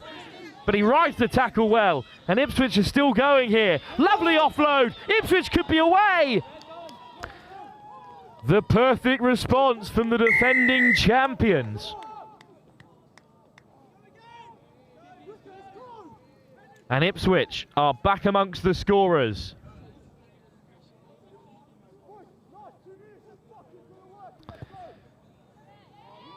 Nudge through as well. That's a big 2 points. The game is back on. Yeah. A light for Hurstby point. Just give me 1 Nudged second. over by Bailey. But what a try. Yeah, minute left. Rode the contact really Time well. off, time's off. Through the cap flap. That's a fine finish. Okay, time's off, guys. Just let it make those sub, all right? Theon Time Flaherty is off. just run the length, unable Okay, to time's off, guys. Just let it make those sub. keep a hold. Couple of changes in the offing for Gordons as they try to hang on here. Time back on. 5 points in it. Deep kick from Bailey. Head down from Gordons. What a turnover! On his feet. Fantastic technique Mark's on the Mark's there, deck. it was. Right breakdown was. Outstanding work from Tedbury. And Ipswich now with a great chance. Sesk Keith. That's away Great now. acceleration from Sem Bowens. Bailey. Ridges. No, both off feet. Gordon's rolling to keep it alive. Whoa, what a hit! Looking to slow things down, but Tedbury, missed pass, what a ball! Bowers, oh, Bomber trying to go round the corner, but it rolls into touch instead. Can't go quick, guys. Touched it. Last play now. What a hit by Jim Evans in there for Gordons. It was on out wide for Ipswich. Bradley Bomber just couldn't get it away cleanly. 17-12. 17-12 at the moment. Gordons lead by 5. They are in no rush to get things underway. Shush, shush. More for me, please, okay? Just one. Fine now, you two. No. They're fine. Step across onto your mark, please, Green. Step right, step right. I'm happy. Finally underway here in the dying embers of this game. Gordon's on their way to the semi-final as things stand. Up goes Woody Black. And Will Fisher hacks it away. And that's time. And Gordons have done it. The defending champions Ipswich will not return to the Cup semi-finals. And in fact, they'll have to settle for a place in the third-tier competition because Hurstby Point have powered their way through to the plate. It's a disappointing end to a fine season for Ipswich with lots more reduced format rugby to be played. But Gordons, again with a rotated team, have managed to make it through to the semi-finals. Who will they face? Will it be St Joseph's College? Will it be Epsom or Abingdon or perhaps the host Seaford? We'll have to wait and see. I'll throw you down to Angus to bring you through that one. Thank you, Wilf. Sorry, just putting my headphones in. Right, that is Gordons then through top of the group by a whisker. Hurstby pointed everything they could over on pitch 2, but Gordons here against Ipswich, the reigning champions. The reigning champions no more, as Gordons have topped that group. To let you know what's happening elsewhere, we're just waiting to find out what's happening in Group 4. Abingdon and Epsom College, the winner there is going to finish top of that group. Obviously, everyone's got a semi-final to play for. 4th in the groups go through to the bowl semi-finals, 3rd to the Vase, 2nd to the plate, 1st to the cup. We're going to talk about those cup competitions first of all. We're going to talk about what's happened in Groups 1 and Group 2. Group 1, the host Seafford College are into the Cup semi-finals as predicted in the preview by Wilf before this tournament began. Seafford College have finished top there in the Cup semi-finals. RGS High Wycombe was 2nd, Dulwich College 3rd and Henley College 4th. In Group 2, this one was an absolute belter. Clifton, St Joseph's College and Marlborough College all finished level on 6 points. All came down to points difference, and Clifton College are the side that made it through top of the group. They are into the Cup semi-finals. St Joe's to the plate.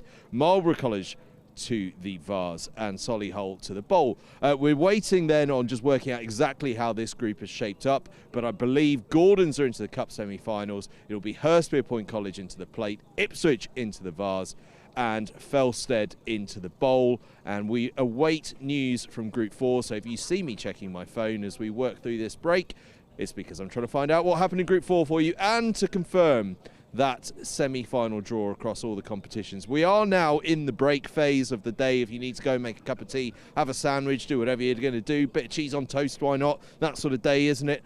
Go and do that now. We're going to chat through the day and what's coming up in the afternoon, and maybe see a few of the runners and riders from Seafford College, because alongside a wonderful tournament, it is also a continuation of the goodbye to John Green, the headmaster here at Seafford College, who leaves after a tremendous stint in charge at the end of this year. He's been a real icon of the school, and indeed is a real icon of schools rugby. He's been such a force on the schools rugby scene for a couple of decades now. Right, shall we go for a wander then and see how far our tech takes us? Why not? Let's see where we can get to. In fact, we'll go for a wander. We'll bring in Sam over here, who's been chatting away over on pitch 2. How's life on pitch 2 been? Wow. I have never seen a string of games so exciting in one day. I was blown away, and that last kind of bit of play really summed it up, because I was on pitch 2 and having to look across at Wilf to see what was going on pitch 1. First half ended, Ipswich were up, Hurst thought they were going through, my co-commentator was jumping out his boots, and then Gordon's come back, win it, and I've got a solemn Hurstpierpoint lad next to me. I don't know how to console him. It was mental, and all through the day, that St Joseph versus Clifton game was a big ding-dong, and shots flying in everywhere. Interceptions, last-minute tries. I think it was James Slater scored late on for St Joe's, the Northampton Satan lad. It's been one fantastic tournament so far, and I can't wait to see what's next, to be honest. It certainly has been. We're just sort of working through what's happened. Seafford College into the Cup semi-finals, Clifton College as well, Gordons as we've seen, and one of Abingdon or Epsom College when we get news through from that one. Among those 4 or potentially 5, or 5 as it stands I should say, anyone that stood out for you so far in the early stages? I think Abingdon are definitely a dark horse. I've watched them twice so far, and what stands out for me is their forwards pack. They're especially Ned Holt, because he takes about 5-6 men to bring him down, and because we're playing 10s, you've got 4 men left after taking down Ned Holt. It looks like he's carrying the shopping home when he runs. It's just everyone's hanging off him. And then what is so great about that Abingdon side is the front row union all work in unison.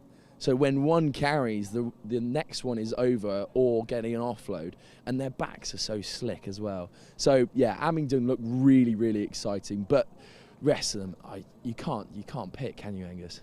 You certainly can't. It's going to be an exciting afternoon. Right, you go and get some lunch, because you've got some big semi-finals coming up towards the end of the day. Right, let's keep wandering around and see who we find. Everyone's disappeared on me because they're off for lunch, but it's a few hardy souls here peeking into microphones and holding cameras, because we want to keep you invested in this. How about we have a little spin around here? Take a look behind me. Look at that school. Magnificent. Absolutely magnificent. One of the finest schools in the country. As I get in the way of it again now. One of the finest schools in the country, and they've got so many great facilities here, including a golf course. I happened to be lucky enough to be at the Seafford Sport dinner on Friday night, sat next to the golf pro, who's telling me about a 12-year-old boy here who is working off a 5 handicap. Imagine that at age 12. Imagine that, frankly, in my case, in your late 30s. You'd say yes to that at any point in time, wouldn't you, being able to play off a 5 handicap? But that's the real culture here, is this real depth of quality across the board in sports, loads of opportunities, so many fantastic sports. And we're actually going to be live in March down at the Chichester Dome with netball, where Seafford are hosting their annual netball tournament. So they offer a wide range of sports and an equal depth of coverage across both the boys' sports rather, I should say, and the girls' sports. Fantastic to see here at Seafford College, right the way from the prep school pupils all the way up to the top of the school, as we're seeing today. And they are going to have plenty to shout about because, as we say, they're in the cup semi-finals. They've not managed to get over the line in this one in recent times and actually lift that cup trophy. Is this the year that they're going to manage to get it done? We will find out. Right, we're going to head back over here because I think I'm going to cajole Wilf away from Kevin Maggs, who is managing to really excite everyone with his former international glory days, chatting away to them. So let me see if I can grab a word with Wilf and see how life's been getting on over here on pitch one. He's obviously had a lot of excitement. He's had the host school, Seafford College, here for all three of their games. Wilf, how are you doing? How's pitch one been? You've had a busy day with Seafford above all. I mean, it's been fun, but I've been poking my head over onto pitch 2 and oval 2 all day. That's where all the real dramas happen. Yeah, Seafford have been really good though. Epsom as well came through. They've got a really heavily rotated team, but they've still got the likes of Freddie Carty out there. They've still got Garner out there, who's sort of leading from the front. They've got 2 massive back rowers in Frewer and Wright. Frewer, the captain, still playing. So, yeah, Epsom looking really good. I'm fairly certain they would have made it through. It depends what the Abington score was, actually. Yeah, well, they were playing against each other. We're going to be phones out in a minute to try and work out what's happened in that. We know that 3 of the 4 semi-finalists, Seafford College, Clifton College and Clifton's group, all finished up on 6 points, and Clifton just edging it on points difference. I want to talk to you, though, about that Group 3 decider that you had over here. Obviously, Hurst were doing their bit on their pitch, but Gordon's against Ipswich, that was an absolute belter. Yeah, and whenever the ace teams come across and play school sides, it's always so interesting, and it's not a first team Gordon side, and I don't think that's a decision made by the school. I think the academies have had something to do with that, but also injuries, as we saw when Wellington played Gordon's more recently. There were so many injuries in that side, and they've got good depth. They've brought some really talented young players, like Fionn Flaherty stepped up and played quite a few minutes today. A couple of other players like Chalmers and Gibson have played a lot of minutes today, and that's great to see. But they've still got, Will Fisher's still there, who was in our ace team of the season. Jack Firebrace, who was definitely a nomination at 10 for that position, is still there, and a couple of big hitters in the pack like Woody Black and James Evans, who I keep calling Jim, which is obviously his dad. He played for Quins, so I can't do that. But they do call him that in the camp as well. That is his nickname on the old Gordon's Instagram. But yeah, so they've definitely brought a strong enough side to challenge here. But, I am looking towards Seafford, who are probably the best team here today. Clifton have brought that really rotated side. They obviously lost to St Joe's. I'm actually really upset that St Joe's didn't make through on points difference. Such a shame they slipped up against Marlborough. But yeah, so, I'm hoping St Joe's do a job in the plate, but that's fine. Well, St Joe's have been impressive. I want to just chat about Seafford briefly there. They've come through pretty well in the group, but in their games, particularly against RGS and against Dulwich, they were really challenged and have had to show a bit of grit. And actually, that's the sort of thing that serves you well in the knockouts, is having to dog it out a little bit in a couple of games, because as we all know, knockout games, you do have to dog it out at some stage. Yeah, Dulwich will be the favourites in that third tier comp because they've been really good. And we've always, everyone knows the season Dulwich has had. They know. They joke about it on their own Instagram. Take it in their stride. They haven't had a great year. They've not had the year they wanted to. But yeah, I think they've got a really big opportunity as the season's sort of comes to a close and we enter the reduced numbers side of things to do some really cool stuff, because they're a really good team. They've got some really standout players. And that's good to see. Just like their side, who didn't have a great season last year, turned up and did really well at the Semper 10s. But yeah, that is great. Seafford have been strong. They've been dogged. They've got some big ball carriers in there. I don't think they've suffered as many sides have with the sort of academy rotation, but they are losing players, so the youngsters have stepped up, especially the Bath boys. There's a couple of them who have stepped up for the under-17s and they're doing a really good job. What I do love about them is they've got a really strong 9-10 combination. They've got the captain Wadman and Gus Ford from the Trailfinders, and then when those two come off, they've got another really decent halfback pair. They've got Evley, who plays at 10, and they've got a double barrel scrum half as well. His name's just lost me for a second, but they've just got a really strong sort of spine to that team. So yeah, I think they'll go well in their semi-final. Well, I've got some breaking news for you, Wilf, as I've been struggling here to get my phone out of my pocket. Abingdon beat Epsom College. Abingdon, unbeaten in Group 4. They go through as the 4th semi-finalist. So it's going to be Seaford College, Clifton College, Gordons and Abingdon. And that aside, I mean, we said coming into this that Abingdon were dark horses, and we've seen it right there. And we can just pull up the score here, 19-12. So it's another cracker. I thought it would be. You know, again, it's not the same Epsom side that'll play in the National Cup semi-finals in a couple of weeks, but Abingdon, what a season they've had. I'm so glad they're doing well. I'm so glad they're going to get it, because, you know, we didn't see a lot of them in the 15 season, so it'll be great to see them, you know, receive some recognition here in the 10s and the 7s as we roll on, because they've had such a good year. And yeah, that's great. Really glad that Abingdon are going to play in a semi-final. Well, and I can tell you that their semi-final is going to be 1:40 on pitch 2, Abingdon against Clifton College. That could be a belter. And I tell you what, given that Clifton have rotated, they've looked very strong, but Abingdon will be thinking, we've got a good chance here. Yeah, can you win anything with kids? You know, that's the classic, because Clifton, it's a very young team. They've got a lot of under-17s in that side, but, you know, they've got a lot of under-17s who are on the books of the Bristol Bears. So, you know, they're not bad players at all. They've got some sort of 7 specialists, like Zach Davenham-Lovell is a proper 7 specialist. A few other players. They've got a really fun attacking coaching setup as well, who just love to play. So, yeah, they'll take it to Abingdon, who are much more physical and also much more senior. You know, they've got real leaders in that team. So that'll be a fun semi-final. And of course that means the other semi-final here on pitch 1 that you'll be commentating on will be the host Seaford College up against Gordons. 2 sides well ingrained with Harlequins. There'll be a lot of players that know each other very well. How do you feel about that one? Yeah, definitely. I think Seaford are probably still the favourites. I think that Gordons had to work really hard to get through against Ipswich, and they're a strong team. They've got, you know, guys with lots of ace minutes under their belt, but they're not really perhaps as up for it as Seaford might be. You know, they made the semi-finals in 2024 and they were beaten by that really good High Wycombe side. But yeah, Seaford are going to be really up for it, and I think Seaford will be kicking themselves if they don't make through the final, because I think they've probably got the easier side of the draw, avoiding Clifton and Abingdon. I mean, all 4 of them are good teams, obviously. Gordons have gone 3 from 3, but I think of the 4 sides they could have played, you know, the 4 teams that could have come together, I think that's a draw that they should be happy with. Right, I'm going to let you go and get some lunch very quickly, because otherwise you're not going to get a rest any time soon. We've got about 15 minutes before the game's gone, so Wilf, you go and get yourself some lunch. I'm going to quickly talk us through what is happening in those other knockout games. So obviously, just to give you actually a little run through of how the day is going to work from now on, 1:10 p.m. is when we get back underway with the Plate and the Vase semi-finals. We then at 1:40 have the Cup and Bowl semi-finals. At 2:10, it's actually a rest here on pitch 1. That is because the Plate, Vase and Bowl finals are going on elsewhere. Plate final will be on pitch 2. Vase and Bowl finals are up on the slopes that you can see up there, and the day concludes at 2:40 here on pitch 1 with the cup final. Right, so at 1:10 we have those Vase and Plate semi-finals. I'll start with the Vase semi-finals, which are up on the slopes. Dulwich College against Ipswich, the reigning champions. They will be determined to go well in the Vase. Over in the other Vase game, if I can find it here, sorry to be using my phone, but it's the best way to keep you abreast of everything. Marlborough College against Trinity is the other Vase semi-final.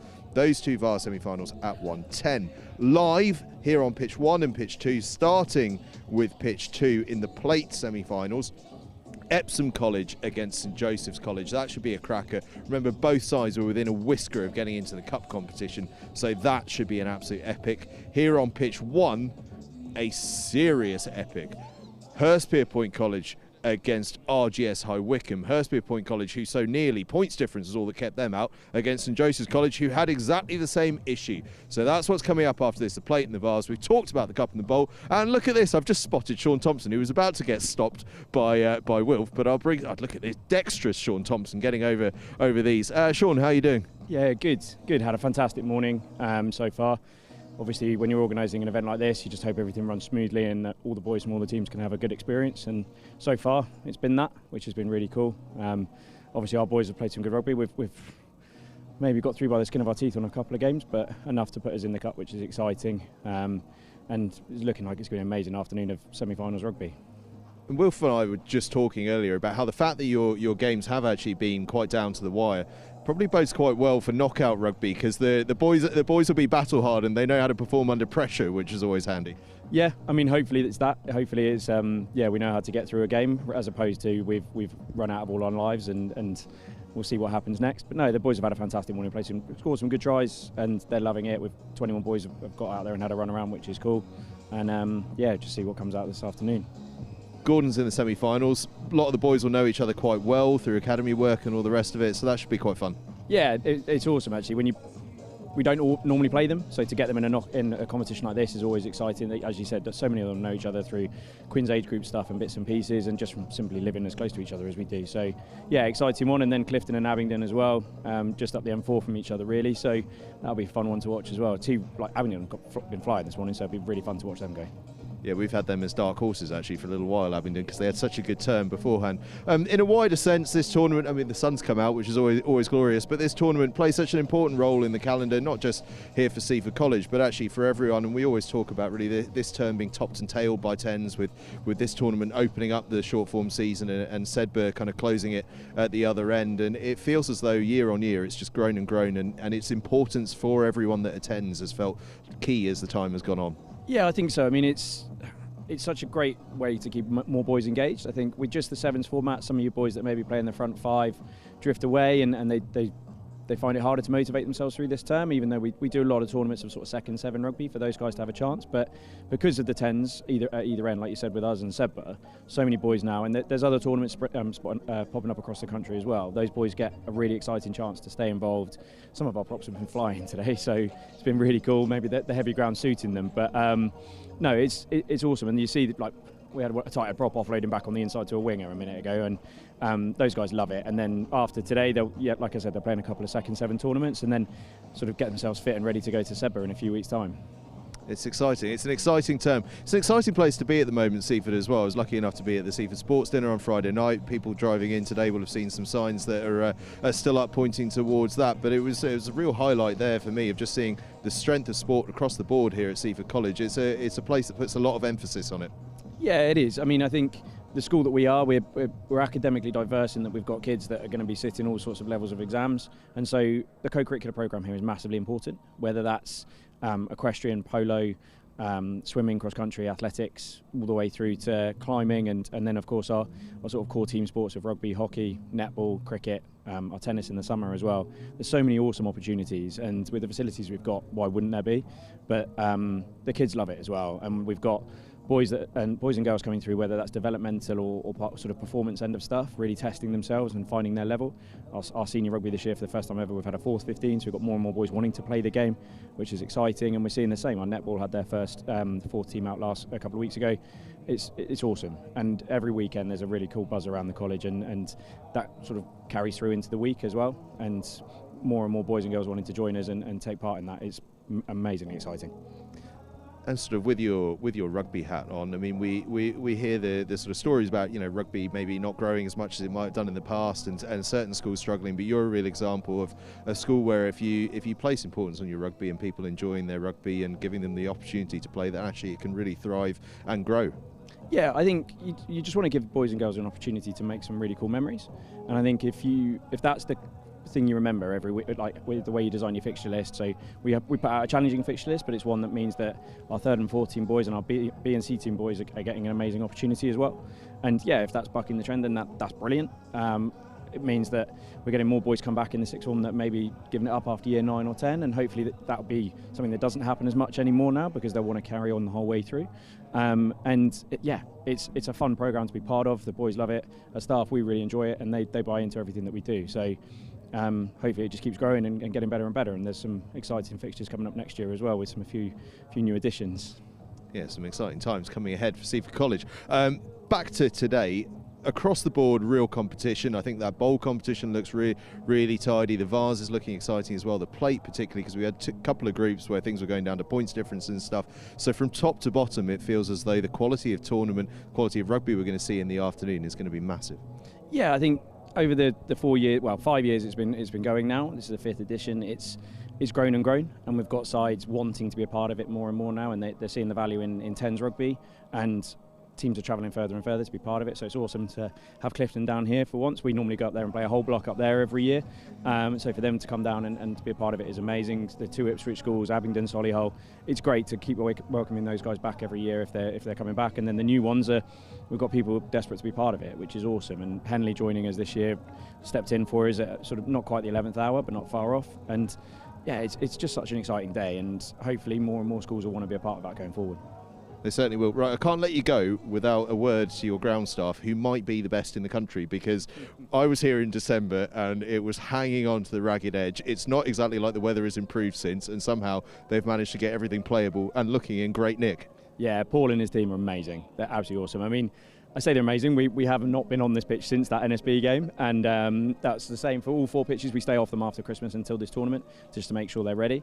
But no, they're great in allowing us to get out there and do what we need to do, and they work tirelessly. They've a bit of work to do between now and April to get these ready for the cricket outfield, but they'll do a great job with that as well. And yeah, I mean, we're very lucky to have the facilities that we do.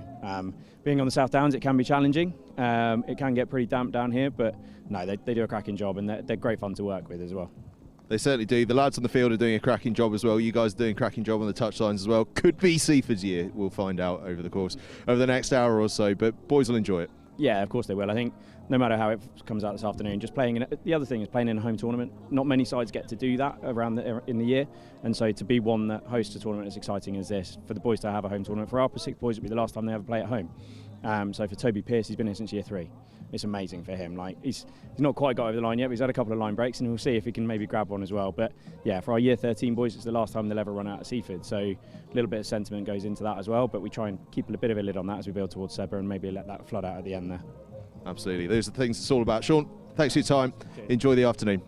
Sean Thompson, Director of Rugby here at Seaford College. Right, we are almost ready to get ourselves back underway, so I think we're going to throw to an advert which will show you all about life here at Seaford College and Seaford Sport, and then when we come back from that advert, we will be able to show you all about what is going on in the afternoon as we build into semi-final time. 1:10 p.m.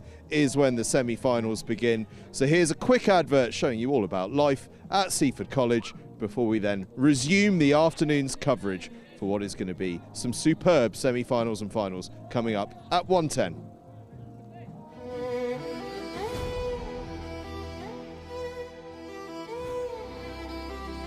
Yeah, let's go. All right. All right. All right. Okay. All right. Okay. All right. Okay. This is the moment, tonight is the night. We'll fight till it's over, so we put our hands up like the ceiling can't hold us. Like the ceiling can't hold us. Can we go back? This is the moment. Tonight is the night. We'll fight till it's over. So we put our hands up like the ceiling can't hold us. Like the ceiling can't hold us.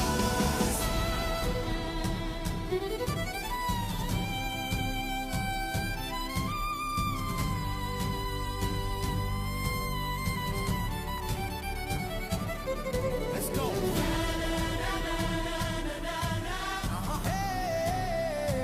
And all my people sing. Let's go. Hey, here we go. All right. Here we go in red. And all my people sing. There we go. Hey, that's right. You do it right. Let's go. Macola. More. Can we go back? Can we go back?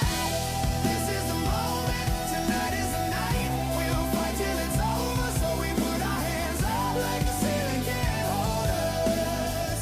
Like the ceiling can't hold us. Can we go back? This is the moment. Tonight is the night. We'll fight till it's over. So we put our hands up like the ceiling can't hold us. Like the ceiling can't hold us.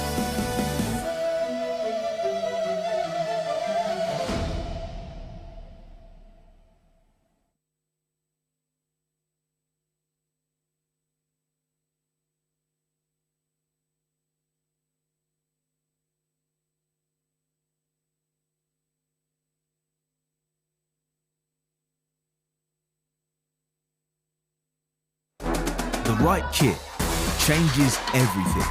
With the right kit, you're ready for anything. United, connected, unstoppable. Whatever your sport, we are your sporting partner. Creating your kit your way. For every team, for every challenge, for every aspiration. Feel seen, feel ready, feel part of the team. Kit on, game on.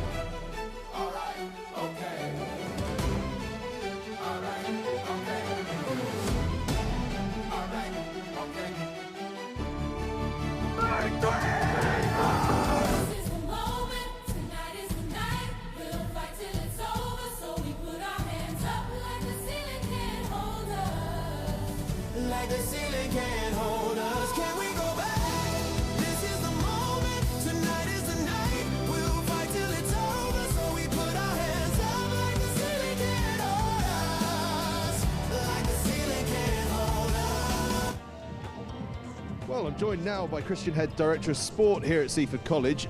Christian, first of all, welcome to Seaford College. You've been here about 6 months now. How have you settled in? Yeah, excellent. It's a great spot. It's a Seaford spot. It's a class outfit with across all our sports as well. The rugby on show today as well is pretty good. The Rangers coming in, so classic kind of my luck with the northern weather. I think welcoming us here. But yeah, it's a great place, and really appreciate everyone getting involved and helping out as well. And today's tournament, I mean, as the rain does come in, it's been a real sign of the quality of rugby. I've just been chatting to Sean about the quality of ground staff as well to get these pitches playable. But it's been great to see. Obviously, early in the season, you guys are almost the sort of starting pistol on the short form of the game this term. And it's just great to see so many lads out and chucking the ball around. Yeah, I think that's again credit to Sean and the people, my predecessor as well, Liam, who's a big part of this as well. The kind of infancy of it all, and it's a full team effort. You know, you guys do a great job here. Lots of staff doing lots of things around the college this week. Obviously, we had the dinner on Friday as well. It's a big weekend for us, and I think it's testament to the competition that we're getting people who want to come, and we're having to say no, sorry, we're full. So those invites are kind of people asking us, can we come next year, that kind of thing. And I think that's testament to the rugby, the occasion, and also the kind of hospitality that people are experiencing here. And obviously sport plays, I mean, as you mentioned, the dinner on Friday night, Seaford Sport Dinner, a huge occasion. Sport is a huge part of life here at Seaford, isn't it? Yeah, it's massive. And again, John Green, Ipswich headmaster, I think he's kind of bred this culture in of participation, you know, working hard, playing for your mates. And we're very fortunate that we've now got depth and strength across all our sports, as well as these kind of marquee events where we can push and challenge as well the kind of the top students who are on pathways and things. So I'm biased, obviously, but it's in a good spot and it's going to keep going forward as well. Certainly is. I've been hearing tales about all sorts of sport, from golf to anything. It sounds like it's all flying. On the rugby front, things are flying as well. The boys are into the semi-finals. Your old rivals from down the road, Hurstfield Point College, are in the plate semi-finals. In the plate semi-finals because of points difference, which just shows you how close a competition this is, which is obviously exactly what you want. Yeah, and that's it. There's no kind of like whipping boys as such. There's no one who's going to run away with it. Our group games, we won all three, which we're really pleased about. The boys were awesome. But again, there's those kind of bounce of the ball moments, those little bits of lapse in concentration, or you don't quite connect that pass, and that could be the difference on the plate or the cup. So it's top level tournament rugby, and you get the kind of rough and the smooth with it as well. You certainly do. In a wider sporting context, we're going to be back with you guys in a couple of months' time down at the Chichester Dome for the netball sevens, another massive occasion, and again, much like today, about bringing girls together against groups of other teams that they wouldn't not necessarily ordinarily face, which is what these tournaments are all about. That's it again. You're playing people off your circuit. It challenges you as well. After the girls in a few weeks' time, March the 7th, I think it is. And again, Simone Compton, our head of netball, she's done an amazing job at growing the programme, and that's a really good event. And again, similar to this, we're getting schools who are desperate to come, waiting lists, that kind of thing. And I'm excited to experience that for the first time as well. Yeah, it's a cool place, Chichester Dome. Right, I'm going to let you escape and get dry, but thanks very much for joining us, Christian. Thanks a lot, and thanks everyone as well for helping out. Appreciate it. Cheers, Christian. Right, we are almost ready for the second half of the day, which is knockout time, knockout rugby. 2 minutes till kick-off there. We start with the plate semi-finals. Plate semi-finals are where we begin. Over on pitch 2, actually, the teams are already on the field. I can see St Joseph's College and Epsom College. We've got a shrinking violet refereeing today. Just slowly making his way over in calm style. Phil Bowers, one of the great referees of the Sussex circuit. He's been doing this for many a year, an absolute legend of the sport, and absolutely loves this. He's going to be refereeing that game over on pitch 2. Epsom College against St Joseph's College, both of whom will be gutted not to have made it through to the cup, because they were right on the edge of making it through, as were our teams on this pitch. Hurstpierpoint College and RGS High Wycombe. Hurst, as I said, who just missed out, is that epic sort of Gordon's, Ipswich, Hurst. Who's going to make it through to the cup? It was Gordon's that made it through to the cup. Hurst are in the plate, taking on RGS High Wycombe, who of course have reached the final on the last 2 occasions and have faced some of the best schoolboy teams of the last 5-6 years in the form of Ipswich and Trinity, who went on to dominate across so many different things. Superstars of the games coming through those sides, and RGS High Wycombe just so unlucky not to be able to progress past them. But could they perhaps get their hands on some silverware this year in the form of the plate competition? Well, to do so, they are going to have to get past a very, very good Hurstpierpoint College side coming up very shortly. After that, we move straight through to the Cup semi-finals. Gordon's against Seafford College here on pitch 1, and Abingdon and Clifton College on pitch 2. But here on pitch 1 now, it is the plate semi-finals, and as we can see, we have a referee. We have 2 sets of teams, as you all know by now. RGS High Wycombe in their purple hooped shirts, and Hurstpierpoint College in red and white. So, to lead us through commentary for the first semi-final of the day, plate semi-final, Hurstpierpoint College against RGS High Wycombe, is Wilf Kemsey. He's looking forward to this, and he's got co-coms. He'll be very happy. Thanks, Angus. Our first of 2 semi-finals live here from Oval 1 at the Seafford 10s. It is Hurstpierpoint who have flirted with outstanding rugby throughout the season. They may have already scored the try of the season a couple of weeks ago against Rugby School at the Richmond Athletic Ground. They've got lots of talent, lots to offer, but they're taking on former finalists in RGS High Wycombe, whose golden generation made it to the final here at the Seafford 10s 2 years ago. They'll have to settle for a spot in the plate, but they'll be confident as they kick us off here. I'm delighted to be joined as well by Cass Dimitriou's brother Cyrus in the side today. Cass, what have you made of the Seafford 10 so far? I think it's been very good, as I think Hurst has contributed great rugby throughout, and I think they've been a few standout players, so I'm excited to see this game. Absolutely, they've got some real talent in that Hurstpierpoint side. South Coast rivals of Seafford, of course, and they claim the kick-off cleanly enough off the boot of Ethan Horn. Space out wide in the early stages here, and they might look to put it in behind. Boot to ball, and the chase is on. Back comes the scrum half, Gabe Pearce. It's a looping kick. It's gone an awful long way. And Pearce returns fire straight into touch.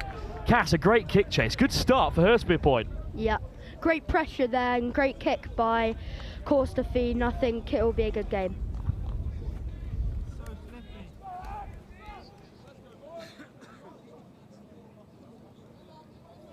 First line out for Xander Bullen in this plate semi-final. Plenty of height in there. Up goes Scory. Down into the path of Pateman. It's been knocked backwards, loose, but a great pick up by Ned Taggart, the captain. Another great pick right off the deck there. And Hurstpierpoint A little bit loose at the moment, but Taggart, hitch kick, ball out wide. This could be the opening. It's Hemingway. He's over to score. And Hurstby Point, edge out in front, and Taggart with a little hitch kick on the outside made that happen. Well, again, it didn't look straightforward here for Hurstby Point. It was all a little bit loose, but Taggart, once he cleaned up here and beat the first man, he's always going to put the winger away. Cass, good start for Hurstby Point. Yeah. When Eddie's on that wing and he's got his pace, no one can catch him. Unbelievable score against Rugby School that will live long in the memory a couple of weeks ago. But he's got Hurst in front in this plate semi-final. Good day for Hurstby Point, of course, beaten by Gordons, who are into the cup. But they put 40 points on Felstead. I mean, in the game of 10s, Cass, that's a pretty huge scoreline. Yeah, it is. I think with Hurst, they see the gaps very well and they just pick them, and that's how they just contribute their tries.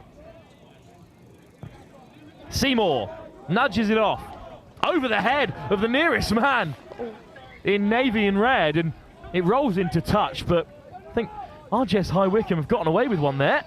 A little bit of a misjudgment in the air as the rain continues to pour. It's picked up a touch in the last few minutes. I think we will be battling with the elements for the rest of the day. Great work from Baxter to win the line out. And Kloppers, the captain, rolls away. Armand Das has it at the tail, and Das with a little snipe. Do not count RGS out of this one just because they've had the slower start.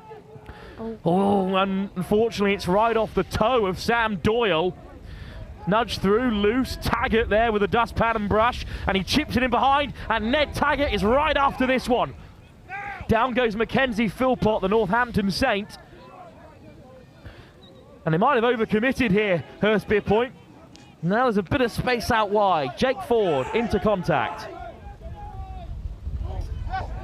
Oh, knocked on, a big hit to dislodge possession. Up goes the linesman's flag. And I think it's Hemingway just into touch there. Right, talk us through the two scrum-hatted men. Is it number 14 in Hemingway? And then there's another one on the far side. He's now coming into the forwards. Yeah. Well, I think the try might actually have been incorrectly attributed, because on the edge, finishing it off, may well have been Ed Scory. But regardless, it's a scrum that goes Hemingway's way. Seymour. Boot to ball again here, and Great the chase kick. is on. It's an excellent kick, and it rolls into touch. And Cass, good bit of territory there for Hurstby Point. Yeah, of course. I think Hurst have got some amazing kickers, and with their kicks, they've got some rapid players, so I don't see why they don't kick. Now RGS under lots of pressure here.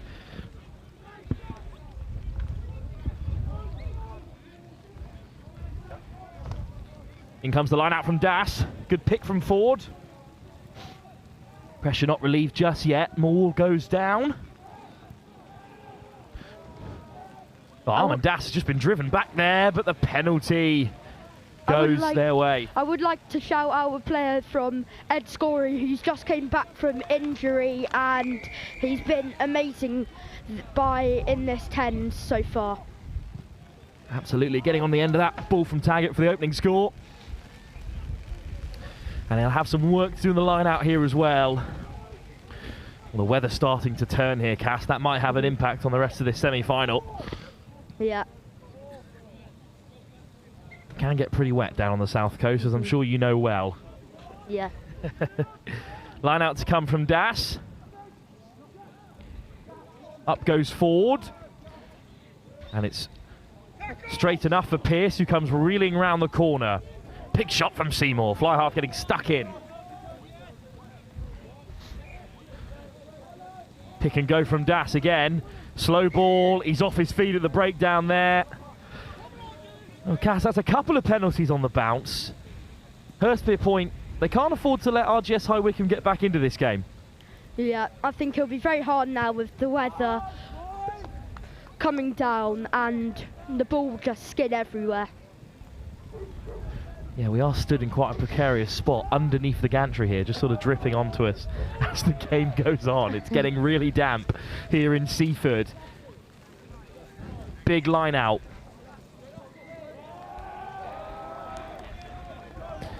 Well, the line out has not gone to plan.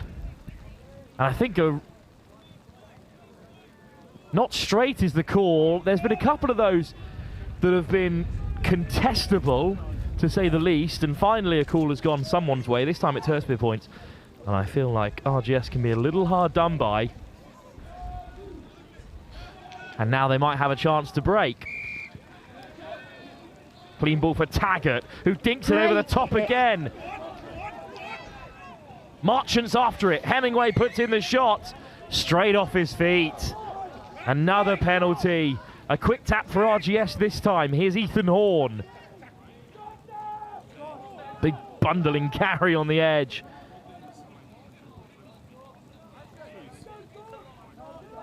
Doyle. Pearce. Making a few metres, RGS. Philpott almost up to the 10-metre. Well, there's hardly anyone round the corner here. Baxter. There's one man in support. Well, they are making metres, as you said, Cass, but not going anywhere at the moment. Stuck on that 10-metre line. Dimitri makes the shot. It's been won back by Hurst, and suddenly they're breaking round the corner. Good offload. And Dahidjo skips through and puts in the fend. And now Hurst are on the counter and looking dangerous. Marchant secures the ball. Great carry by Cyrus there.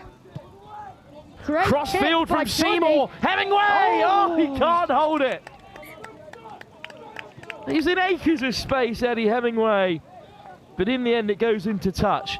But as you're saying, Cass, it's a great counter from Hurstby Point. They've done really well. Yeah. It will be a line out, though, for RGS. And we're expecting this to be a nervous occasion, given the weather, given what's at stake. But that was a bit of flair we love to see from Johnny Seymour. I think it started off with a bit of scrappy, but I think now Hurst have locked down and I think they're starting to focus on the game. That little break in the middle of the afternoon can be difficult for sides to stay on form. Good scrum. Pearce will dig it out. Knock on. Well, it has been knocked on. There'll be no advantage coming. Bit of frustration from Harrison Denny, the Northampton Saint. It's a good line.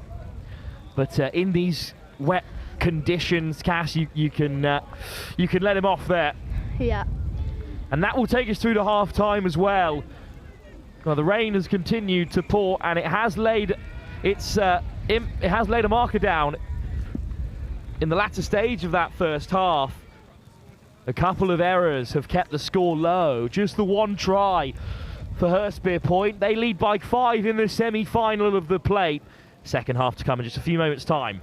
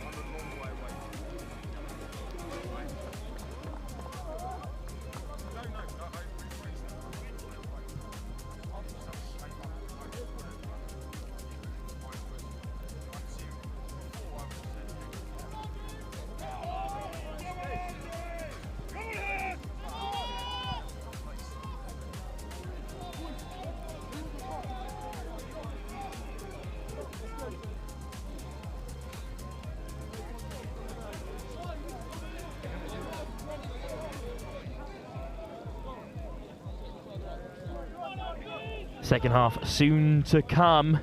It's Hurstby Point kicking off. Castamitru back alongside me for this one. Well, what do you make of the first half, and how are you expecting Hurstby Point to start the second? I think this will be a great game going into it. Hurst just leading by 1 try, but making a few metres they are here. What a start to the second half. Here's Taggart, another chip in behind, and there's no one home. The And it's winger been- Corsafine, and it's another try to her. Corsafine goes over to score. No one in the backfield for RGS High Wycombe. In the wet turf, the ball stopped on a dime. And what a start to the second half. Great there by Ned Taggart, seeing Corsafine on that wing wide open. Seymour knocks it over as well. It might have actually been Taggart in the centre too. No, it is in fact Seymour. Got it right first time. He adds 2 more to the board. Oh, Cass, what a start to the second half. You got to feel for RGS. They've not even had a second to breathe, really.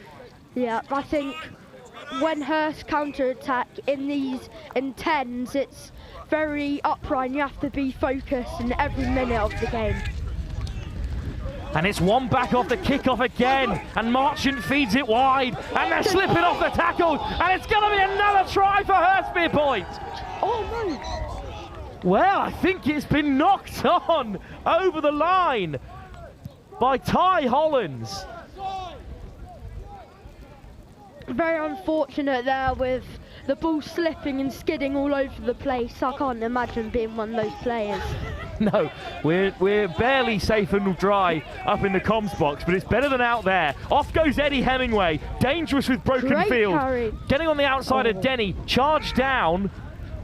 Loose ball, swept up by Pearce, and Hemingway makes the shot. Well, how close did Holland get to sealing this semi-final cast for Hurstby Point? Yeah. Das steps on the inside.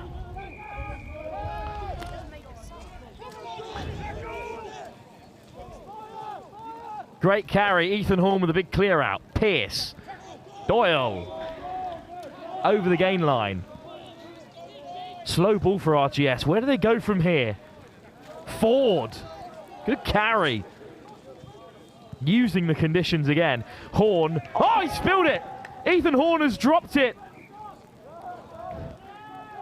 Well, there was nothing on for RGS High Wycombe. He was forced to kick, but he wasn't given that chance. I think that was great pressure by Hurst, rushing him down on that kick, made him nervous, and with these conditions.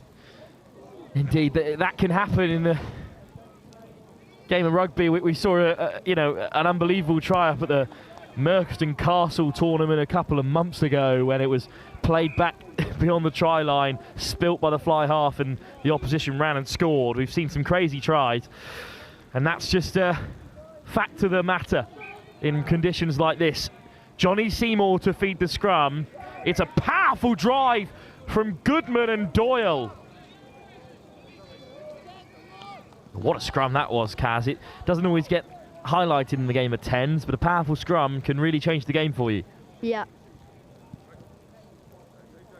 Seymour with another feed, another chance for RGS to stay stable here.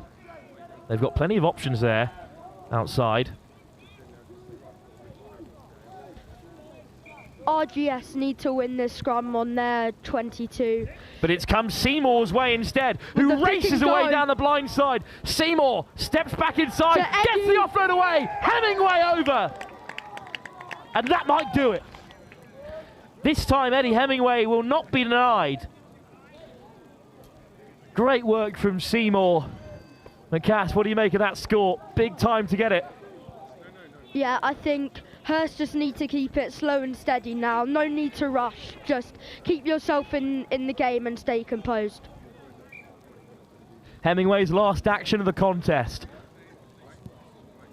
Good effort from Seymour, but off target.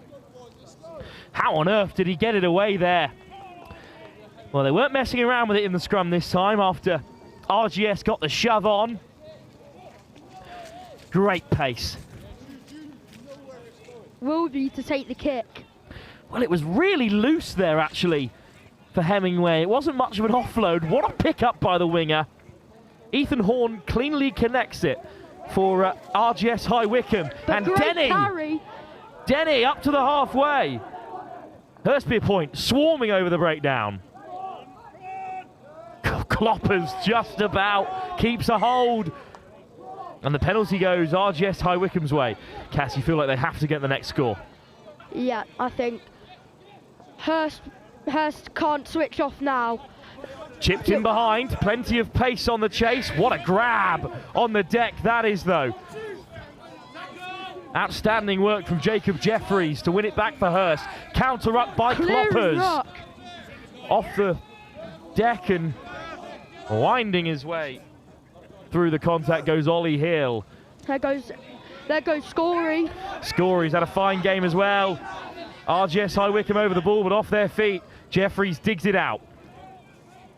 Dinked out the back and Will be with the kick. Boots a ball by Will Wood. Not a bad kick from the back rower.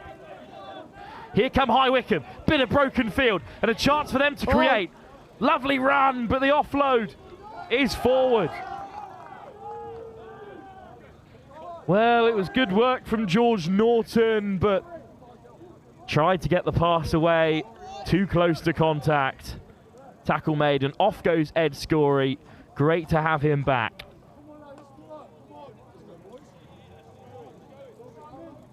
Well, they will slow this down at every opportunity, Hurstpierpoint Point. They're in control. The rain has subsided just as they have a chance to get on the front foot. Fed by Pateman. Knocks it on at the base. High Wycombe are going to be handed it back, but they might not have time to turn this game around. Well, Cass, what do you make of the 10s format? Because it's rarely played in this country. Originates from Asia, played in the Southeast Asian region as a way to grow the game out there. But, you know, what are your opinions on the format? I think it's a very good format, and you have to be very fit, and you need loads of subs. If you don't have subs, then it'll be a very hard time. Well, Deneen, a victim of the conditions again. And Denny just was hit hard by Hurstpierpoint Point, and they've won it back again. There'll be another scrum in their favour. You've always got to be alert for those tap and goes. Yeah, the pace of the game so high here. Pateman to feed another scrum. Snicked by Hurstpierpoint Point. And Norton digs it off the deck. Round the corner comes Deneen. Great acceleration from the Saint centre. Finds the pass out wide. Stepping on the inside, Kuzmeriak. Norton, what a shot! Big hit on the far side. And yet again, Hurstpierpoint Point win it back. Yeah, great shot there by Wilby with the last stitch tackle with the last man. Oh, it's a really good hit.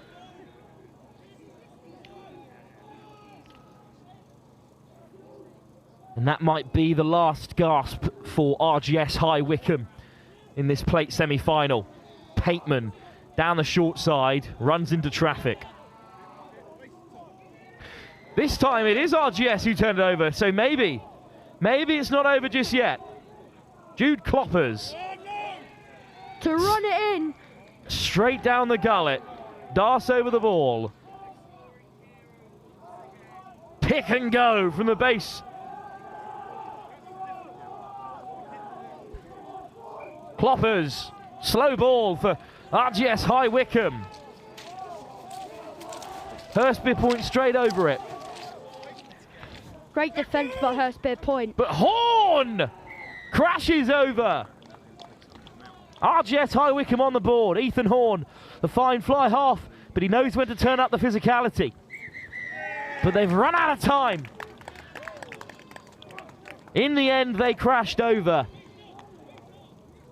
But the game was gone in that opening minute of the second half when they scored 2 tries in quick succession, Hurstpierpoint Point, to reach the final.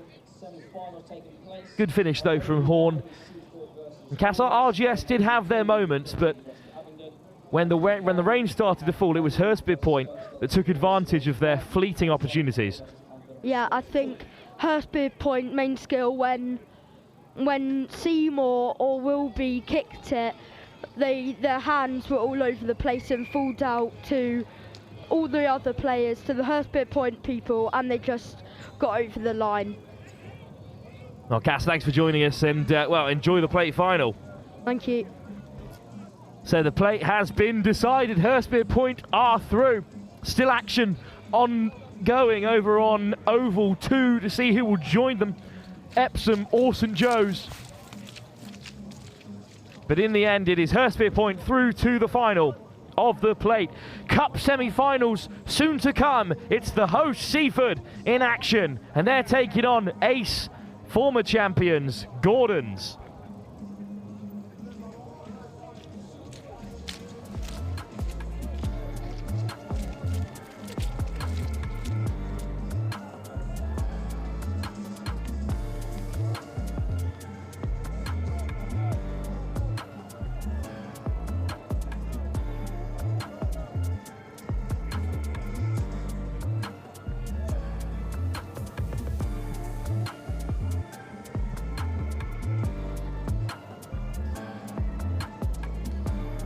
Welcome back then. Well, a fantastic start to knockout rugby. What a game there. Hurstbeard Point College and RGS High Wycombe. It was also a cracker, in fact, an ongoing cracker over on the other side where I believe St Joseph's College and Epsom College are 7 points apiece. Sorry, I'm straining just to see the scoreboard on the far side over there. Here on pitch 1 and in a moment in pitch 2, where they're just tidying up an injury. Good news, the boy's back on his feet.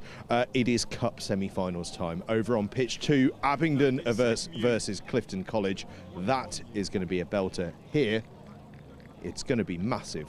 Gordons against the hosts, Seaford College. We've spoken to Sean Thompson and to Christian Head, the Director of Rugby and Director of Sport here at Seaford College, about how big this game is. We haven't heard from anyone from Gordons, but I can tell you from their perspective that this is a massive one. They love these games where it's a bit of an ace versus school game. You might remember before Christmas we were over at Gordons for their big game against Wellington College. 15 aside that was. They got the victory in that one. They've got one up on the schools. They've proved that ace rugby is very, very tough to beat. Can anyone beat it here at the Seaford Southern Tens? Well, the host Seaford College, other side, charged with that task.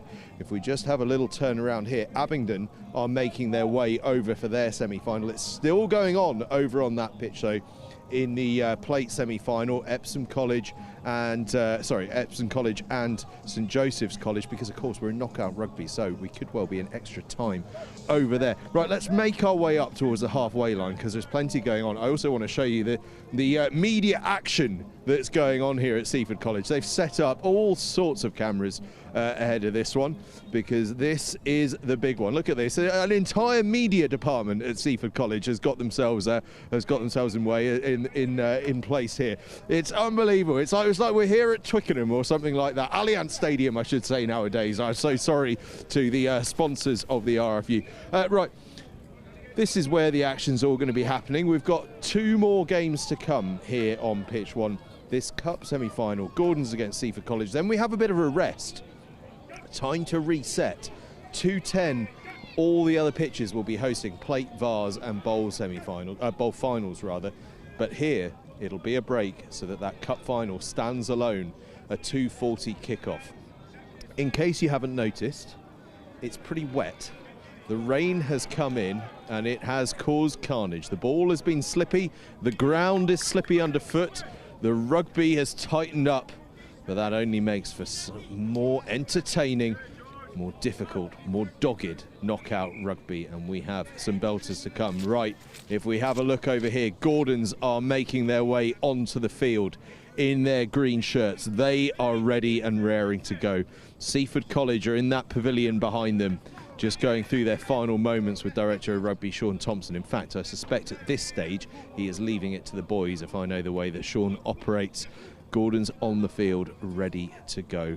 It is big time stuff now. Over on pitch 2, the game continues between Clifton College and St Joseph's College, locked at 7 points apiece in extra time. Clifton and Abingdon being kept waiting ahead of what will be their Cup semi-final over on that one.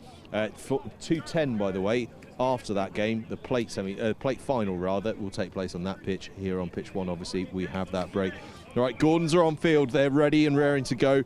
They've picked an end by the looks of things. Will they get to stay on that? We'll find out in a few moments' time when the Seaford team comes out alongside the referee.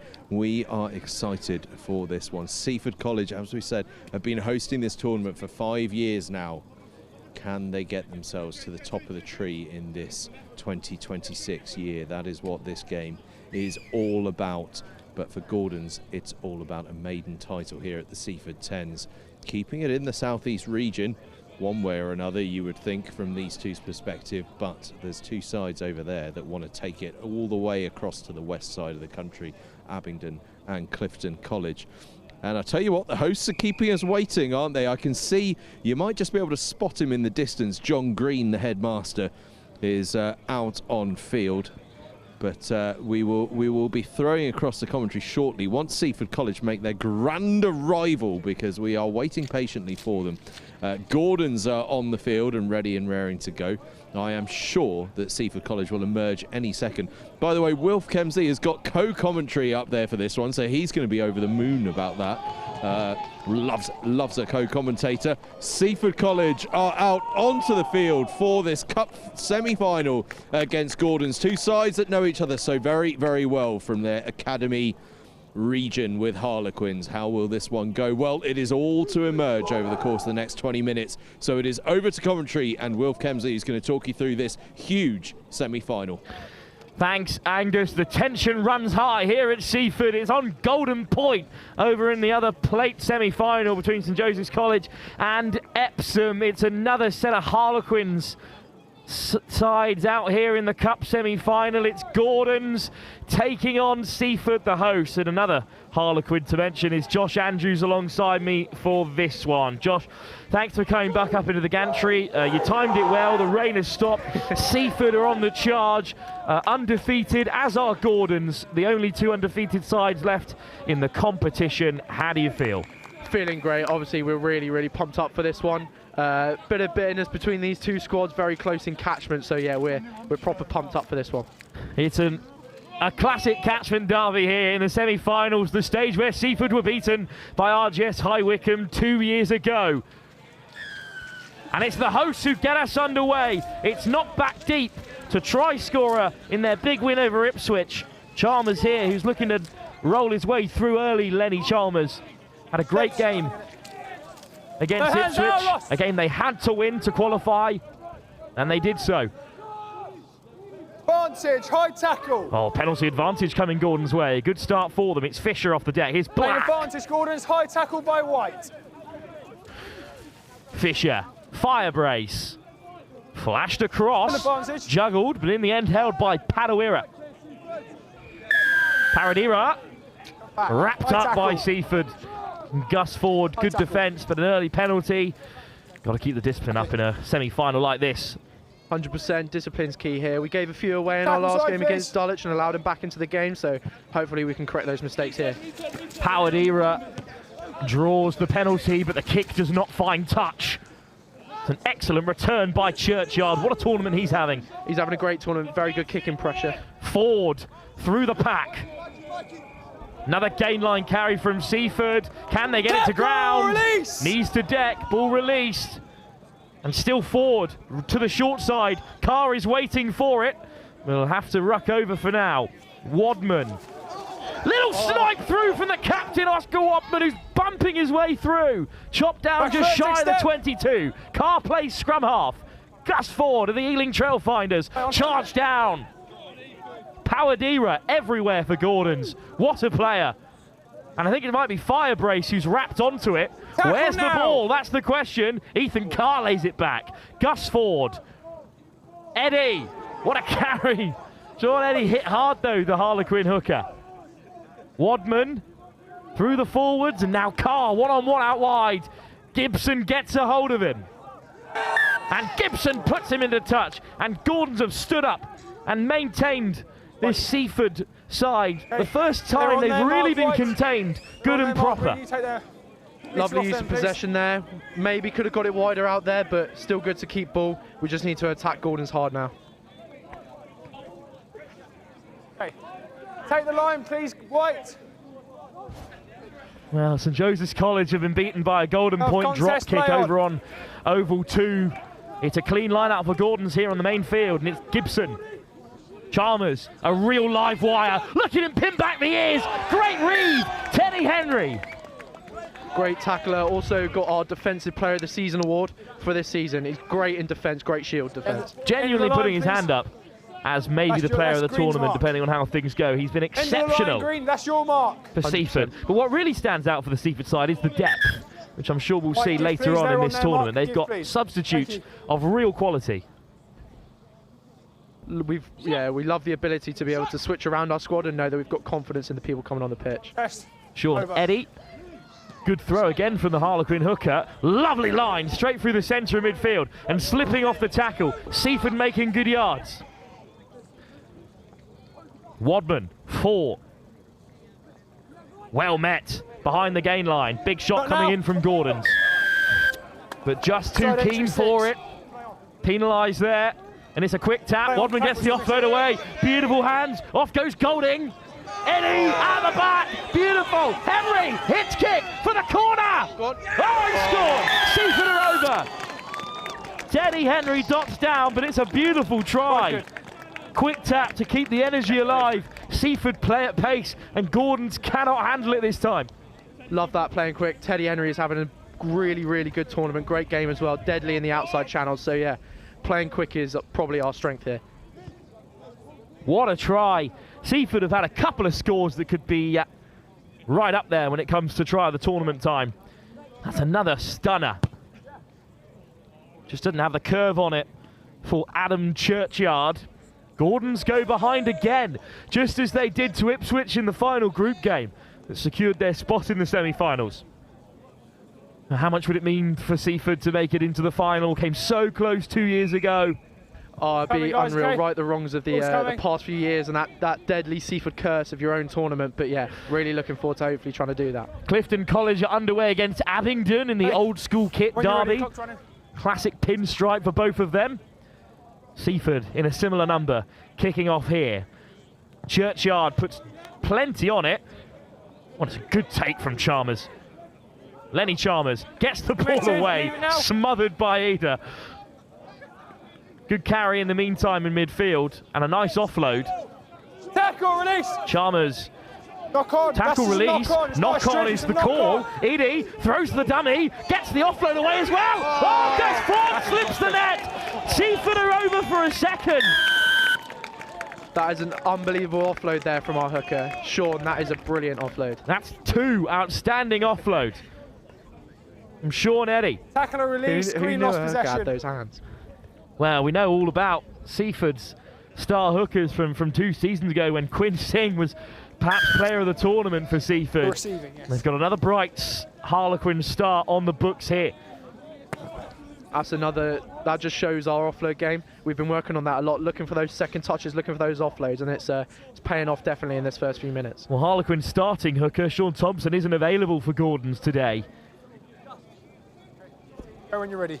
And the under-17 has stood up in his place to steal the show. It's twice in quick succession that Seafford has scored. Gordon's desperate for a response. Another deep kickoff, well collected by Woody Black, who fends his way through. What a carry by Black. Seafford over the ball. Turnover! Great turnover. That's one of our centres converted to prop. Lovely hands and great ability in the tackle. So yeah, that's a very beneficial move. And they lose another 10 yards as well, Gordon. Churchyard, quick tip. Seafford in the ascendancy. Eddie. Great carry. Hayadiwa all over it. Fine turnover. And a quick tap as well from Padayera. What a game he's having. Real standout for Gordons, but they need to play some rugby outside their own half. That is clearly offside, unfortunately, there for Alfie Hunt, the Bath under-17. Yeah, unfortunate one there. We just lack the ability to get over in attack, but... Fire brace over the top. Ford collects it, but will come all the way back for the penalty. That's a bit better from Gordons in defence and attack. Don't kick the ball away. And Seafford lose another 10 yards. Referee not having any of it today. Yeah, that's 2 of them now so far. 1 for either team. Yeah, he's very harsh on that. Jack Firebrace, perhaps the best name in schoolboy rugby, picks out the touchline. Have you heard much better? No, that's a really good name. That's the kind of thing we live and breathe here in the Next Gen Live. And Firebrace's kick finds touch just shy of the 22.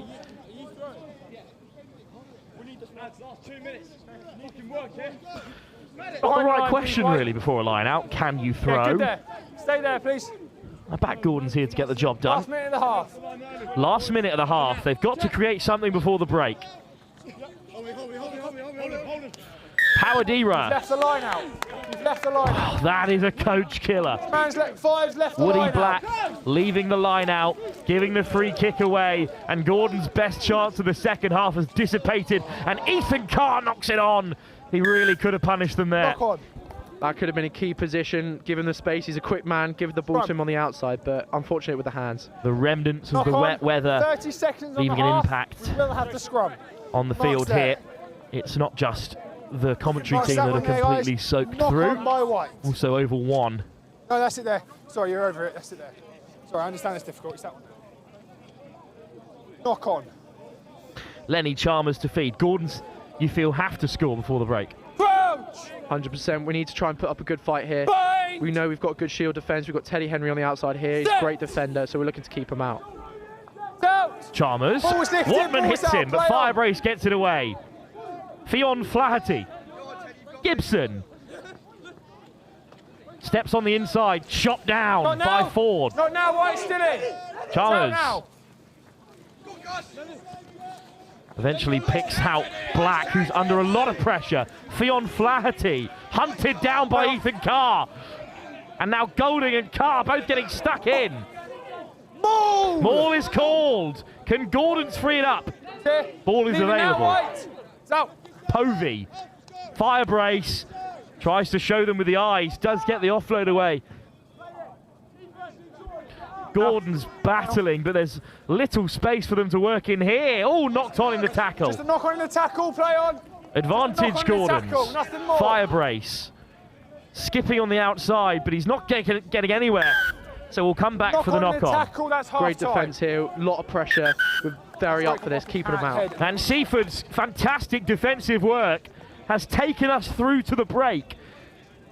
The hosts lead by 12 unanswered points and 2 great scores, opportunistic scores, but it's the defence that's the story of the first half.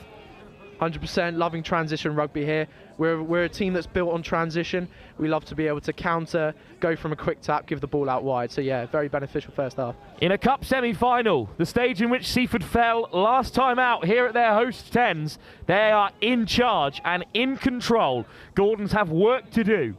12 down with 10 minutes still to play. Fine scores from the likes of Teddy Henry to get them in front.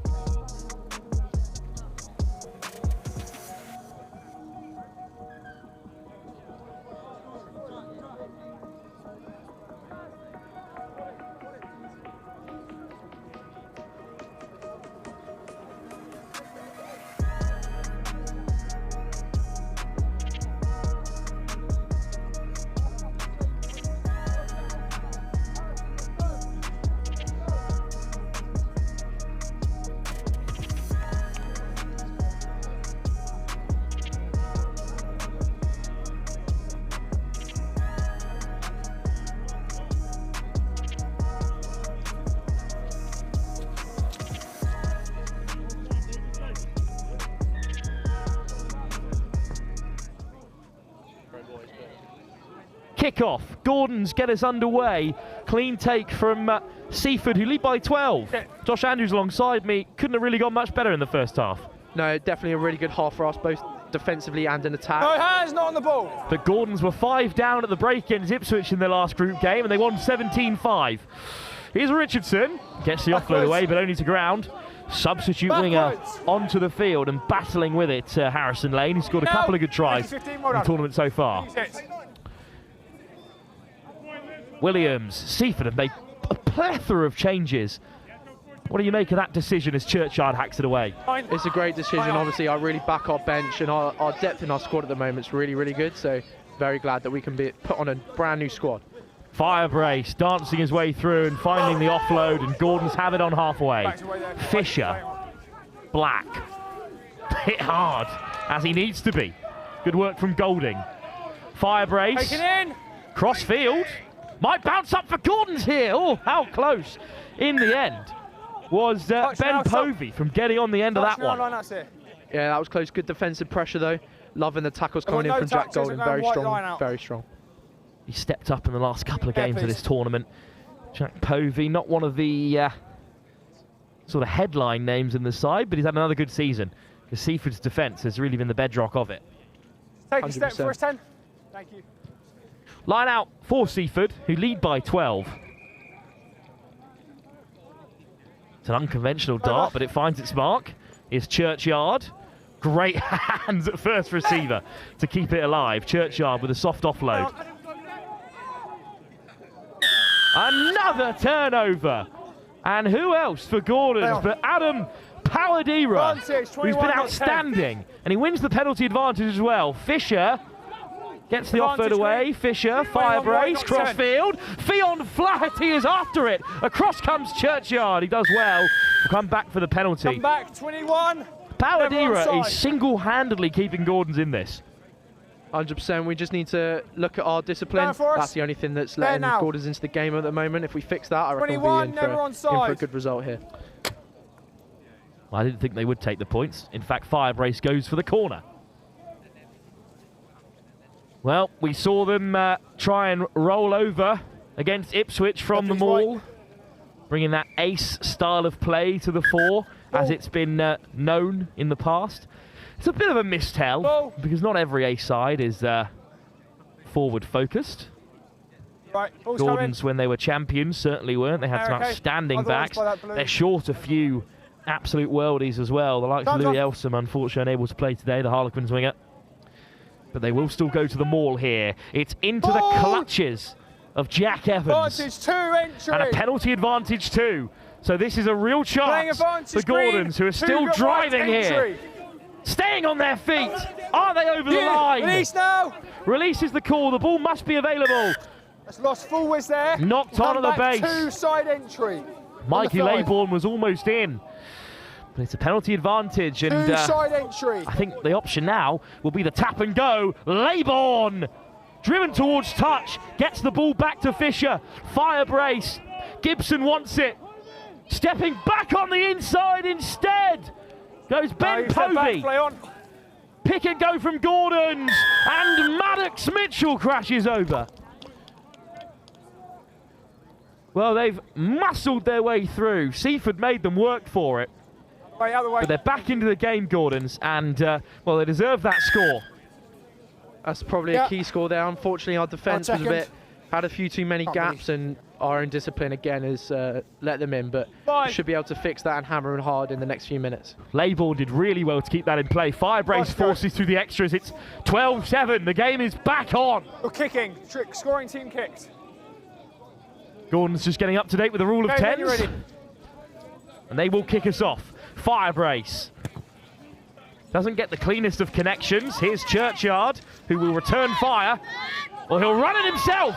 Lovely footwork. Still going, Churchyard. Then he gives the pass. There's plenty of space out wide. If Seaford can use it, they're on the edge. Oh, Firebrace comes across, but the tackle is high, and it will be a yellow card. It's above the base of the sternum, and it's presented. That's great for us. Another great break again. Churchyard pulling some strings, and a great break again from Teddy Henry. He's been very good this game so far. Jack Firebrace has been sent off, a key cog in the Gordons machine. And now the chance is with Seaford to seal this. Quick tap. Here's Churchyard.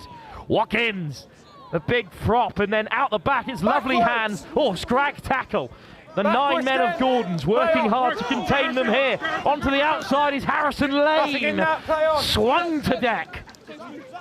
Counter-ruck, leaving now, Green. Good counter-ruck. McLaren Clark desperate to dig it out.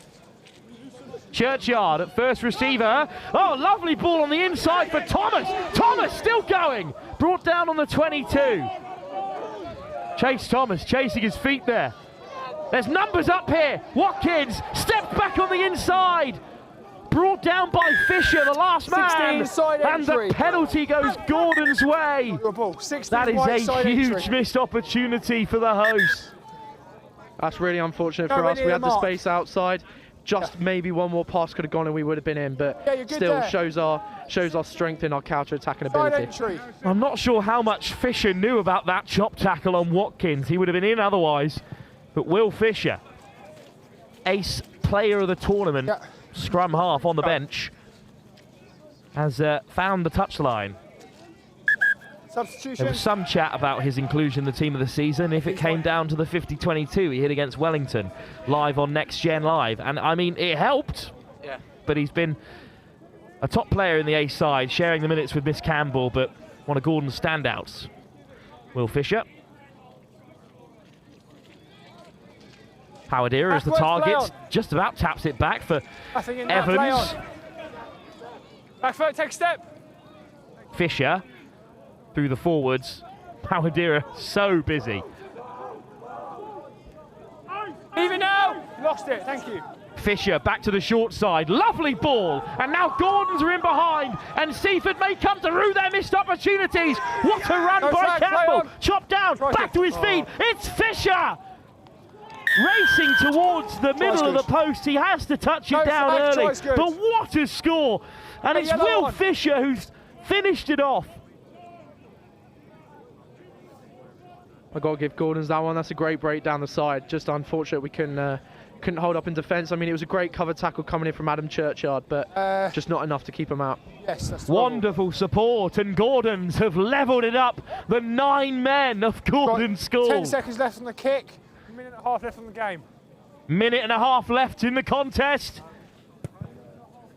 And it's a good strike, but it's off target. I feel your heart may have just skipped a beat there, Josh.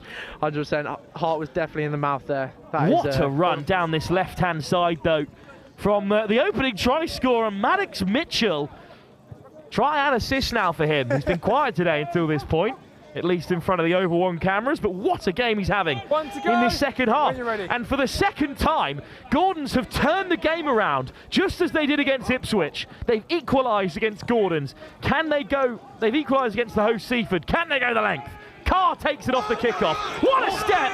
Ethan Carr on the outside. He's caught. Gets the offload away. Up goes the linesman's flag to deny Alfie Hunt on the rumble again. Line out. A minute to go. The game level. Seafford could see a semi-final slip away for his second successive season of 10s rugby. Need to try and win back possession here. Possession's key in these dire moments.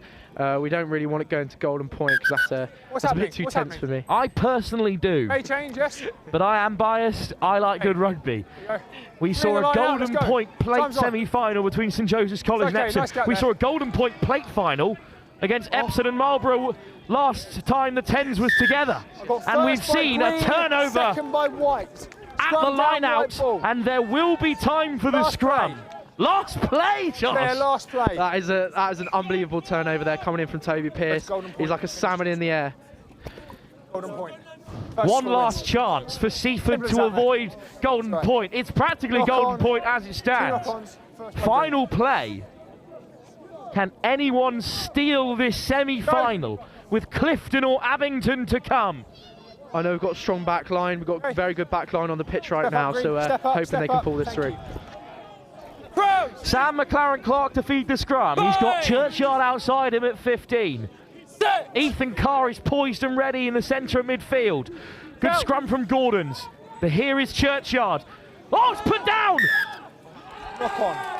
Just too little on the pass round the corner. Golden point. Goes golden point. McLaren-Clark took his eye off it for just a second. And in semi-finals like this, that can be all it takes. And we're going to golden point, Josh. Oh, this is getting tense now. Sometimes we just need to hold the ball a bit, not try and force anything there. Maybe just try to do a bit too much in the conditions. And yeah, maybe just need to hold a bit more. But I know we've got some fight coming into this Golden Point. In the wet weather a few weeks ago, it was Seafford beaten in the dying embers by Northampton School for Boys. Just earlier this afternoon, we saw Gordons come from 5-0 down to turn the game around against Ipswich. They've come from 12-0 down, just as Marlborough did against Epsom in the plate final 2 years ago, which also went to Golden Point. And here we are again. Another thrilling knockout tie at the Seaford 10s. The hosts, who roared into a 2-try lead, have been pegged back in the second half by the third-place A-side Gordon School. And now we have just a few moments to wait until Golden Point begins. We'll be back in just a few moments' time.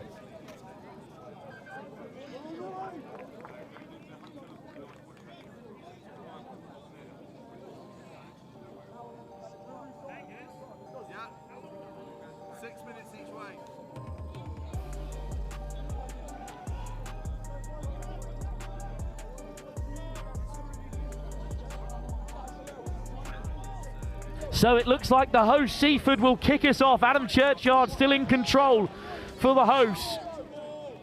6 minutes to play until half time in Golden Point.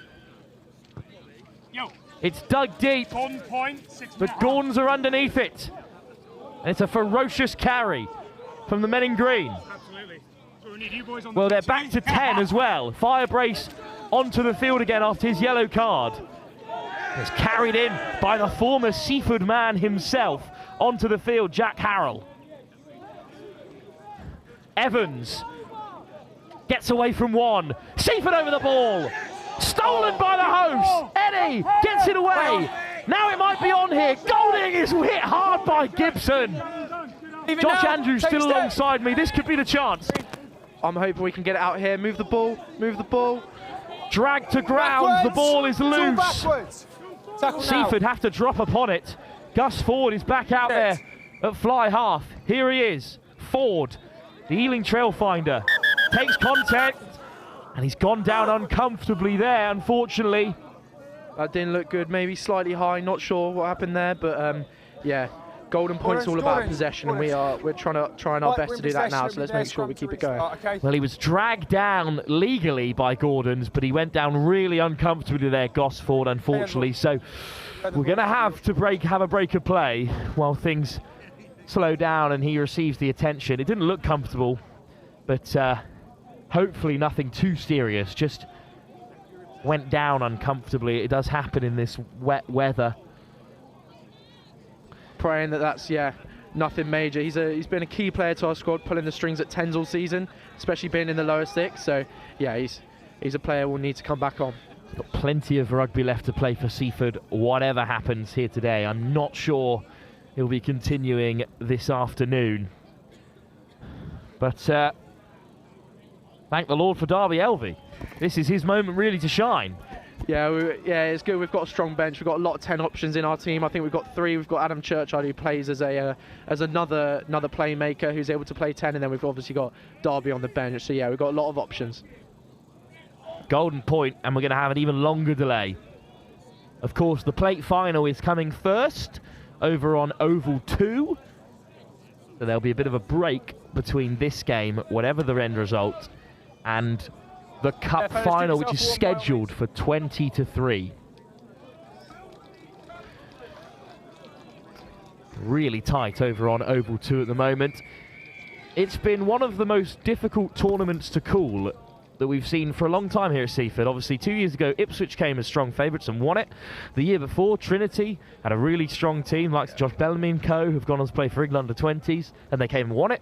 Whereas this year, there haven't been standouts in that same degree. No, it's been a very even competition. I mean, if you looked at across all the groups, you could sort of pick out your top teams, but then again, you couldn't really decide who's going to win it. But obviously, I back us in that aspect. Well, if you read the Next Gen preview, which I'm sure all of you did, you'll say that it was Ipswich predicted to top the group, and they didn't. Gordons managed to beat them. Then it was Gordons managed to come in second, but they topped the group. Abingdon were not tipped to top the group, but they managed to beat Epsom in a huge game. Seafford were tipped to go through top, as were Clifton, who did in the end. But changes afoot, because that cup semi-final over on Oval 2 is now finished, Josh. Yeah, Clifton have won that one. They've got they've always got a strong outfit, but unfortunate for the Aberdeen side that's been so strong this season. Yeah, very young Clifton team as well, so they'll be facing either Gordons or Seaford. The plate final soon to get underway on Oval 2. Hurstby Point will be in action. Deserved winners in awful conditions, it must be said, in their previous game. They'll be taking on Epsom, who beat St Joseph's College in Golden Point. And I think Hurst will be the favourites in that one. Well, it's good to see Gus Ford is back to his feet. And he is able to gingerly, but without much support, walk off the field. Yeah, it's good to see him walking up. Obviously, hate to see one of your own boys like that, but he's had a really good shift this tournament. So yeah, proud of him no matter what. So, this is a very difficult task. To recharge and to deliver the amount of energy in Golden Point at a cup semi-final that these two sides now have to after that break. Time's back on now. Yeah, we're in possession now, which I'm thankful with. I know we've got a good back line here, so hoping we can pull through in these dire minutes. On comes Derby Elvey at first receiver. Carr on the inside, Churchyard on the outside, and Harrison Lane on this near side. McLaren Clark to lead the scrum. He snipes down the blind side, looks for Carr on the inside, but takes contact himself. Elvey, offside. The biggest game of his Seafford career. Paying advantage, 24 green to offside. pull the strings in extra time. Lost it forwards there, 24 offside. Penalty advantage, quick tap. Here goes Churchyard. Pearce gives the pass, Lane. Flaherty gets him down. Ball on the inside for Pearce. Seafford trying to keep the pace of the game high, but Pearce has been held. Got to release the ball. Gordons get it back and just a little bit too keen to play. Yeah, that's just a momentum tanker, that one. We needed him just to place it back, give us some clean ball there, but he tried to do maybe a bit too much, but it's okay. Firebrace finds touch, put down by the Seafford faithful. Excellent kick. In extra time, in Golden Point. Seafford now on defensive duties, but they have had a fine season defensively, Josh. Yeah, really strong season defensively. I mean, it showed again in our game against NSB, but especially here, we've made a steal already this game, so hoping we can do the same. Gordon's your ball. Any danger of a hooker. Gordons need someone to throw. And responsibility has fallen away from Gordons. It's a free kick for Seafford. They took too long. And off go the hosts. What a line, Harrison Lane! Advantage. Smashed by the former Seafford man, Jack Harrell, who's going to see yellow here. Well, what do you make of that one? It was certainly well received by the home crowd. Quick tap, here comes Edi. Seafford again playing against 9 players. What a carry by Quinn's hooker.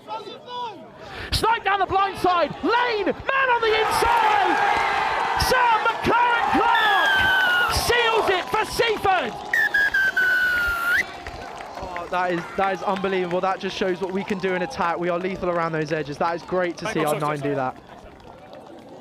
Sam McLaren Clark substituted in for the captain, Oscar Wadman, scores the winner, and now the skipper's going to be fighting for his place in the final. Oh, that just shows the depth we've got in that squad. Obviously, we made a full team change at halftime, and being able to come back and secure a win there in Golden Point is just outstanding.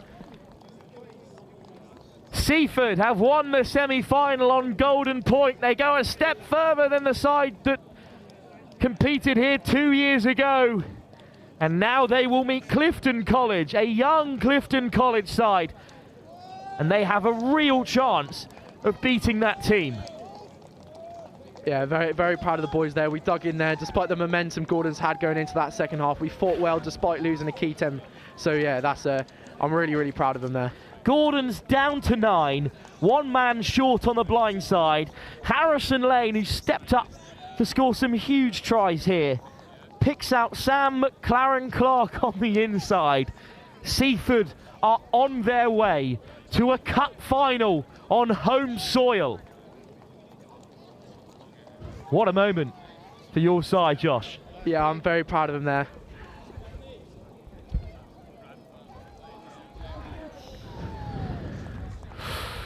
Well, I'll throw you down to Angus Savage, who is pitch side.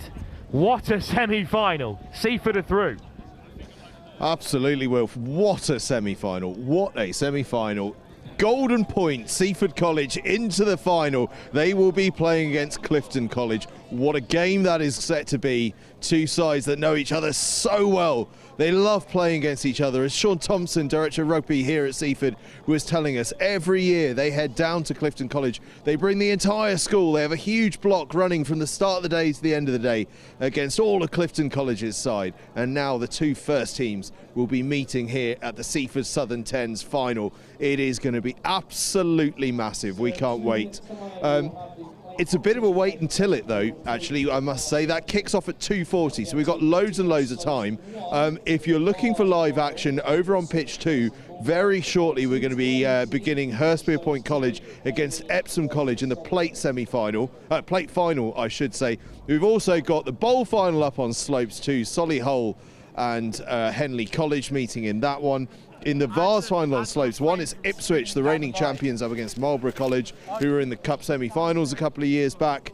But then in the Cup final here on pitch 1, the final game of the day, a 2:40 kickoff, it will be Clifton College, their first tournament at the Seaford Southern Tens, taking on the host Seaford College. What a game that's set to be. And I'll tell you what, if it's anything like the semi-finals, which both have been so dramatic and have gone on so late, it will be an absolute ripper. Right, pitch 2 then is live in a moment's time. It seems to be a bit of a delayed kickoff. It was supposed to start at 2:10. However, I think we've had a little bit of a rejig on the timings. But Hurstmere Point College against Epsom College in the plate final coming up very shortly over there. In fact, you know what? Excuse me while I'm slightly rude. I'm going to get my phone out, which is where the updates are coming through, and I'll be able to tell you at exactly what time that game is supposed to be happening. It is due to be at 2:10, so they're just late is all that's happened there. I think possibly because of extra time, Epsom College in their semi-final are just having a little bit of extra time. Right, so shall we, why do we have a wander around? Let's go and look and let's go and see who we can chat to.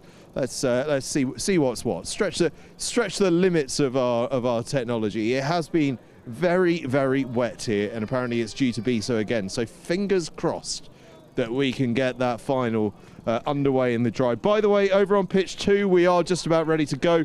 You can just see Epsom College there in blue, Hurstmere Point College in red. Sam Bork is going to be talking you through that one. He's got a couple of co-coms from both sides. And that game will have concluded by the time the game here starts. So I do suggest strongly that you go and watch pitch 2 rather than staying here on pitch 1 and listening to me waffle on about who knows what. But if you do want to hear me waffle on about who knows what, then do stay with us, because we've got plenty to chat about.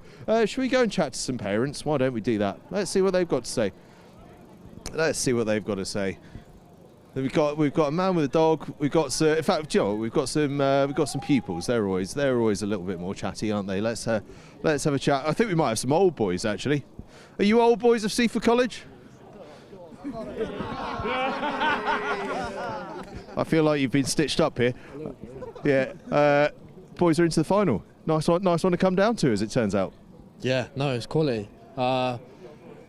Wouldn't expect it, just because when I played here, we wouldn't get anywhere near. Semi-final and we'll lose, and that's the end of the story normally. But boys have done well. Fought to the last second, and outstanding. What year is your vintage? So I left last year, and then I only played this in year 12, where we went to the semi-final, played against Wycombe, and lost to the one last try in the game. So I remember it well. It was a heartbreaker, absolute heartbreaker. But hopefully the boys can do it for you this year. Oh, I know they will. They'll do me proud.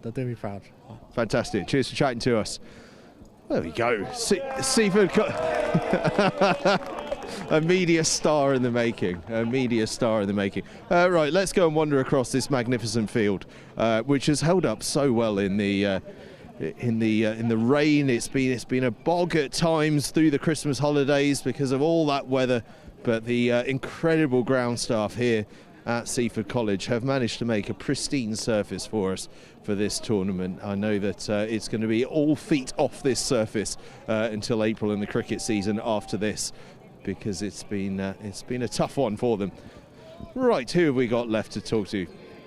I'll tell you what, if he's not careful, Richard Jackson's going to find himself on camera in a moment. I can see him now. He's telling me that he's being a floor manager, one of the key roles in any live broadcast.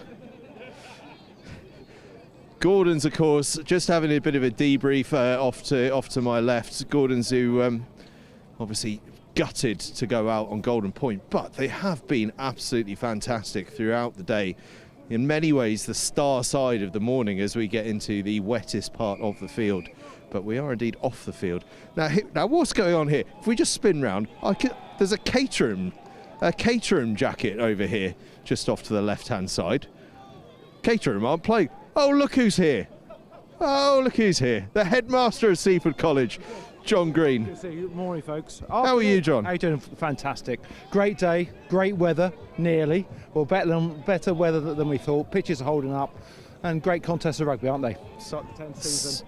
Certainly been absolutely fantastic on field. What a semi-final that was as well. I tell you what, in fairness, I was talking to Jim Evans at Gordon's. I thought Gordon's a really physical second half, ramped it up line speed, really hit us hard, came back. We were from 12 points down, nearly pipped us, but in fairness, Seaford, you've got to make your own little bit of luck, and I thought they held on really well to win those games, because often 10s are really tight either way, and to win those games is really important. So well done, boys. I think it's the first time Seaford have ever been in the final in my time here as well, so even better, fantastic. I'll tell you what, that leads me on very nicely, because what a lovely send-off that might be. This your final year here. We had the John Green Trophy just before Christmas. This obviously the final 10s that you'll be casting your eye over, although something tells me you'll be back on a touchline for one of them. But reflect on this final year for you. It feels as though it's been a pretty special one so far. Yeah, I've had a very special 14 years, leading Seaford. We're in a fantastic part of the country, aren't we? I've always felt very lucky to be head at Seaford. And talking from a rugby perspective, we had our annual sports dinner on Friday night, so well supported by parents. We had 600 parents, 100 people on the waiting list who couldn't attend the sports dinner on Friday, so it was a really special night. And this weekend we started the 10s competition here a number of years ago. Obviously we go up to the Sedbergh 10s, we look forward to that. So we tried it here, it's become really popular, and it's a great version of the game, isn't it? 10-a-side, giving all the boys a chance to play. My last year, it's a tournament I really love watching, this tournament on the Sunday afternoon. Last year even more special, we go on and win it, even better. But it's great to see so many schools supporting it and so many boys having a chance to play a good level of rugby. It certainly is, and tournaments like this, you've got a netball tournament coming up towards the end of term, and obviously the sports dinner on Friday night, where you get a real reflection of the whole sporting scene here at Seaford. Sport is a huge part of the culture here at this school. Yeah, absolutely. Look, everything we do outside the classroom, including performing arts, CCF, is really important, and sport, so many people want to play. So we have about 80% of all our students playing sport here on every Saturday afternoon, and I always say our C teams are just as important as our first teams, and for them to go away and enjoy their sport, and most importantly when they leave school, to carry on playing sport as well, and that's what we like to do here. Certainly do, and just reflecting on the sports dinner, parents who will have been here perhaps earlier on today, they would have seen some of the signs. Emily Scarrett and Will Carling, special guests, came down, both spoke magnificently. Will Carling particularly, I thought, the level of humility, and actually that's kind of what I want to touch on here, is that that's really what this sport in particular, rugby, is all about, is instilling some of those values in life, and humility being one such value. Yeah, I totally agree, and that's what sport's about, isn't it? Always to have a go. You're not always going to play your best game, but get in there and be part of a team. And I always say, the students hear me so many times about what team stands for, and I always say, together everybody achieves more, isn't it? It's so important, being part of a team. Whatever you do in life, post-school, when you're working, you're always part of a team. You look after each other. You may not always have your best game, but you can always try your best. You can't do better than your best, because your best is always good enough. And one group of people who have really done their best, and that I want to keep shouting out, Seaford College ground staff. We talk about the pupils, we talk about the coaching staff. The ground staff have done a hell of a job to get these pitches playable. I'm very lucky. I've got great support staff here, operations staff, the catering staff here today, running around like mad, making sure the bacon sarnies are working, the tea and coffee. They're amazing staff here. And the grounds team have worked all week to try and get us up and running. I must admit, on Thursday and Friday, when it was pouring down with rain, they'd worked so hard on this pitch, and very proud of all the support staff here as well. Will we see you back next year? Well, you never know. I might find it hard to stay away. That's all I say. No, not at all, no. It's a great new head taking over, Matt Williams for Warminster. He will love Seaford as much as I have done over the last 14 years. I've been privileged to work here. It's a very special school, always will be for me. Fantastic. John, thanks for your time. Love you, Steve. Thank you, mate. Take care. Cheers, John. John Green, headmaster here at Seafford College, outgoing. Right, the rain is starting to spit in. We're going to head back towards all of our broadcast crew, not least because at some stage I'm going to have to get some dry clothes on if this rain is going to come in. But I'm promised thunder and lightning and all sorts. Hopefully it stays clear of this final because we want to make sure that gets underway in the best possible conditions. And it is going to be a belter of a final. As I say, I implore you, go to Pitch 2 live stream now, where they are underway in the plate final. Hurstpierpoint College against Epsom College. Huge game, that final. Both sides who've come to this tournament really wanting to show the best of themselves. They could so easily have been in this game that will be on here at 2:40, the cup final. Were it not for a little bit of points difference, they might well have been. But they're over in the plate final at the moment, and from what I can tell, it looks like 7-0 to Hurstpierpoint College at the moment. So Hurst off to a good start in that plate final. That is over on pitch 2. Here on pitch 1, it's me having a little chat with you until 2:40, when we will get underway with Seaford College versus Clifton College in that Seaford Southern Tens Cup final. It's going to be an absolute ripper. Right, while I go and try to get myself dry, I believe we're going to pop on some adverts for you, including a big wide-ranging showpiece of everything sporting here at Seaford College. And having heard earlier from Sean Thompson, the Director of Rugby, from Christian Head, the Director of Sport, and of course from John Green, the Headmaster, we've heard all about the sporting culture here at Seaford College. So here is a little taster coming up of the sporting excellence here at Seaford College.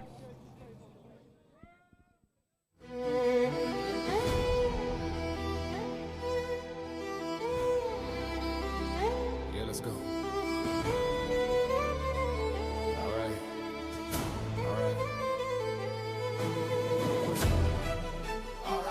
Okay.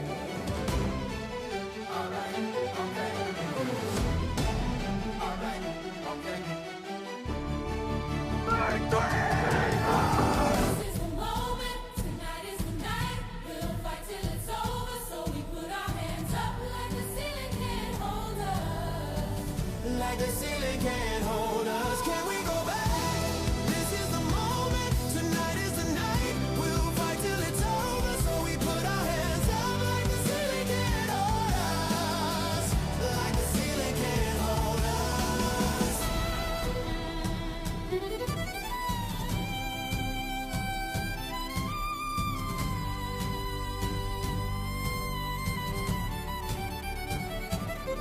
Let's go.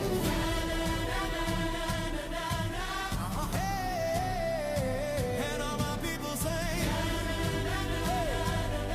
Let's go. Hey, here we go. All right. Here we go in red. And all my people sing. There we go. That's right. You do it right. Let's go.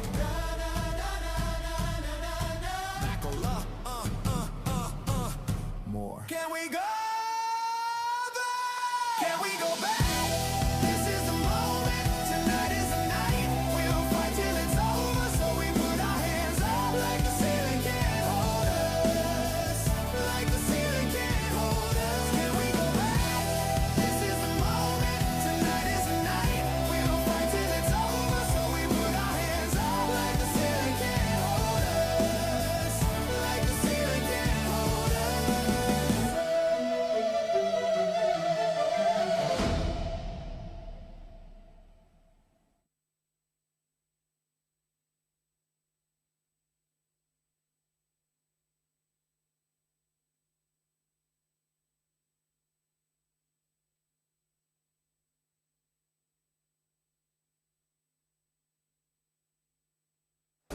The right kit changes everything.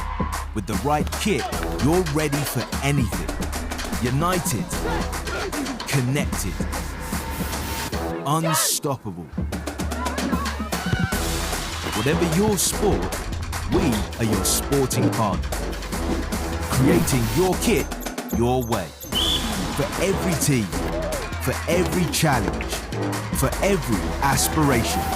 Feel seen, feel ready, feel part of the team. Kit on, game on.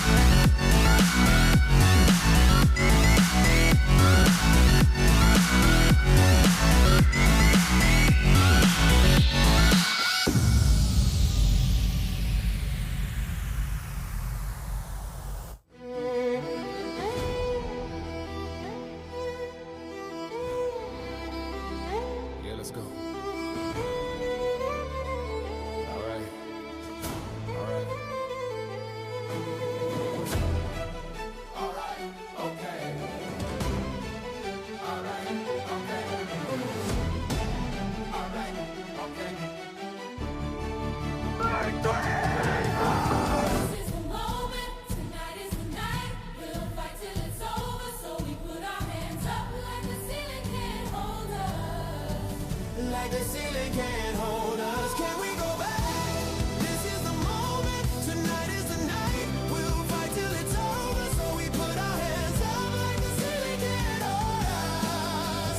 Like the ceiling can't hold us.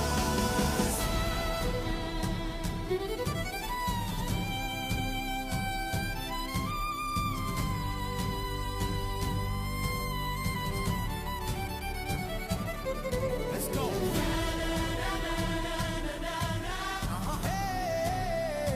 And all my people say,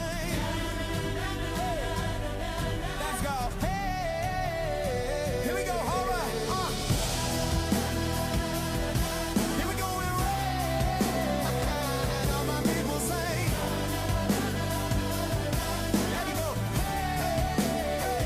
Hey, that's right. You do it right. Let's go.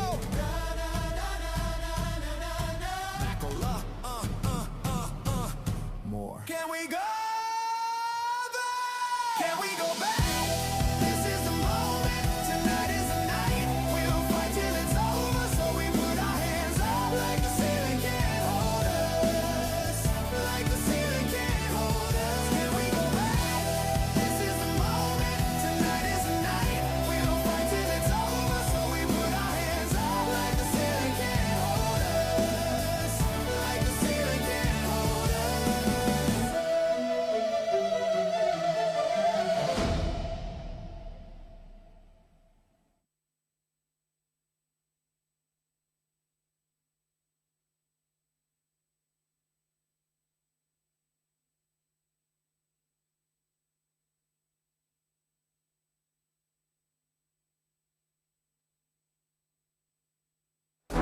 The right kit changes everything. With the right kit, you're ready for anything.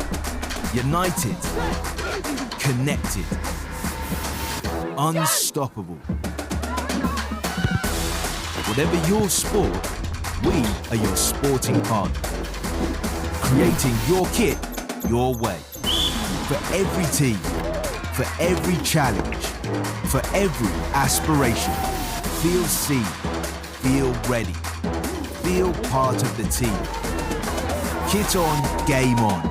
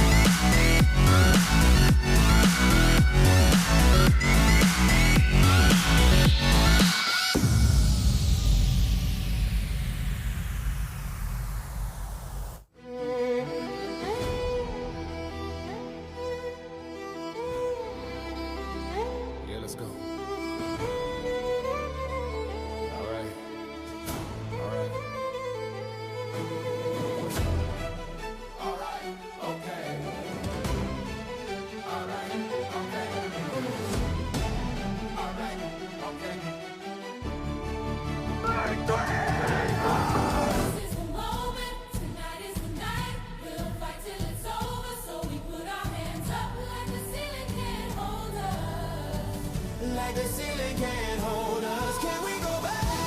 This is the moment. Tonight is the night. We'll fight till it's over. So we put our hands up. Like the ceiling can't hold us. Like the ceiling can't hold us.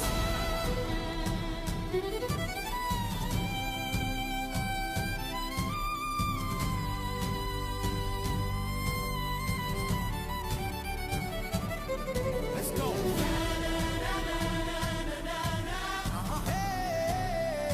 And all my people say, let's go. Hey, here we go. All right. Here we go. We're ready. And all my people say, there we go. Hey, that's right. You do it right. Let's go.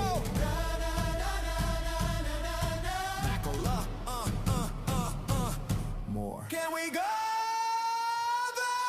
Can we go back? This is the moment. Tonight is the night. We'll fight till it's over. So we put our hands up. Like the ceiling can't hold us. Like the ceiling can't hold us. Can we go back? This is the moment. Tonight is the night. We'll fight till it's over. So we put our hands up. Like the ceiling can't hold us. Like the ceiling can't hold us.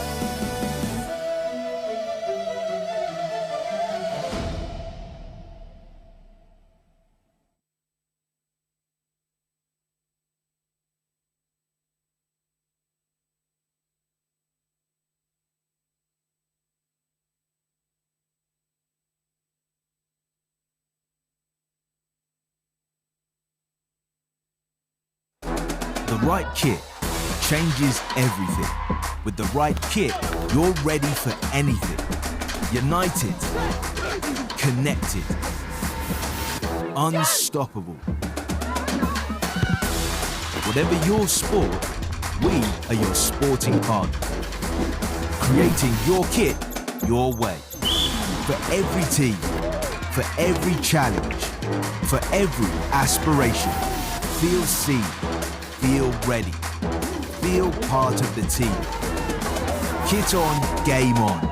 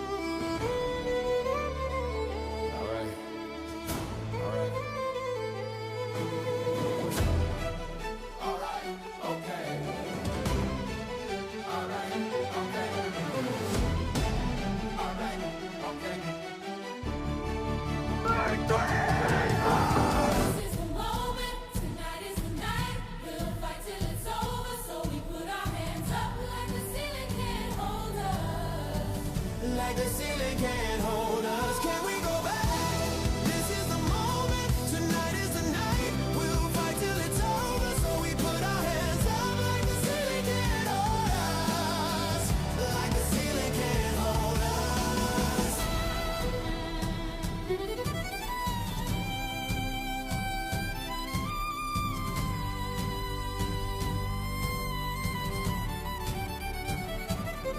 Let's go.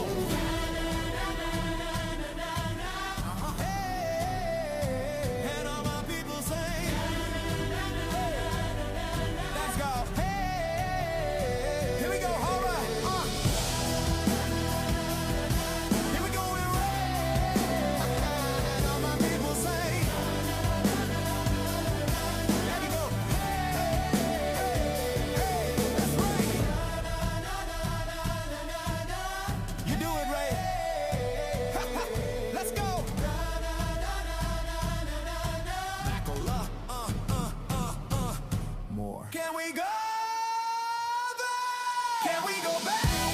This is the moment, tonight is the night. We'll fight till it's over, so we put our hands up like the ceiling can't hold us. Like the ceiling can't hold us. Can we go back?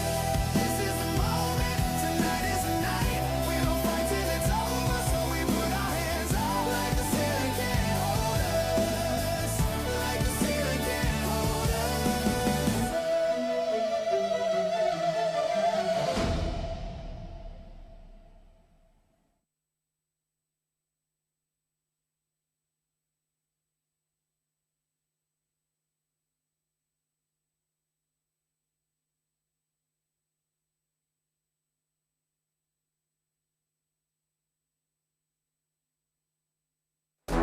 The right kit changes everything. With the right kit, you're ready for anything. United, connected, unstoppable. Whatever your sport, we are your sporting partner. Creating your kit your way. For every team, for every challenge, for every aspiration. Feel seen, feel ready, feel part of the team. Kit on, game on.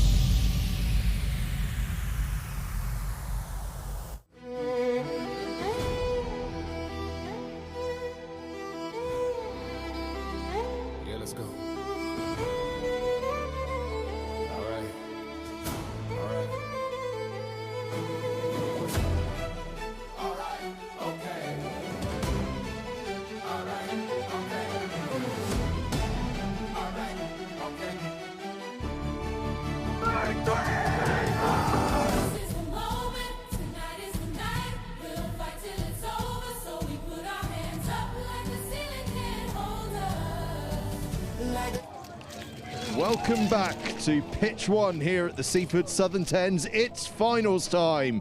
Seafford College, the hosts, taking on Clifton College, one of the greatest teams in the country. Which way is this one to go? It is set to be spectacular. As you can see, though, I've got the umbrella out because the rain has started to come down once again, and it is going to be wet, greasy and horrible out there. It's dark as well. But doesn't that just make for a bit of atmosphere for a final? Clifton College are ready to go. You can actually see their players just behind me in their sky blue and white hoops. Seaford College still huddled up in their dark blue and white hoops. Fortunately, you can tell them well apart until they get nice and muddy, because it is that wet now that you won't be able to. Referee just having the final couple of words. It is an absolutely massive game here. The Seaford Southern Tens final, the first short form final this season. It is absolutely enormous. It's going to be a fantastic game. Will Kemsley's up in commentary with a whole cohort of co-commentators alongside him. He's practically got half a rugby team up there ready to talk him through it, and he is going to talk you through this final. Seaford College against Clifton College. Over to you, Wilf. Thanks, Angus. This is it then. The hosts Seafford have gone one step further than the last Tens tournament when they were beaten in the semi-finals by RGS High Wycombe. Clifton College on debut after one of the finest seasons in schoolboy rugby are the opponents. Seaford in the navy and white, kicking off against the white and light blue. It's Clifton who will retain this kick-off as it dribbles towards the touchline. But it's the first little half break of the game for Clifton, and I'm joined by both the Richardson brothers, Jasper and Freddie. Freddie, who's been out here for Seaford today, unfortunately a hamstring keeps him out of the final, and former Dulwich student and his brother Jasper alongside us. Gents, welcome to the Seaford Tens final. How are we both feeling about the game? Yeah, I'm feeling confident, to be fair. I reckon the boys will get a decent result and win, so yeah. And Jasper, you've seen your own side, Dulwich, turn up and perform well. They're in a final over on the far side, but it's all about Seafford, the host today, against Clifton College, who you described last season as one of the best schoolboy sides you've seen.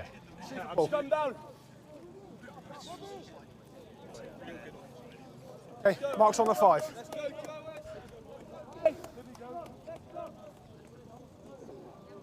Go blue and white, okay? Blue and white. So, the first error of the final has gone the way of Clifton's. A wide ball to the wing was put down, and now it's a huge chance for the captain, Oscar Wadman, to feed this scrum. What a moment for young Derby Elvey, stepping up as well to replace at fly half. Dinked out the back for Churchyard, who gets away. And now it's a race to the corner for Teddy Henry. Henry almost slips off the tackle. Dragged down at the very last, but Seafford with momentum. Through the contact and over the gain line. Elvey well set at first receiver again here. Wadman, Elvey, Eddie. The Harlequins hooker punches through. Still to the short side, they persist. Ethan Carr, the Harlequins winger, makes good ground. Clifton all over it. Penalty, Clifton. He's not the tackler, he's the first man on the Freddie, ball. that's a bit of a missed opportunity. It looked really bright, and then the momentum just seemed to ebb away over on the far side. Yeah, to be fair, I think the boys need to play a bit more shape there, keep it simple. Maybe one too many passes, and yeah, I think we'll fix it though. Yeah. Injury on the far side in the meantime, so an early change for Clifton. It is almost impossible to identify any of the players, given the numbers fading right in with the rest of the kit. But we'll do our best as they throw their first line out of the final. Make sure we're 10, please. Take a step for us. First line out then for Clifton College. Not the conditions for it. Short, good option. Round the corner they come, and the ball is played away. Bit of space opening up here for Candavenham Lovell, who slips the net. Lovely offload. Clifton are through. Now it's a foot race. Go on, Ethan. Ethan Carr shrugged off, and Clifton will score. What a start for Clifton. Max and Holland away on the left-hand side. And they've gone coast to coast to cut through Seafford here. Surprising that, to be fair. I think boys normally better a bit of shield in there. I think we stay a bit tighter in and we probably shut that down a bit quicker, so need to work on that.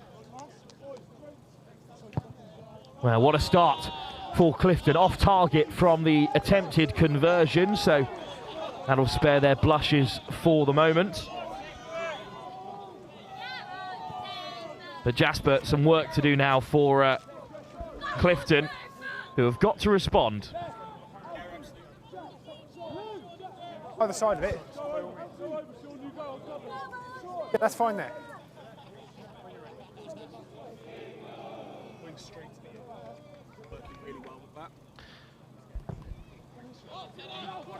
Clifton kick off deep, Seafford recollect. Dancing footwork from Elvey, and they'll head towards the edge, but they've got to be careful. Shot comes in, and maybe a turnover here for Clifton. What a clear out, but the ball is loose, and it's been hacked away by George Lloyd, the Bristol Bear. Well, that's fantastic recovery from Seafford, who hit it deep. Jack Williams with a bit of open space. Williams, ball in behind. Oh, it's been spilt. Well now. Jasper, that is a let-off for Seafford. Dropped in the backfield, but the penalty for offside coming. Absolutely. I think this Clifton side is just so clinical in their execution of their one-on-ones out wide, similar to the fact that we've seen that from Seafford, so it's quite interesting. Two very similar play styles. Some physicality coming to the fore. Joe Chambers there to make the shot. Wadman to the open side. Again, it's juggled. A decent carry from Jack Golding. Slow ball on the 22. Double shots from Clifton. Edie. Pick and go from Eddie. Carr keeps the pace up, but now Clifton is swarming over it, and it's been knocked on. It's another missed opportunity for Seafford. Yeah, no, poor there from the boys. I think we've got to play the conditions a bit more. A bit too many passes, just slow it down a bit. So now they're on defensive duties again. We've heard the term shield a few times from Seafford. What exactly does it mean? Yeah, so it basically means just like lay off and just kind of let the players try and beat you out wide. And we've got strong defensively out wide, so that's why we try and shield so much. Jasper, they've got to contain them here. Yeah, absolutely. I think the set piece for both teams have been a strength going forward, so it'll be interesting to see how... But another missed tackle and a line break straight through the centre of field. What a pill from Williams to get it away, but forward, says the referee. This side of the line, finished in front, forward pass. I think it was Harry Giles that time who slid through for Clifton. Warning signs, Freddie, for Seafford. Yeah, I mean, like, I think this is the first time in the tournament we've actually been behind at all. Every game we've gone in, kind of gone first and kind of laid off a bit later in the game. So I think it's a bit different for the boys, and the boys are a bit surprised. So yeah, we've got to get them boys like Adam to really take a hold of this game and win it for the boys. Crouch! Bind! Seafford scrum on the 10-metre. Another opportunity handed to them here. Wadman, stable as you like. Go! Balls lifted, play What on. a pick-up from Helvey. And a hard line through the centre, over midfield, over the gain line. Clifton go fishing for it. This time the penalty goes against them. Not yours. You're off your feet. Gone 2 times. Off feet, says the referee. Off goes Wadman again. Throws the dummy and lays it back well. It's out. Golding. Eddie. The Harlequins hooker battling with a couple of Bristol Bears. Tackle, release. Slow ball for Seafford. Elvey well set. Direct again. Hit, nothing in it. Play From on. Teddy Henry, Seafford's top scorer. Elvey. Eddie. Look at the acceleration. Scrag tackle from George Lloyd. Tackle, release. There should be numbers onto the left-hand side. It's a big miss pass for Carr. Just asking too much of him there.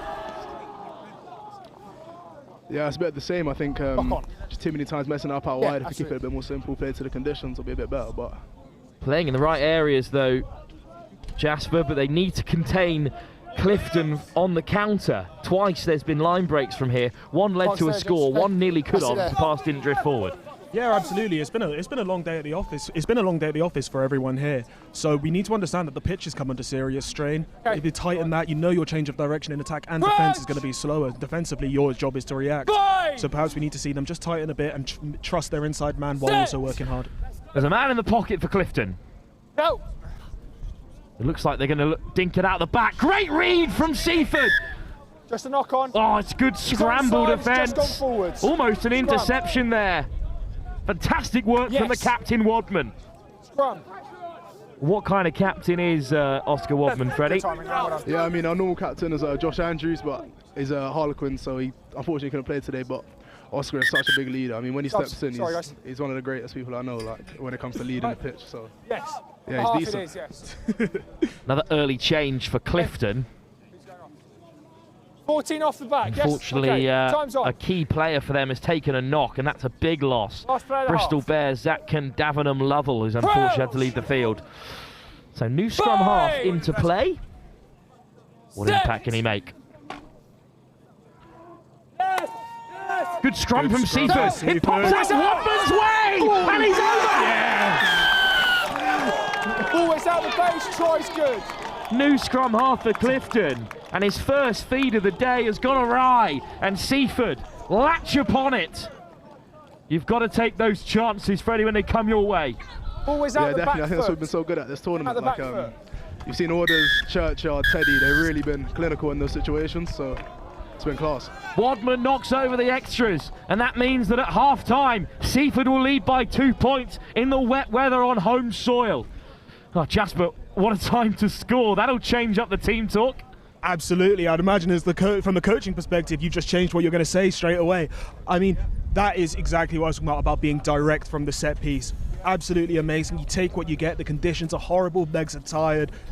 That is just a great identification, a great taking of space, and a great score for Seafford. Well, this very young Clifton College side, who have had 2 enforced changes in the first half, are suddenly behind. Beaten by St Joseph's College in the final play in the pool stages. They still made it through to the semi-finals on points difference. They had to battle past a very physical Abingdon to make this final. On the other hand, Seafford cruised through the group stages in truth and then took extra time to make it through to this final. So a lot of running in both of these sides' legs, but so much still to come in this final. Very stern team talk in there for Seafford, but they must be delighted, Jasper, to score at this stage. Yeah, I mean, genuinely, considering perhaps the momentum swings in that first half, I think Seafford will be very happy to walk out. Fred, what do you think they're saying in that team talk? You do normally belong there. Yeah, I mean, I'm sure someone's probably saying keep it a bit more calm. We've probably got the better of them, so if we keep it a bit the same, reduce the forced offloads, forced errors, then we'll definitely win this game. Half time will not last long in the final here at Seafford as the sunlight escapes us. Not a floodlight to be found here on Oval 1. So we will continue to play before the fog, which is falling off the mountainside.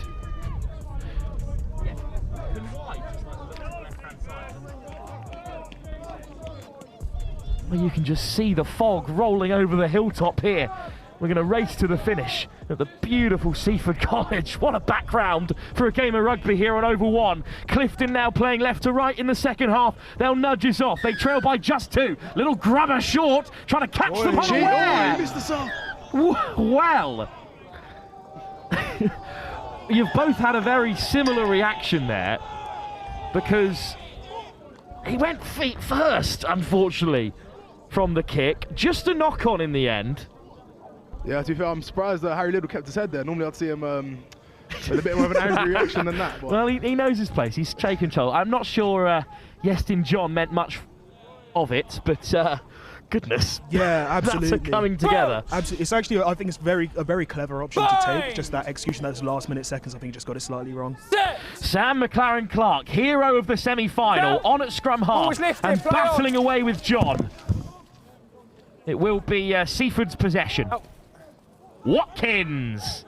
And a great tournament as well. And he wins the penalty advantage for a high tackle. Churchyard. Playing advantage through the forwards. White high tackle. They were looking to snipe down the blind side there, maybe. Harrison Lane, but instead Watkins finds it out the back. Almost stitches up. Constantly under pressure. Man down high tackle, 16, just here.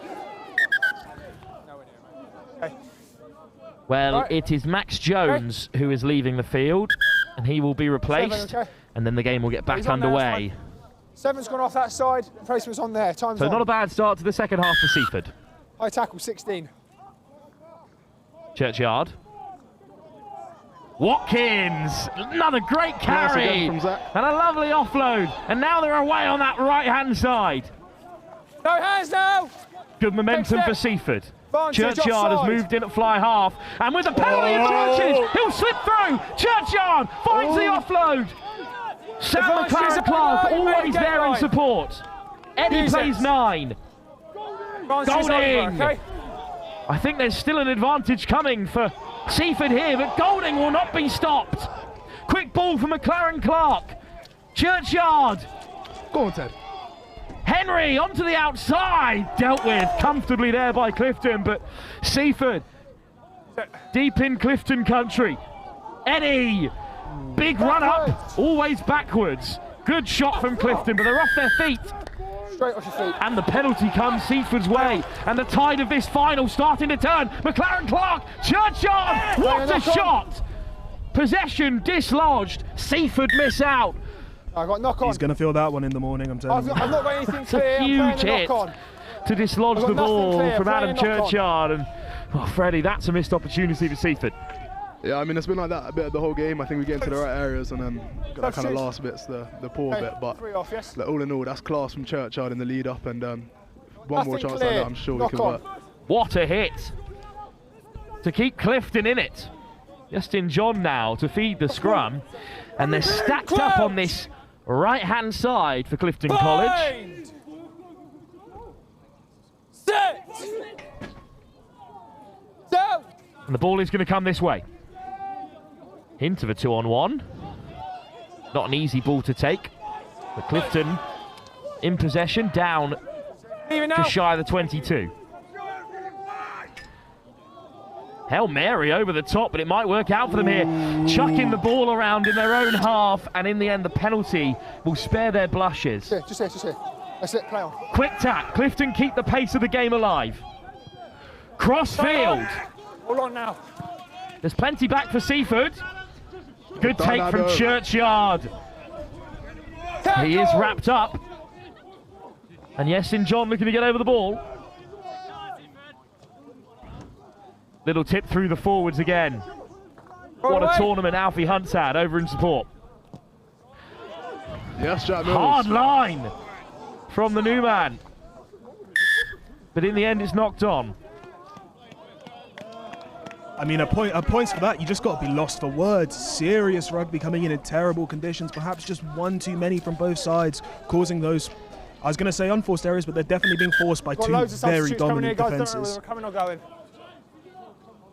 Freddie, Seafford have just made 5 changes. What do you make of that string of switches at this stage? Mark's there, guys. Yeah, I mean, I think one of the reasons done so well was like the fact we have such good depth Let's go. throughout training in the last few weeks. Like, you can put anyone in and you don't really see the difference. Like, you see Jimmy there stepping in, he's been class. Hasn't really played with us that much this season, but he's so noticeable on the pitch and he's such a good player.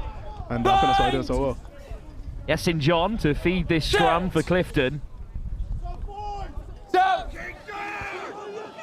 And he slips down the short side. He's got plenty in Seafford colours, hunting him down. A huge shot comes in. Got the option. He's lost it What forward a and he's in hit touch. by the substitute Harrison Lane. Absolutely brilliant work there to track back, come across and make that tackle. That's some serious distance covered in a seriously short time. Scrum is the option, in all fairness. Great territory taken by St John. Harrison that's injured, to be fair. Harrison Lane limping a touch, but he'll stay amongst it for now. Bind! Sam McLaren-Clark to feed the scrum. Huge tackle by the Bath under-17 winger Harrison Lane has got us in this scrum position. Okay, so make sure we're It's stable. a mighty old front row for Clifton College. Joe Chambers, the Bristol Bear under-17 on this near side, looking to cause some issues. Absolutely, looks like he's showing his class by just managing that gap at scrum time really well. Bind! Set! It was from a scrum like this that Wadman went over for Seafford just before the break. Knocked on at first receiver. Well, shot came in on Archie Williams, perhaps after the call had been made, but Clifton will have to settle for the scrum. Lock on, just here. He went in a final, emotions are high, but it's also just equally as important just to manage those. So let's hope we keep it nice and cool going forward. Changes at scrum time. On comes Archie Hamilton Davis. Half a step forward, mate. Half a step. Half a step. That's it. Thank you. Crouch! What impact can he make at scrum time? For Clifton in a great position now. Williams stands outside at first receiver. He's got Giles outside him. Can Davenham Lovell round the corner? Here is Giles. Taking on Williams, but chopped down. Can Davenham Lovell in support? They stay to the short side. Oh, great hands in the wet weather. But Seafford deal with it for now. Counter ruck from the host. Now they'll recycle through the forwards. Great line speed. George Lloyd driven back. Alfie Hunt, the Bath under-17, makes the shot. Still to the short side. Clifton persist. Seafford hold firm for now. It's loose for Williams to deal with here. Crossfield. Can Davenham Lovell is after it. But he's offside. 14, and he paid the referee no heed. So a penalty now. Poor Teddy Henry, 14, who must be absolutely legless, is still being asked to hurry up. Yeah, Ted's work rate is unreal, to be fair. The amount of time that bloke spends in the gym, you kind of expect it. Well, what's the option here then? Freddie, do you think for Seafford, tap or hit the touchline? Definitely tap. I mean, we've kind of been told to play everything, have a bit of fun. So even though it's a final, I think we still stick to that same philosophy. In it, play on. Carried beyond the 22. Clifton all over it. Off the feet, says the referee. McLaren-Clark. Churchyard picks out forward runners, and they're firing over the game line, but they can't be held up here. Brilliant from Chase, though. Tackle, It's a fine carry by Chase Thomas, and he gets to ground as well. No. There's a man over on the near side, if Seaford can find him. Golding. Great carry from Golding. Williams over in support. McLaren Clark. Steiner. Seaford lead by 2 with just seconds remaining. Can Clifton win it back? That's time now, 9. Time is called. Clifton need to win it. It's cleared away. Seaford have hung on. The hosts have won it. Scoreless in the second half. A deadlock, a test match here at Seaford. But in the end, the hosts clung in for the dying seconds. Clifton had their chances, but the wet weather, the hard shots and the high line of Seaford have sealed victory for them at home. What a moment for Seaford College, who have beaten Clifton by just 2 points. Wadman has all 7 in the final, but it's been a team effort across this tournament, Freddie, to have Seaford as champions again. Yeah, I mean, the boys are going to be delighted. The first time we won our own trophy and for this competition, and hopefully more to come this season. There is so much rugby still to be played this season, but Jasper, this will mean an awful lot to Seaford College. Absolutely. I feel like they've gone through such a productive season after perhaps last year not having the season they would have wanted to, and I think this is just the culmination of so much hard work from a really good group of young lads with really promising careers ahead of them. Seaford College are champions. They came through a difficult group, beating some really top opposition on the way, the likes of Dulwich, RGS, High Wycombe and Henley College. They came through in Golden Point in the semi-finals. And then in the final, they have seen off Clifton College by the barest of margins. A try on the stroke of half-time. Oscar Wadman, the stand-in captain, the quickest to react. And that was all she wrote. A defensive stalwart from the host as Clifton battered on the door. They could not break it down. And Seaford, well, it's not one for the neutrals, but it's a game of rugby that Seaford will remember for a very long time, Freddie. Yeah, I mean, like, the boys were dreaming of this before, and to go win the competition, especially like Oscar Woodman, I think, and Toby Pearce. They've been at the school since like year 3. So for Wooders to go and score under the post, and I'm sure Pearce is quite emotional right now, the last time we're going to play on this pitch for a lot of us boys. Jasper, very young Clifton side. They came through an incredible Abingdon team who've had a fine season. They managed to sneak through in a group including a very strong St Joseph's College team. Just not there at the final hurdle for them. Yeah, absolutely, and I've got to admit, if I was a Clifton player, I'd be gutted. I feel like they came so close. I mean, at the end of the day, it comes down to those tough conversions and these tough conditions, but really showing some promise. A lot of the similar strengths as that Seaford winning side, that ability to isolate those wingers one-on-one and take the edge really well. This is a really good, a positive for Clifton, which is a hard thing to hear after such a tough loss, but with such young talent, it looks promising for the future for Clifton.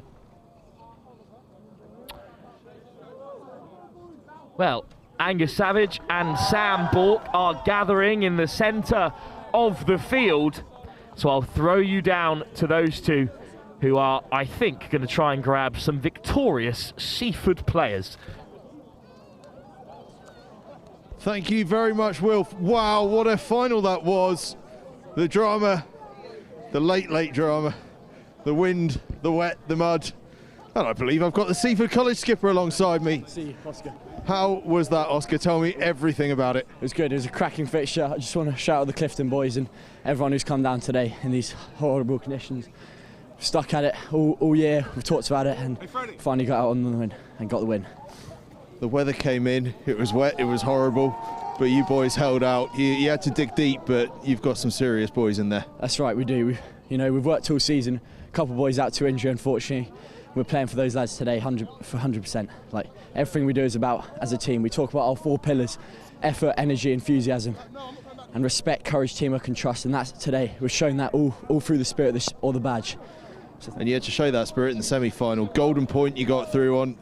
Do you ever find yourself digging quite as deep as that? I don't know. I mean, as you probably can remember, we were on this pitch a few weeks back with NSB and unfortunately didn't quite get the result there. But today, you know, a bit of grit and we've got there. So that's how. And you've got a bit of silverware to lift now. That's going to feel pretty nice. It is. Yeah, it'll feel good for the boys. Worked hard for it. So excited for that. Fantastic. Right, I'm going to let you go and join in with the celebrations while I bring in one of your teammates here. Talk me through that one. How's that feel? Pretty emotional, to be honest. Been here since year 3, so to come all the way through and watch this tournament and then to come here and win it first time. I mean, I can't sum up for words, really. A lot of boys in the side that obviously wanted to be here last year and the weather got in the way of it, and as the weather closed in today, those boys all had a chance to pull on the shirt and perform, and you boys have had to dig very deep to do that, but you've also had to show some real quality, and there were some real highlight moments throughout the day today. Very much so. Like some cracking tries, some cracking defensive work, especially in that. We were 7-5 up and we've finished 7-5, I believe, and like to show that heart to win it, that's all I can. Yeah. And against the Clifton side in the final, that obviously you guys know Clifton well. You play against them in that block fixture every year. They're a top quality side, one of the best in the country. You know, you knew you had a big task coming up against yourselves in this final, and to come away with it, you know, against an opposition like that must make it all the more satisfying. Yeah, definitely. Clifton unreal side. Like we lost to them earlier in the year, but we knew we had a chance. When we went over to Clifton, we were 14-0 up in the first half, and then, so we knew that in this shorter format we had a chance, and we just got everyone put on the shirt and really outperformed everyone today. So we're really proud of the lads. It's an absolutely fantastic effort. Go and join in the celebrations with your teammates. Thank you very much. Look at that. We've got another Seaford College legend coming in to join us. Oh, and we've got fantastic. Nice to meet you. Talk me through that one. Good game. Enjoyed it. I mean, that's a finish that we're all going to remember, I'll tell you that. We said at the start of the day that we were going to play with our heart on our sleeves throughout the entire day, entire tournament, and honestly, we did that today. I think going 5-0 down at the start of the game, which is that was like the first time the entire tournament that we've actually been down on points, and to come back with, I mean, 2 in it. It's a game that the boys will remember, absolutely. And Adam, you've been, instrumental in the way the team have played, for sort of steering the ship in many ways and trying to be a bit of a creative spark. In the final, it was really a game of tightening things up. Yeah. What was the mindset shift, obviously, with the weather coming in? I think we spent the entire day playing very wide rugby, so passing the ball, getting it to the width, and the first half we did try switching it up, maybe like carries more. But we said that we just needed to back our rugby, play it to the widths, get the wingers who do incredibly well to get round people. I mean, you see all of our 9 times out of 10 our tries are scored on the wing, which is just incredible. So, yeah. And tell me what this means to Seaford College, because you guys over the past few years, you've come close in this tournament. You've been up at Mercaston Festival, and you've been at St Joseph's Festivals, you've been at Sebbertens and things like that. Been in big level competitions and been talked about going into them as one of the big contenders, and probably haven't quite managed to get to where you wanted to get to in some of those. How does it feel in another one of those major competitions to get the job done? I mean, it's amazing. Honestly, like I said before, it's going to be a tournament, a game to remember. Last year got cancelled, so the boys in my year, upper 6th, we were all devastated because we didn't know if it was going ahead. Checking the weather all week, we spent the entire week on weather apps, numerous different ones, seeing what the weather's going to be like, whether it's going to be on, and honestly we played with heart today, which gave us so much to play for. Honestly, it's been incredible. Certainly has. You've been incredible as well. Congratulations. You've got a couple of trophies to go and lift, I believe, so go and enjoy. So. Thank you so much. Cheers. Adam Churchyard there. Right, let's bring in Sam. Adam there, absolute superstar for Seaford College today in the backfield. It's been a day, hasn't it? We've seen some terrific performances. We'll get into Seaford in a little bit, but just reflecting on some of the other performances, I know Abingdon have impressed us hugely, and I know a certain individual in the front row there has particularly impressed you for them. But we've seen more than just Seaford College perform well, haven't we? Yeah, definitely. And in multiple competitions, I thought Abingdon were very unlucky in their loss to Clifton earlier on in the Cup semi-final, and that certain individual in the front row, Ned Holt, is he's definitely one to watch. You'll be seeing him on a bigger stage very shortly, I'm sure. But we've also seen Hurstpierpoint come away with the win in the plate competition, and they were overall just better than most people. They got what they needed to do done, and obviously that kind of back line that carried them through the 15 season of like Seymour, Taggart and then Hemingway on the outside. When you've got less backs on the field, having those three is just it's superior, and that's why they came away with the win today. Yeah, they were fantastic in that plate competition. But obviously, in the cup competition, the side for us to focus on is Seafford College. And obviously, what we've seen so much from Seafford College is this ability to dig deep. 7-5 in the final, hanging on in there against top-class Clifton College side. In the semi-final, golden point, they get themselves across the line. And on days like these, in tournaments like these, it's heart that really is the defining factor so often in just being able to hang in when the chips are down and you've just got to find a way. Yeah, I mean, it kind of gets instilled in you when you enter a school like this. It's battling away to protect your back garden. There's no feeling like it. These Seafford boys have just drugged themselves multiple times again. You saw it in the final, and obviously big shout out to Clifton because they put on fantastic performances throughout the whole day, especially Harry Giles, massive shout out in the centre, he's been unreal. But Seafford dragging themselves out every time, beating a great Gordon side as well, who were fantastic throughout the day, who had similar characteristics to Seafford, pulling themselves out the mud.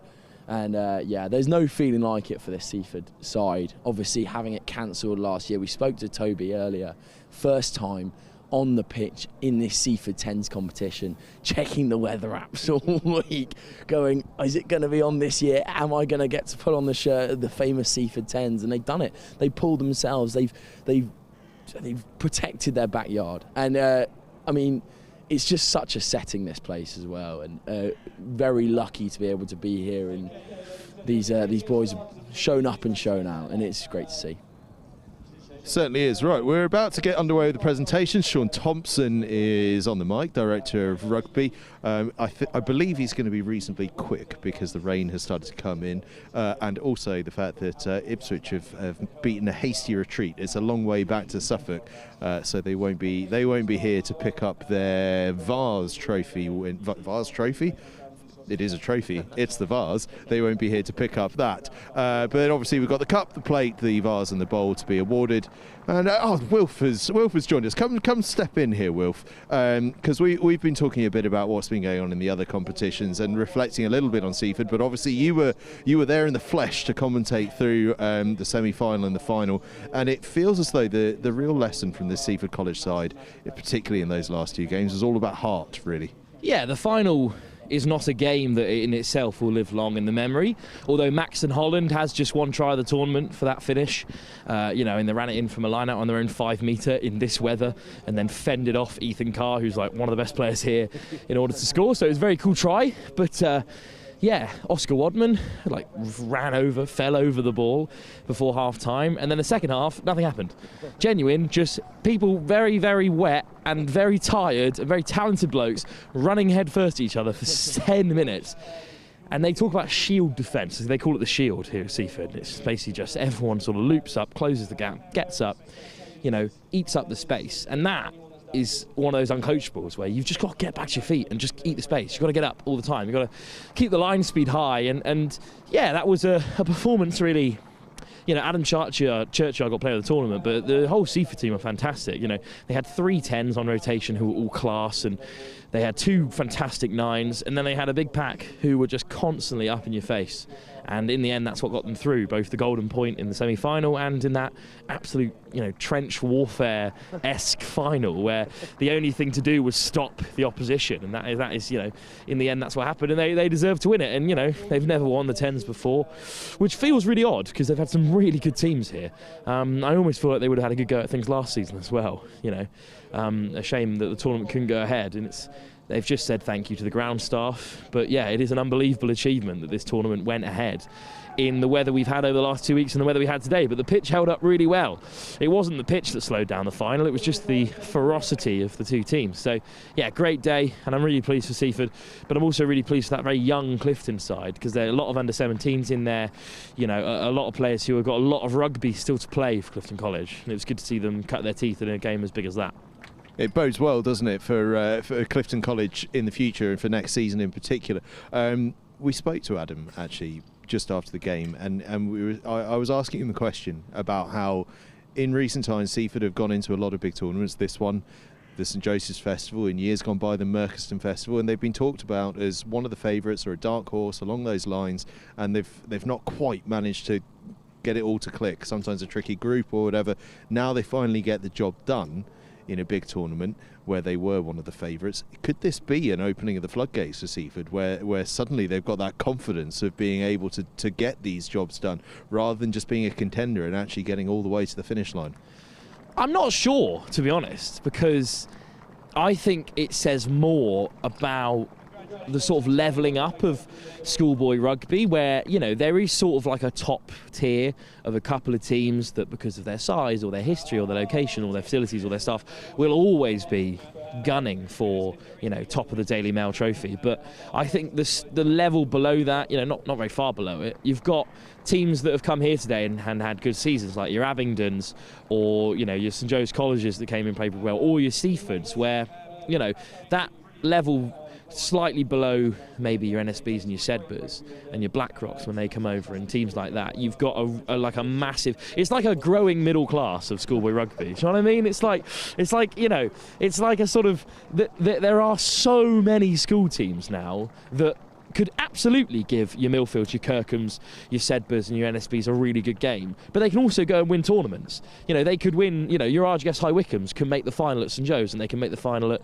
Seaford here, and Ipswich School can win tournaments. And, you know, basically what it says about schoolboy rugby on the whole is that if you are a student and you want to play good rugby, you can go wherever you like. You can go to one of 100 schools. You can go to an Ace College. You can go to a Skinner's or an NSB or a Campion, you know, in the state sector. You can go to any of these unbelievable schools. I mean, the facilities here, the grounds, the staff, they're wonderful.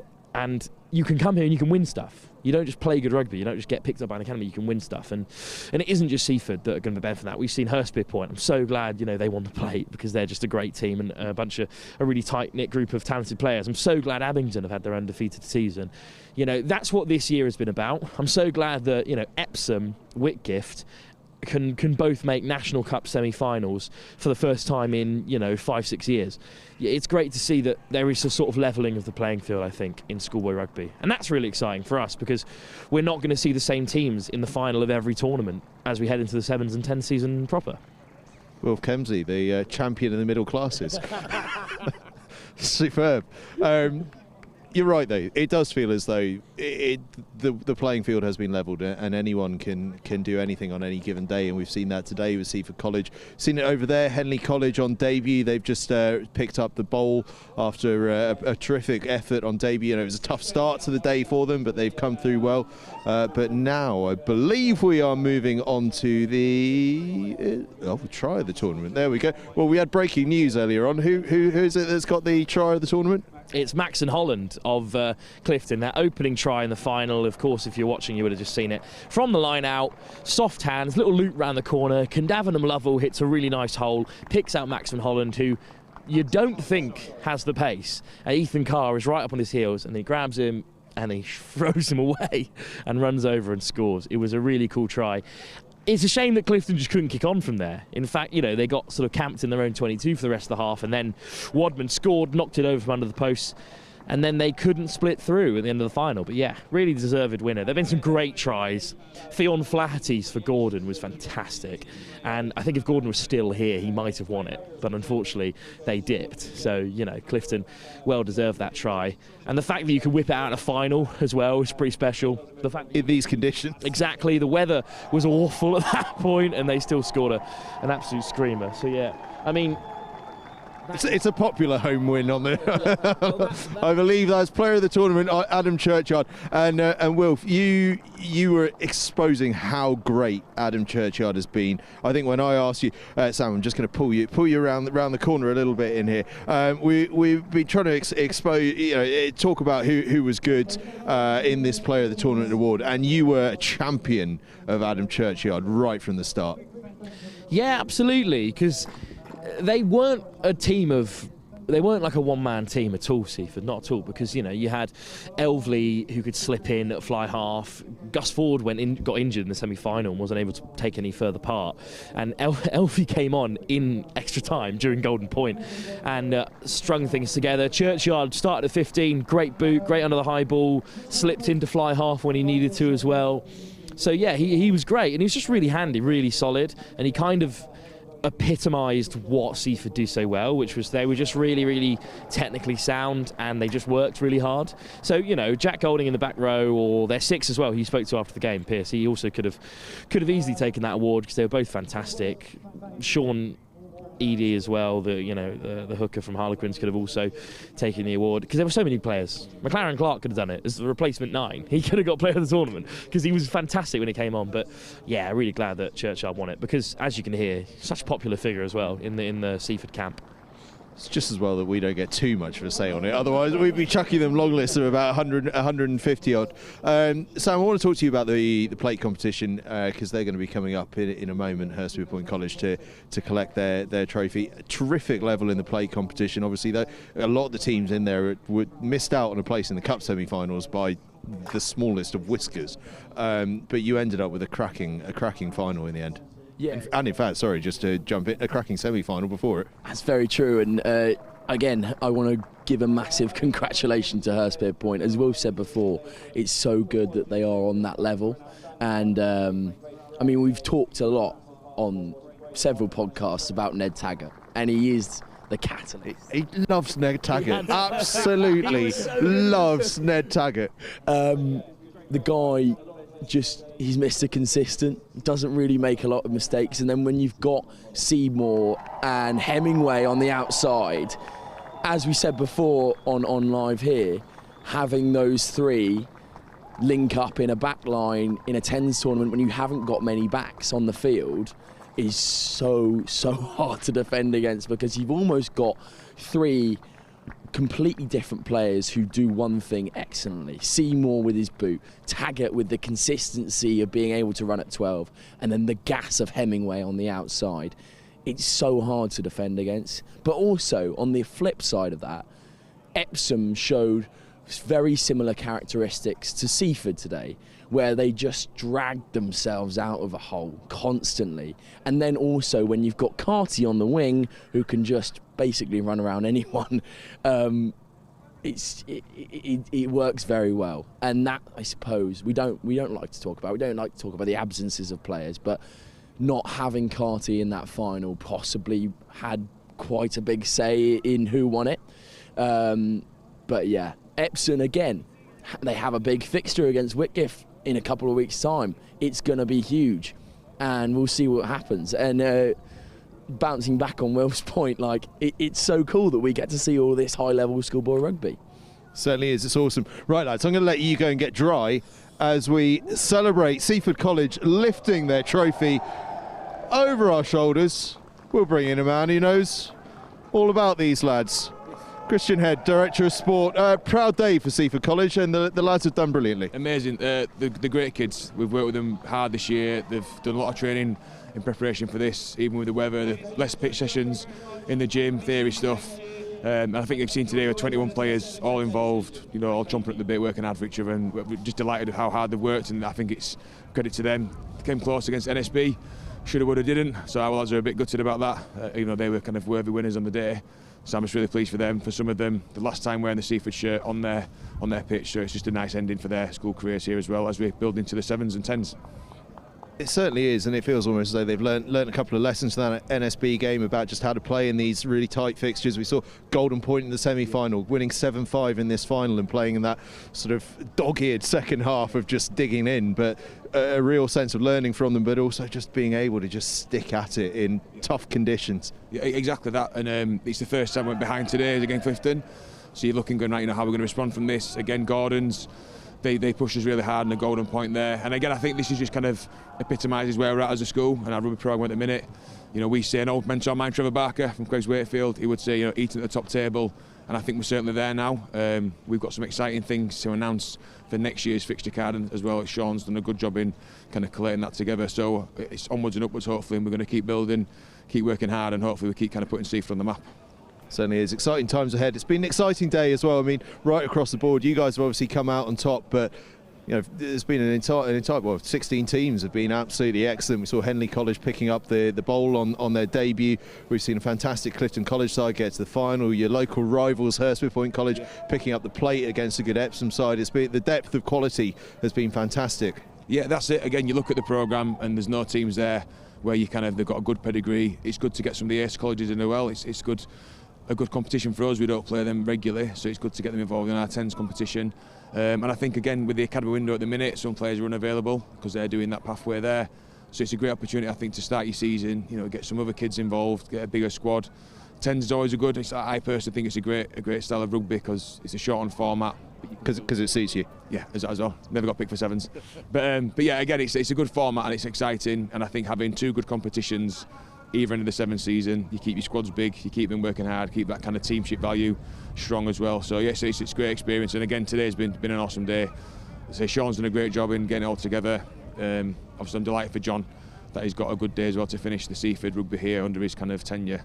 So yeah, just a fantastic day. Loads of thank yous. I'll miss loads, so I'm not going to say everything, but you guys, everyone, just a proper day school spot. It's been nice. It's been absolutely fantastic. Listen, thanks for joining me. You better dry off because it's getting pretty wet now. It is, yeah. I'm used to it, but thank you very much again and all the best. Cheers, Christian.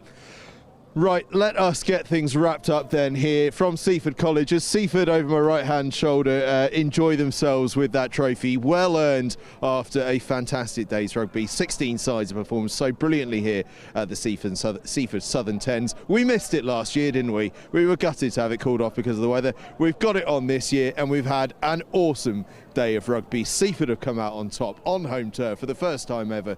It doesn't get much better than that, and I tell you what, we've got some big stuff coming up as well over the course of the next few weeks. Even just this week alone coming up. On Thursday it's netball down to Wellington College when they face Brighton College. And then on Sunday or possibly Saturday, we'll let you know a little update on that. We are down at Hurstfield Point College for the Sussex under-18 sevens. I'll tell you what, I was going to shut things down, but we get the beauty of us not being on the BBC is that we can talk to Sean Thompson here.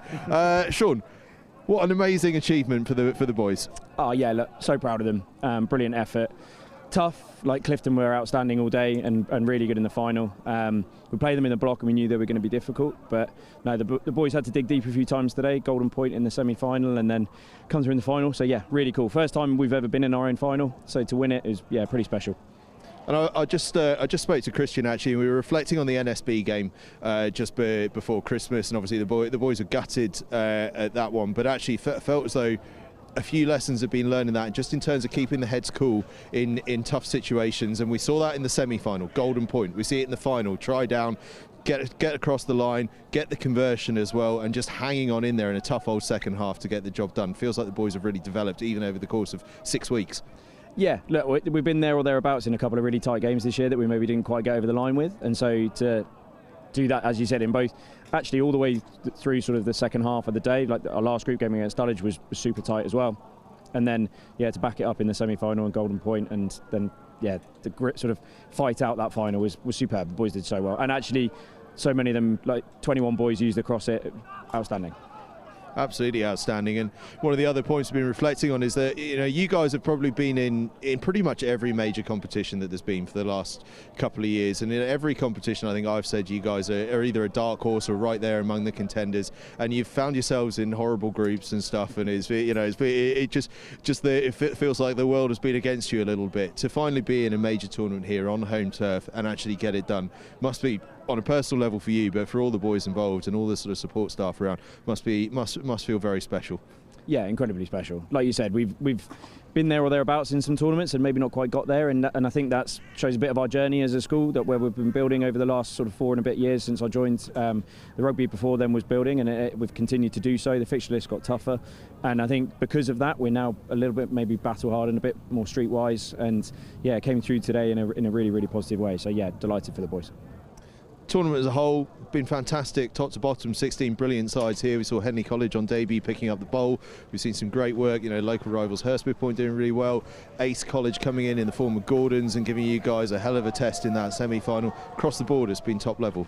Yeah, look, it's we call it the Seafford Southern Tens because it is schools from across the south, and there's not many names missing in that list, and I think it showed today in the quality of the rugby played across it. You've got a school as good as Ipswich winning the Vars, Henley playing some brilliant rugby, and Hurst as well in the plate. So some really, really good schools, some boys playing some outstanding rugby. The tournament could have gone to any one of probably about 10 or 12 of them, and player of the tournament was, yeah, like delighted for Adam, our lad, to win it, but there were so many other outstanding boys out there today and some fantastic teams. I think shows the strength of schoolboy rugby, and it's hopefully set the scene for what's going to be a really exciting 10s and 7s season. Certainly will. Right, I'm going to let you dry off because you've got to get dry before the next 7s tournament, which isn't long. But Sean, congratulations. Thank you, Angus. Cheers, and thanks a lot for today, guys. It's been outstanding. Absolute pleasure. Right, go and dry off. I'm going to go and dry off as well. That is it here from Seaford College at the Seaford Southern 10. Seaford are the champions. It was Hurstby Point College that collected the plate. Ipswich, as we heard there, winning the Vars, and Henley College on debut winning the bowl. But it is Seaford College bouncing in those change rooms that picked up the cup. They are the champions of the Seaford Southern 10s. Thank you so much for joining us. We will see you next weekend at the Hurstby Point College 7s.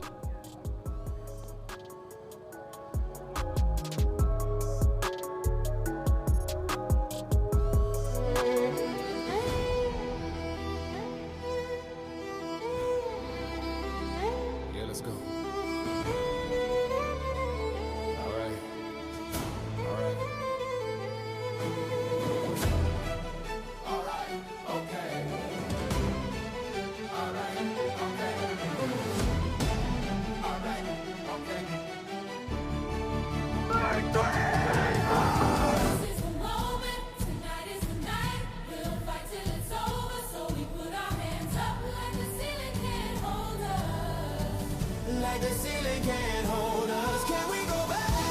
This is the moment. Tonight is the night. We'll fight till it's over. So we put our hands up. Like the ceiling can't hold us. Like the ceiling can't hold us.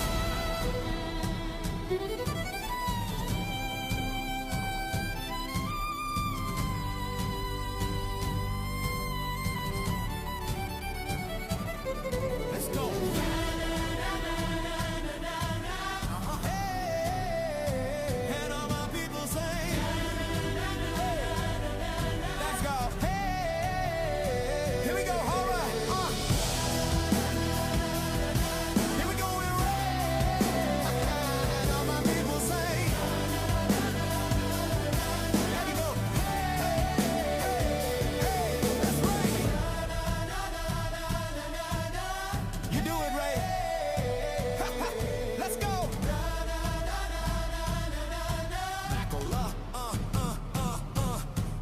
Can we go back? Can we go back? This is the moment. Tonight is the night. We'll fight till it's over. So we put our hands up. Like the ceiling can't hold us. Like the ceiling can't hold us. Can we go back? This is the moment. Tonight is the night. We'll fight till it's over. So we put our hands up. Like the ceiling can't hold us. Like the ceiling can't hold us.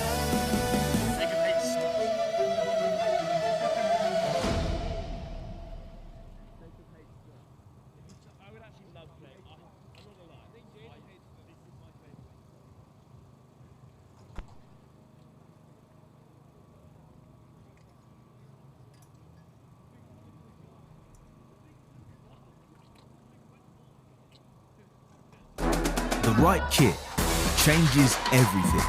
With the right kit, you're ready for anything. United, connected, unstoppable. Whatever your sport, we are your sporting partner. Creating your kit, your way. For every team, For every challenge, for every aspiration, feel seen, feel ready, feel part of the team. Kit on, game on.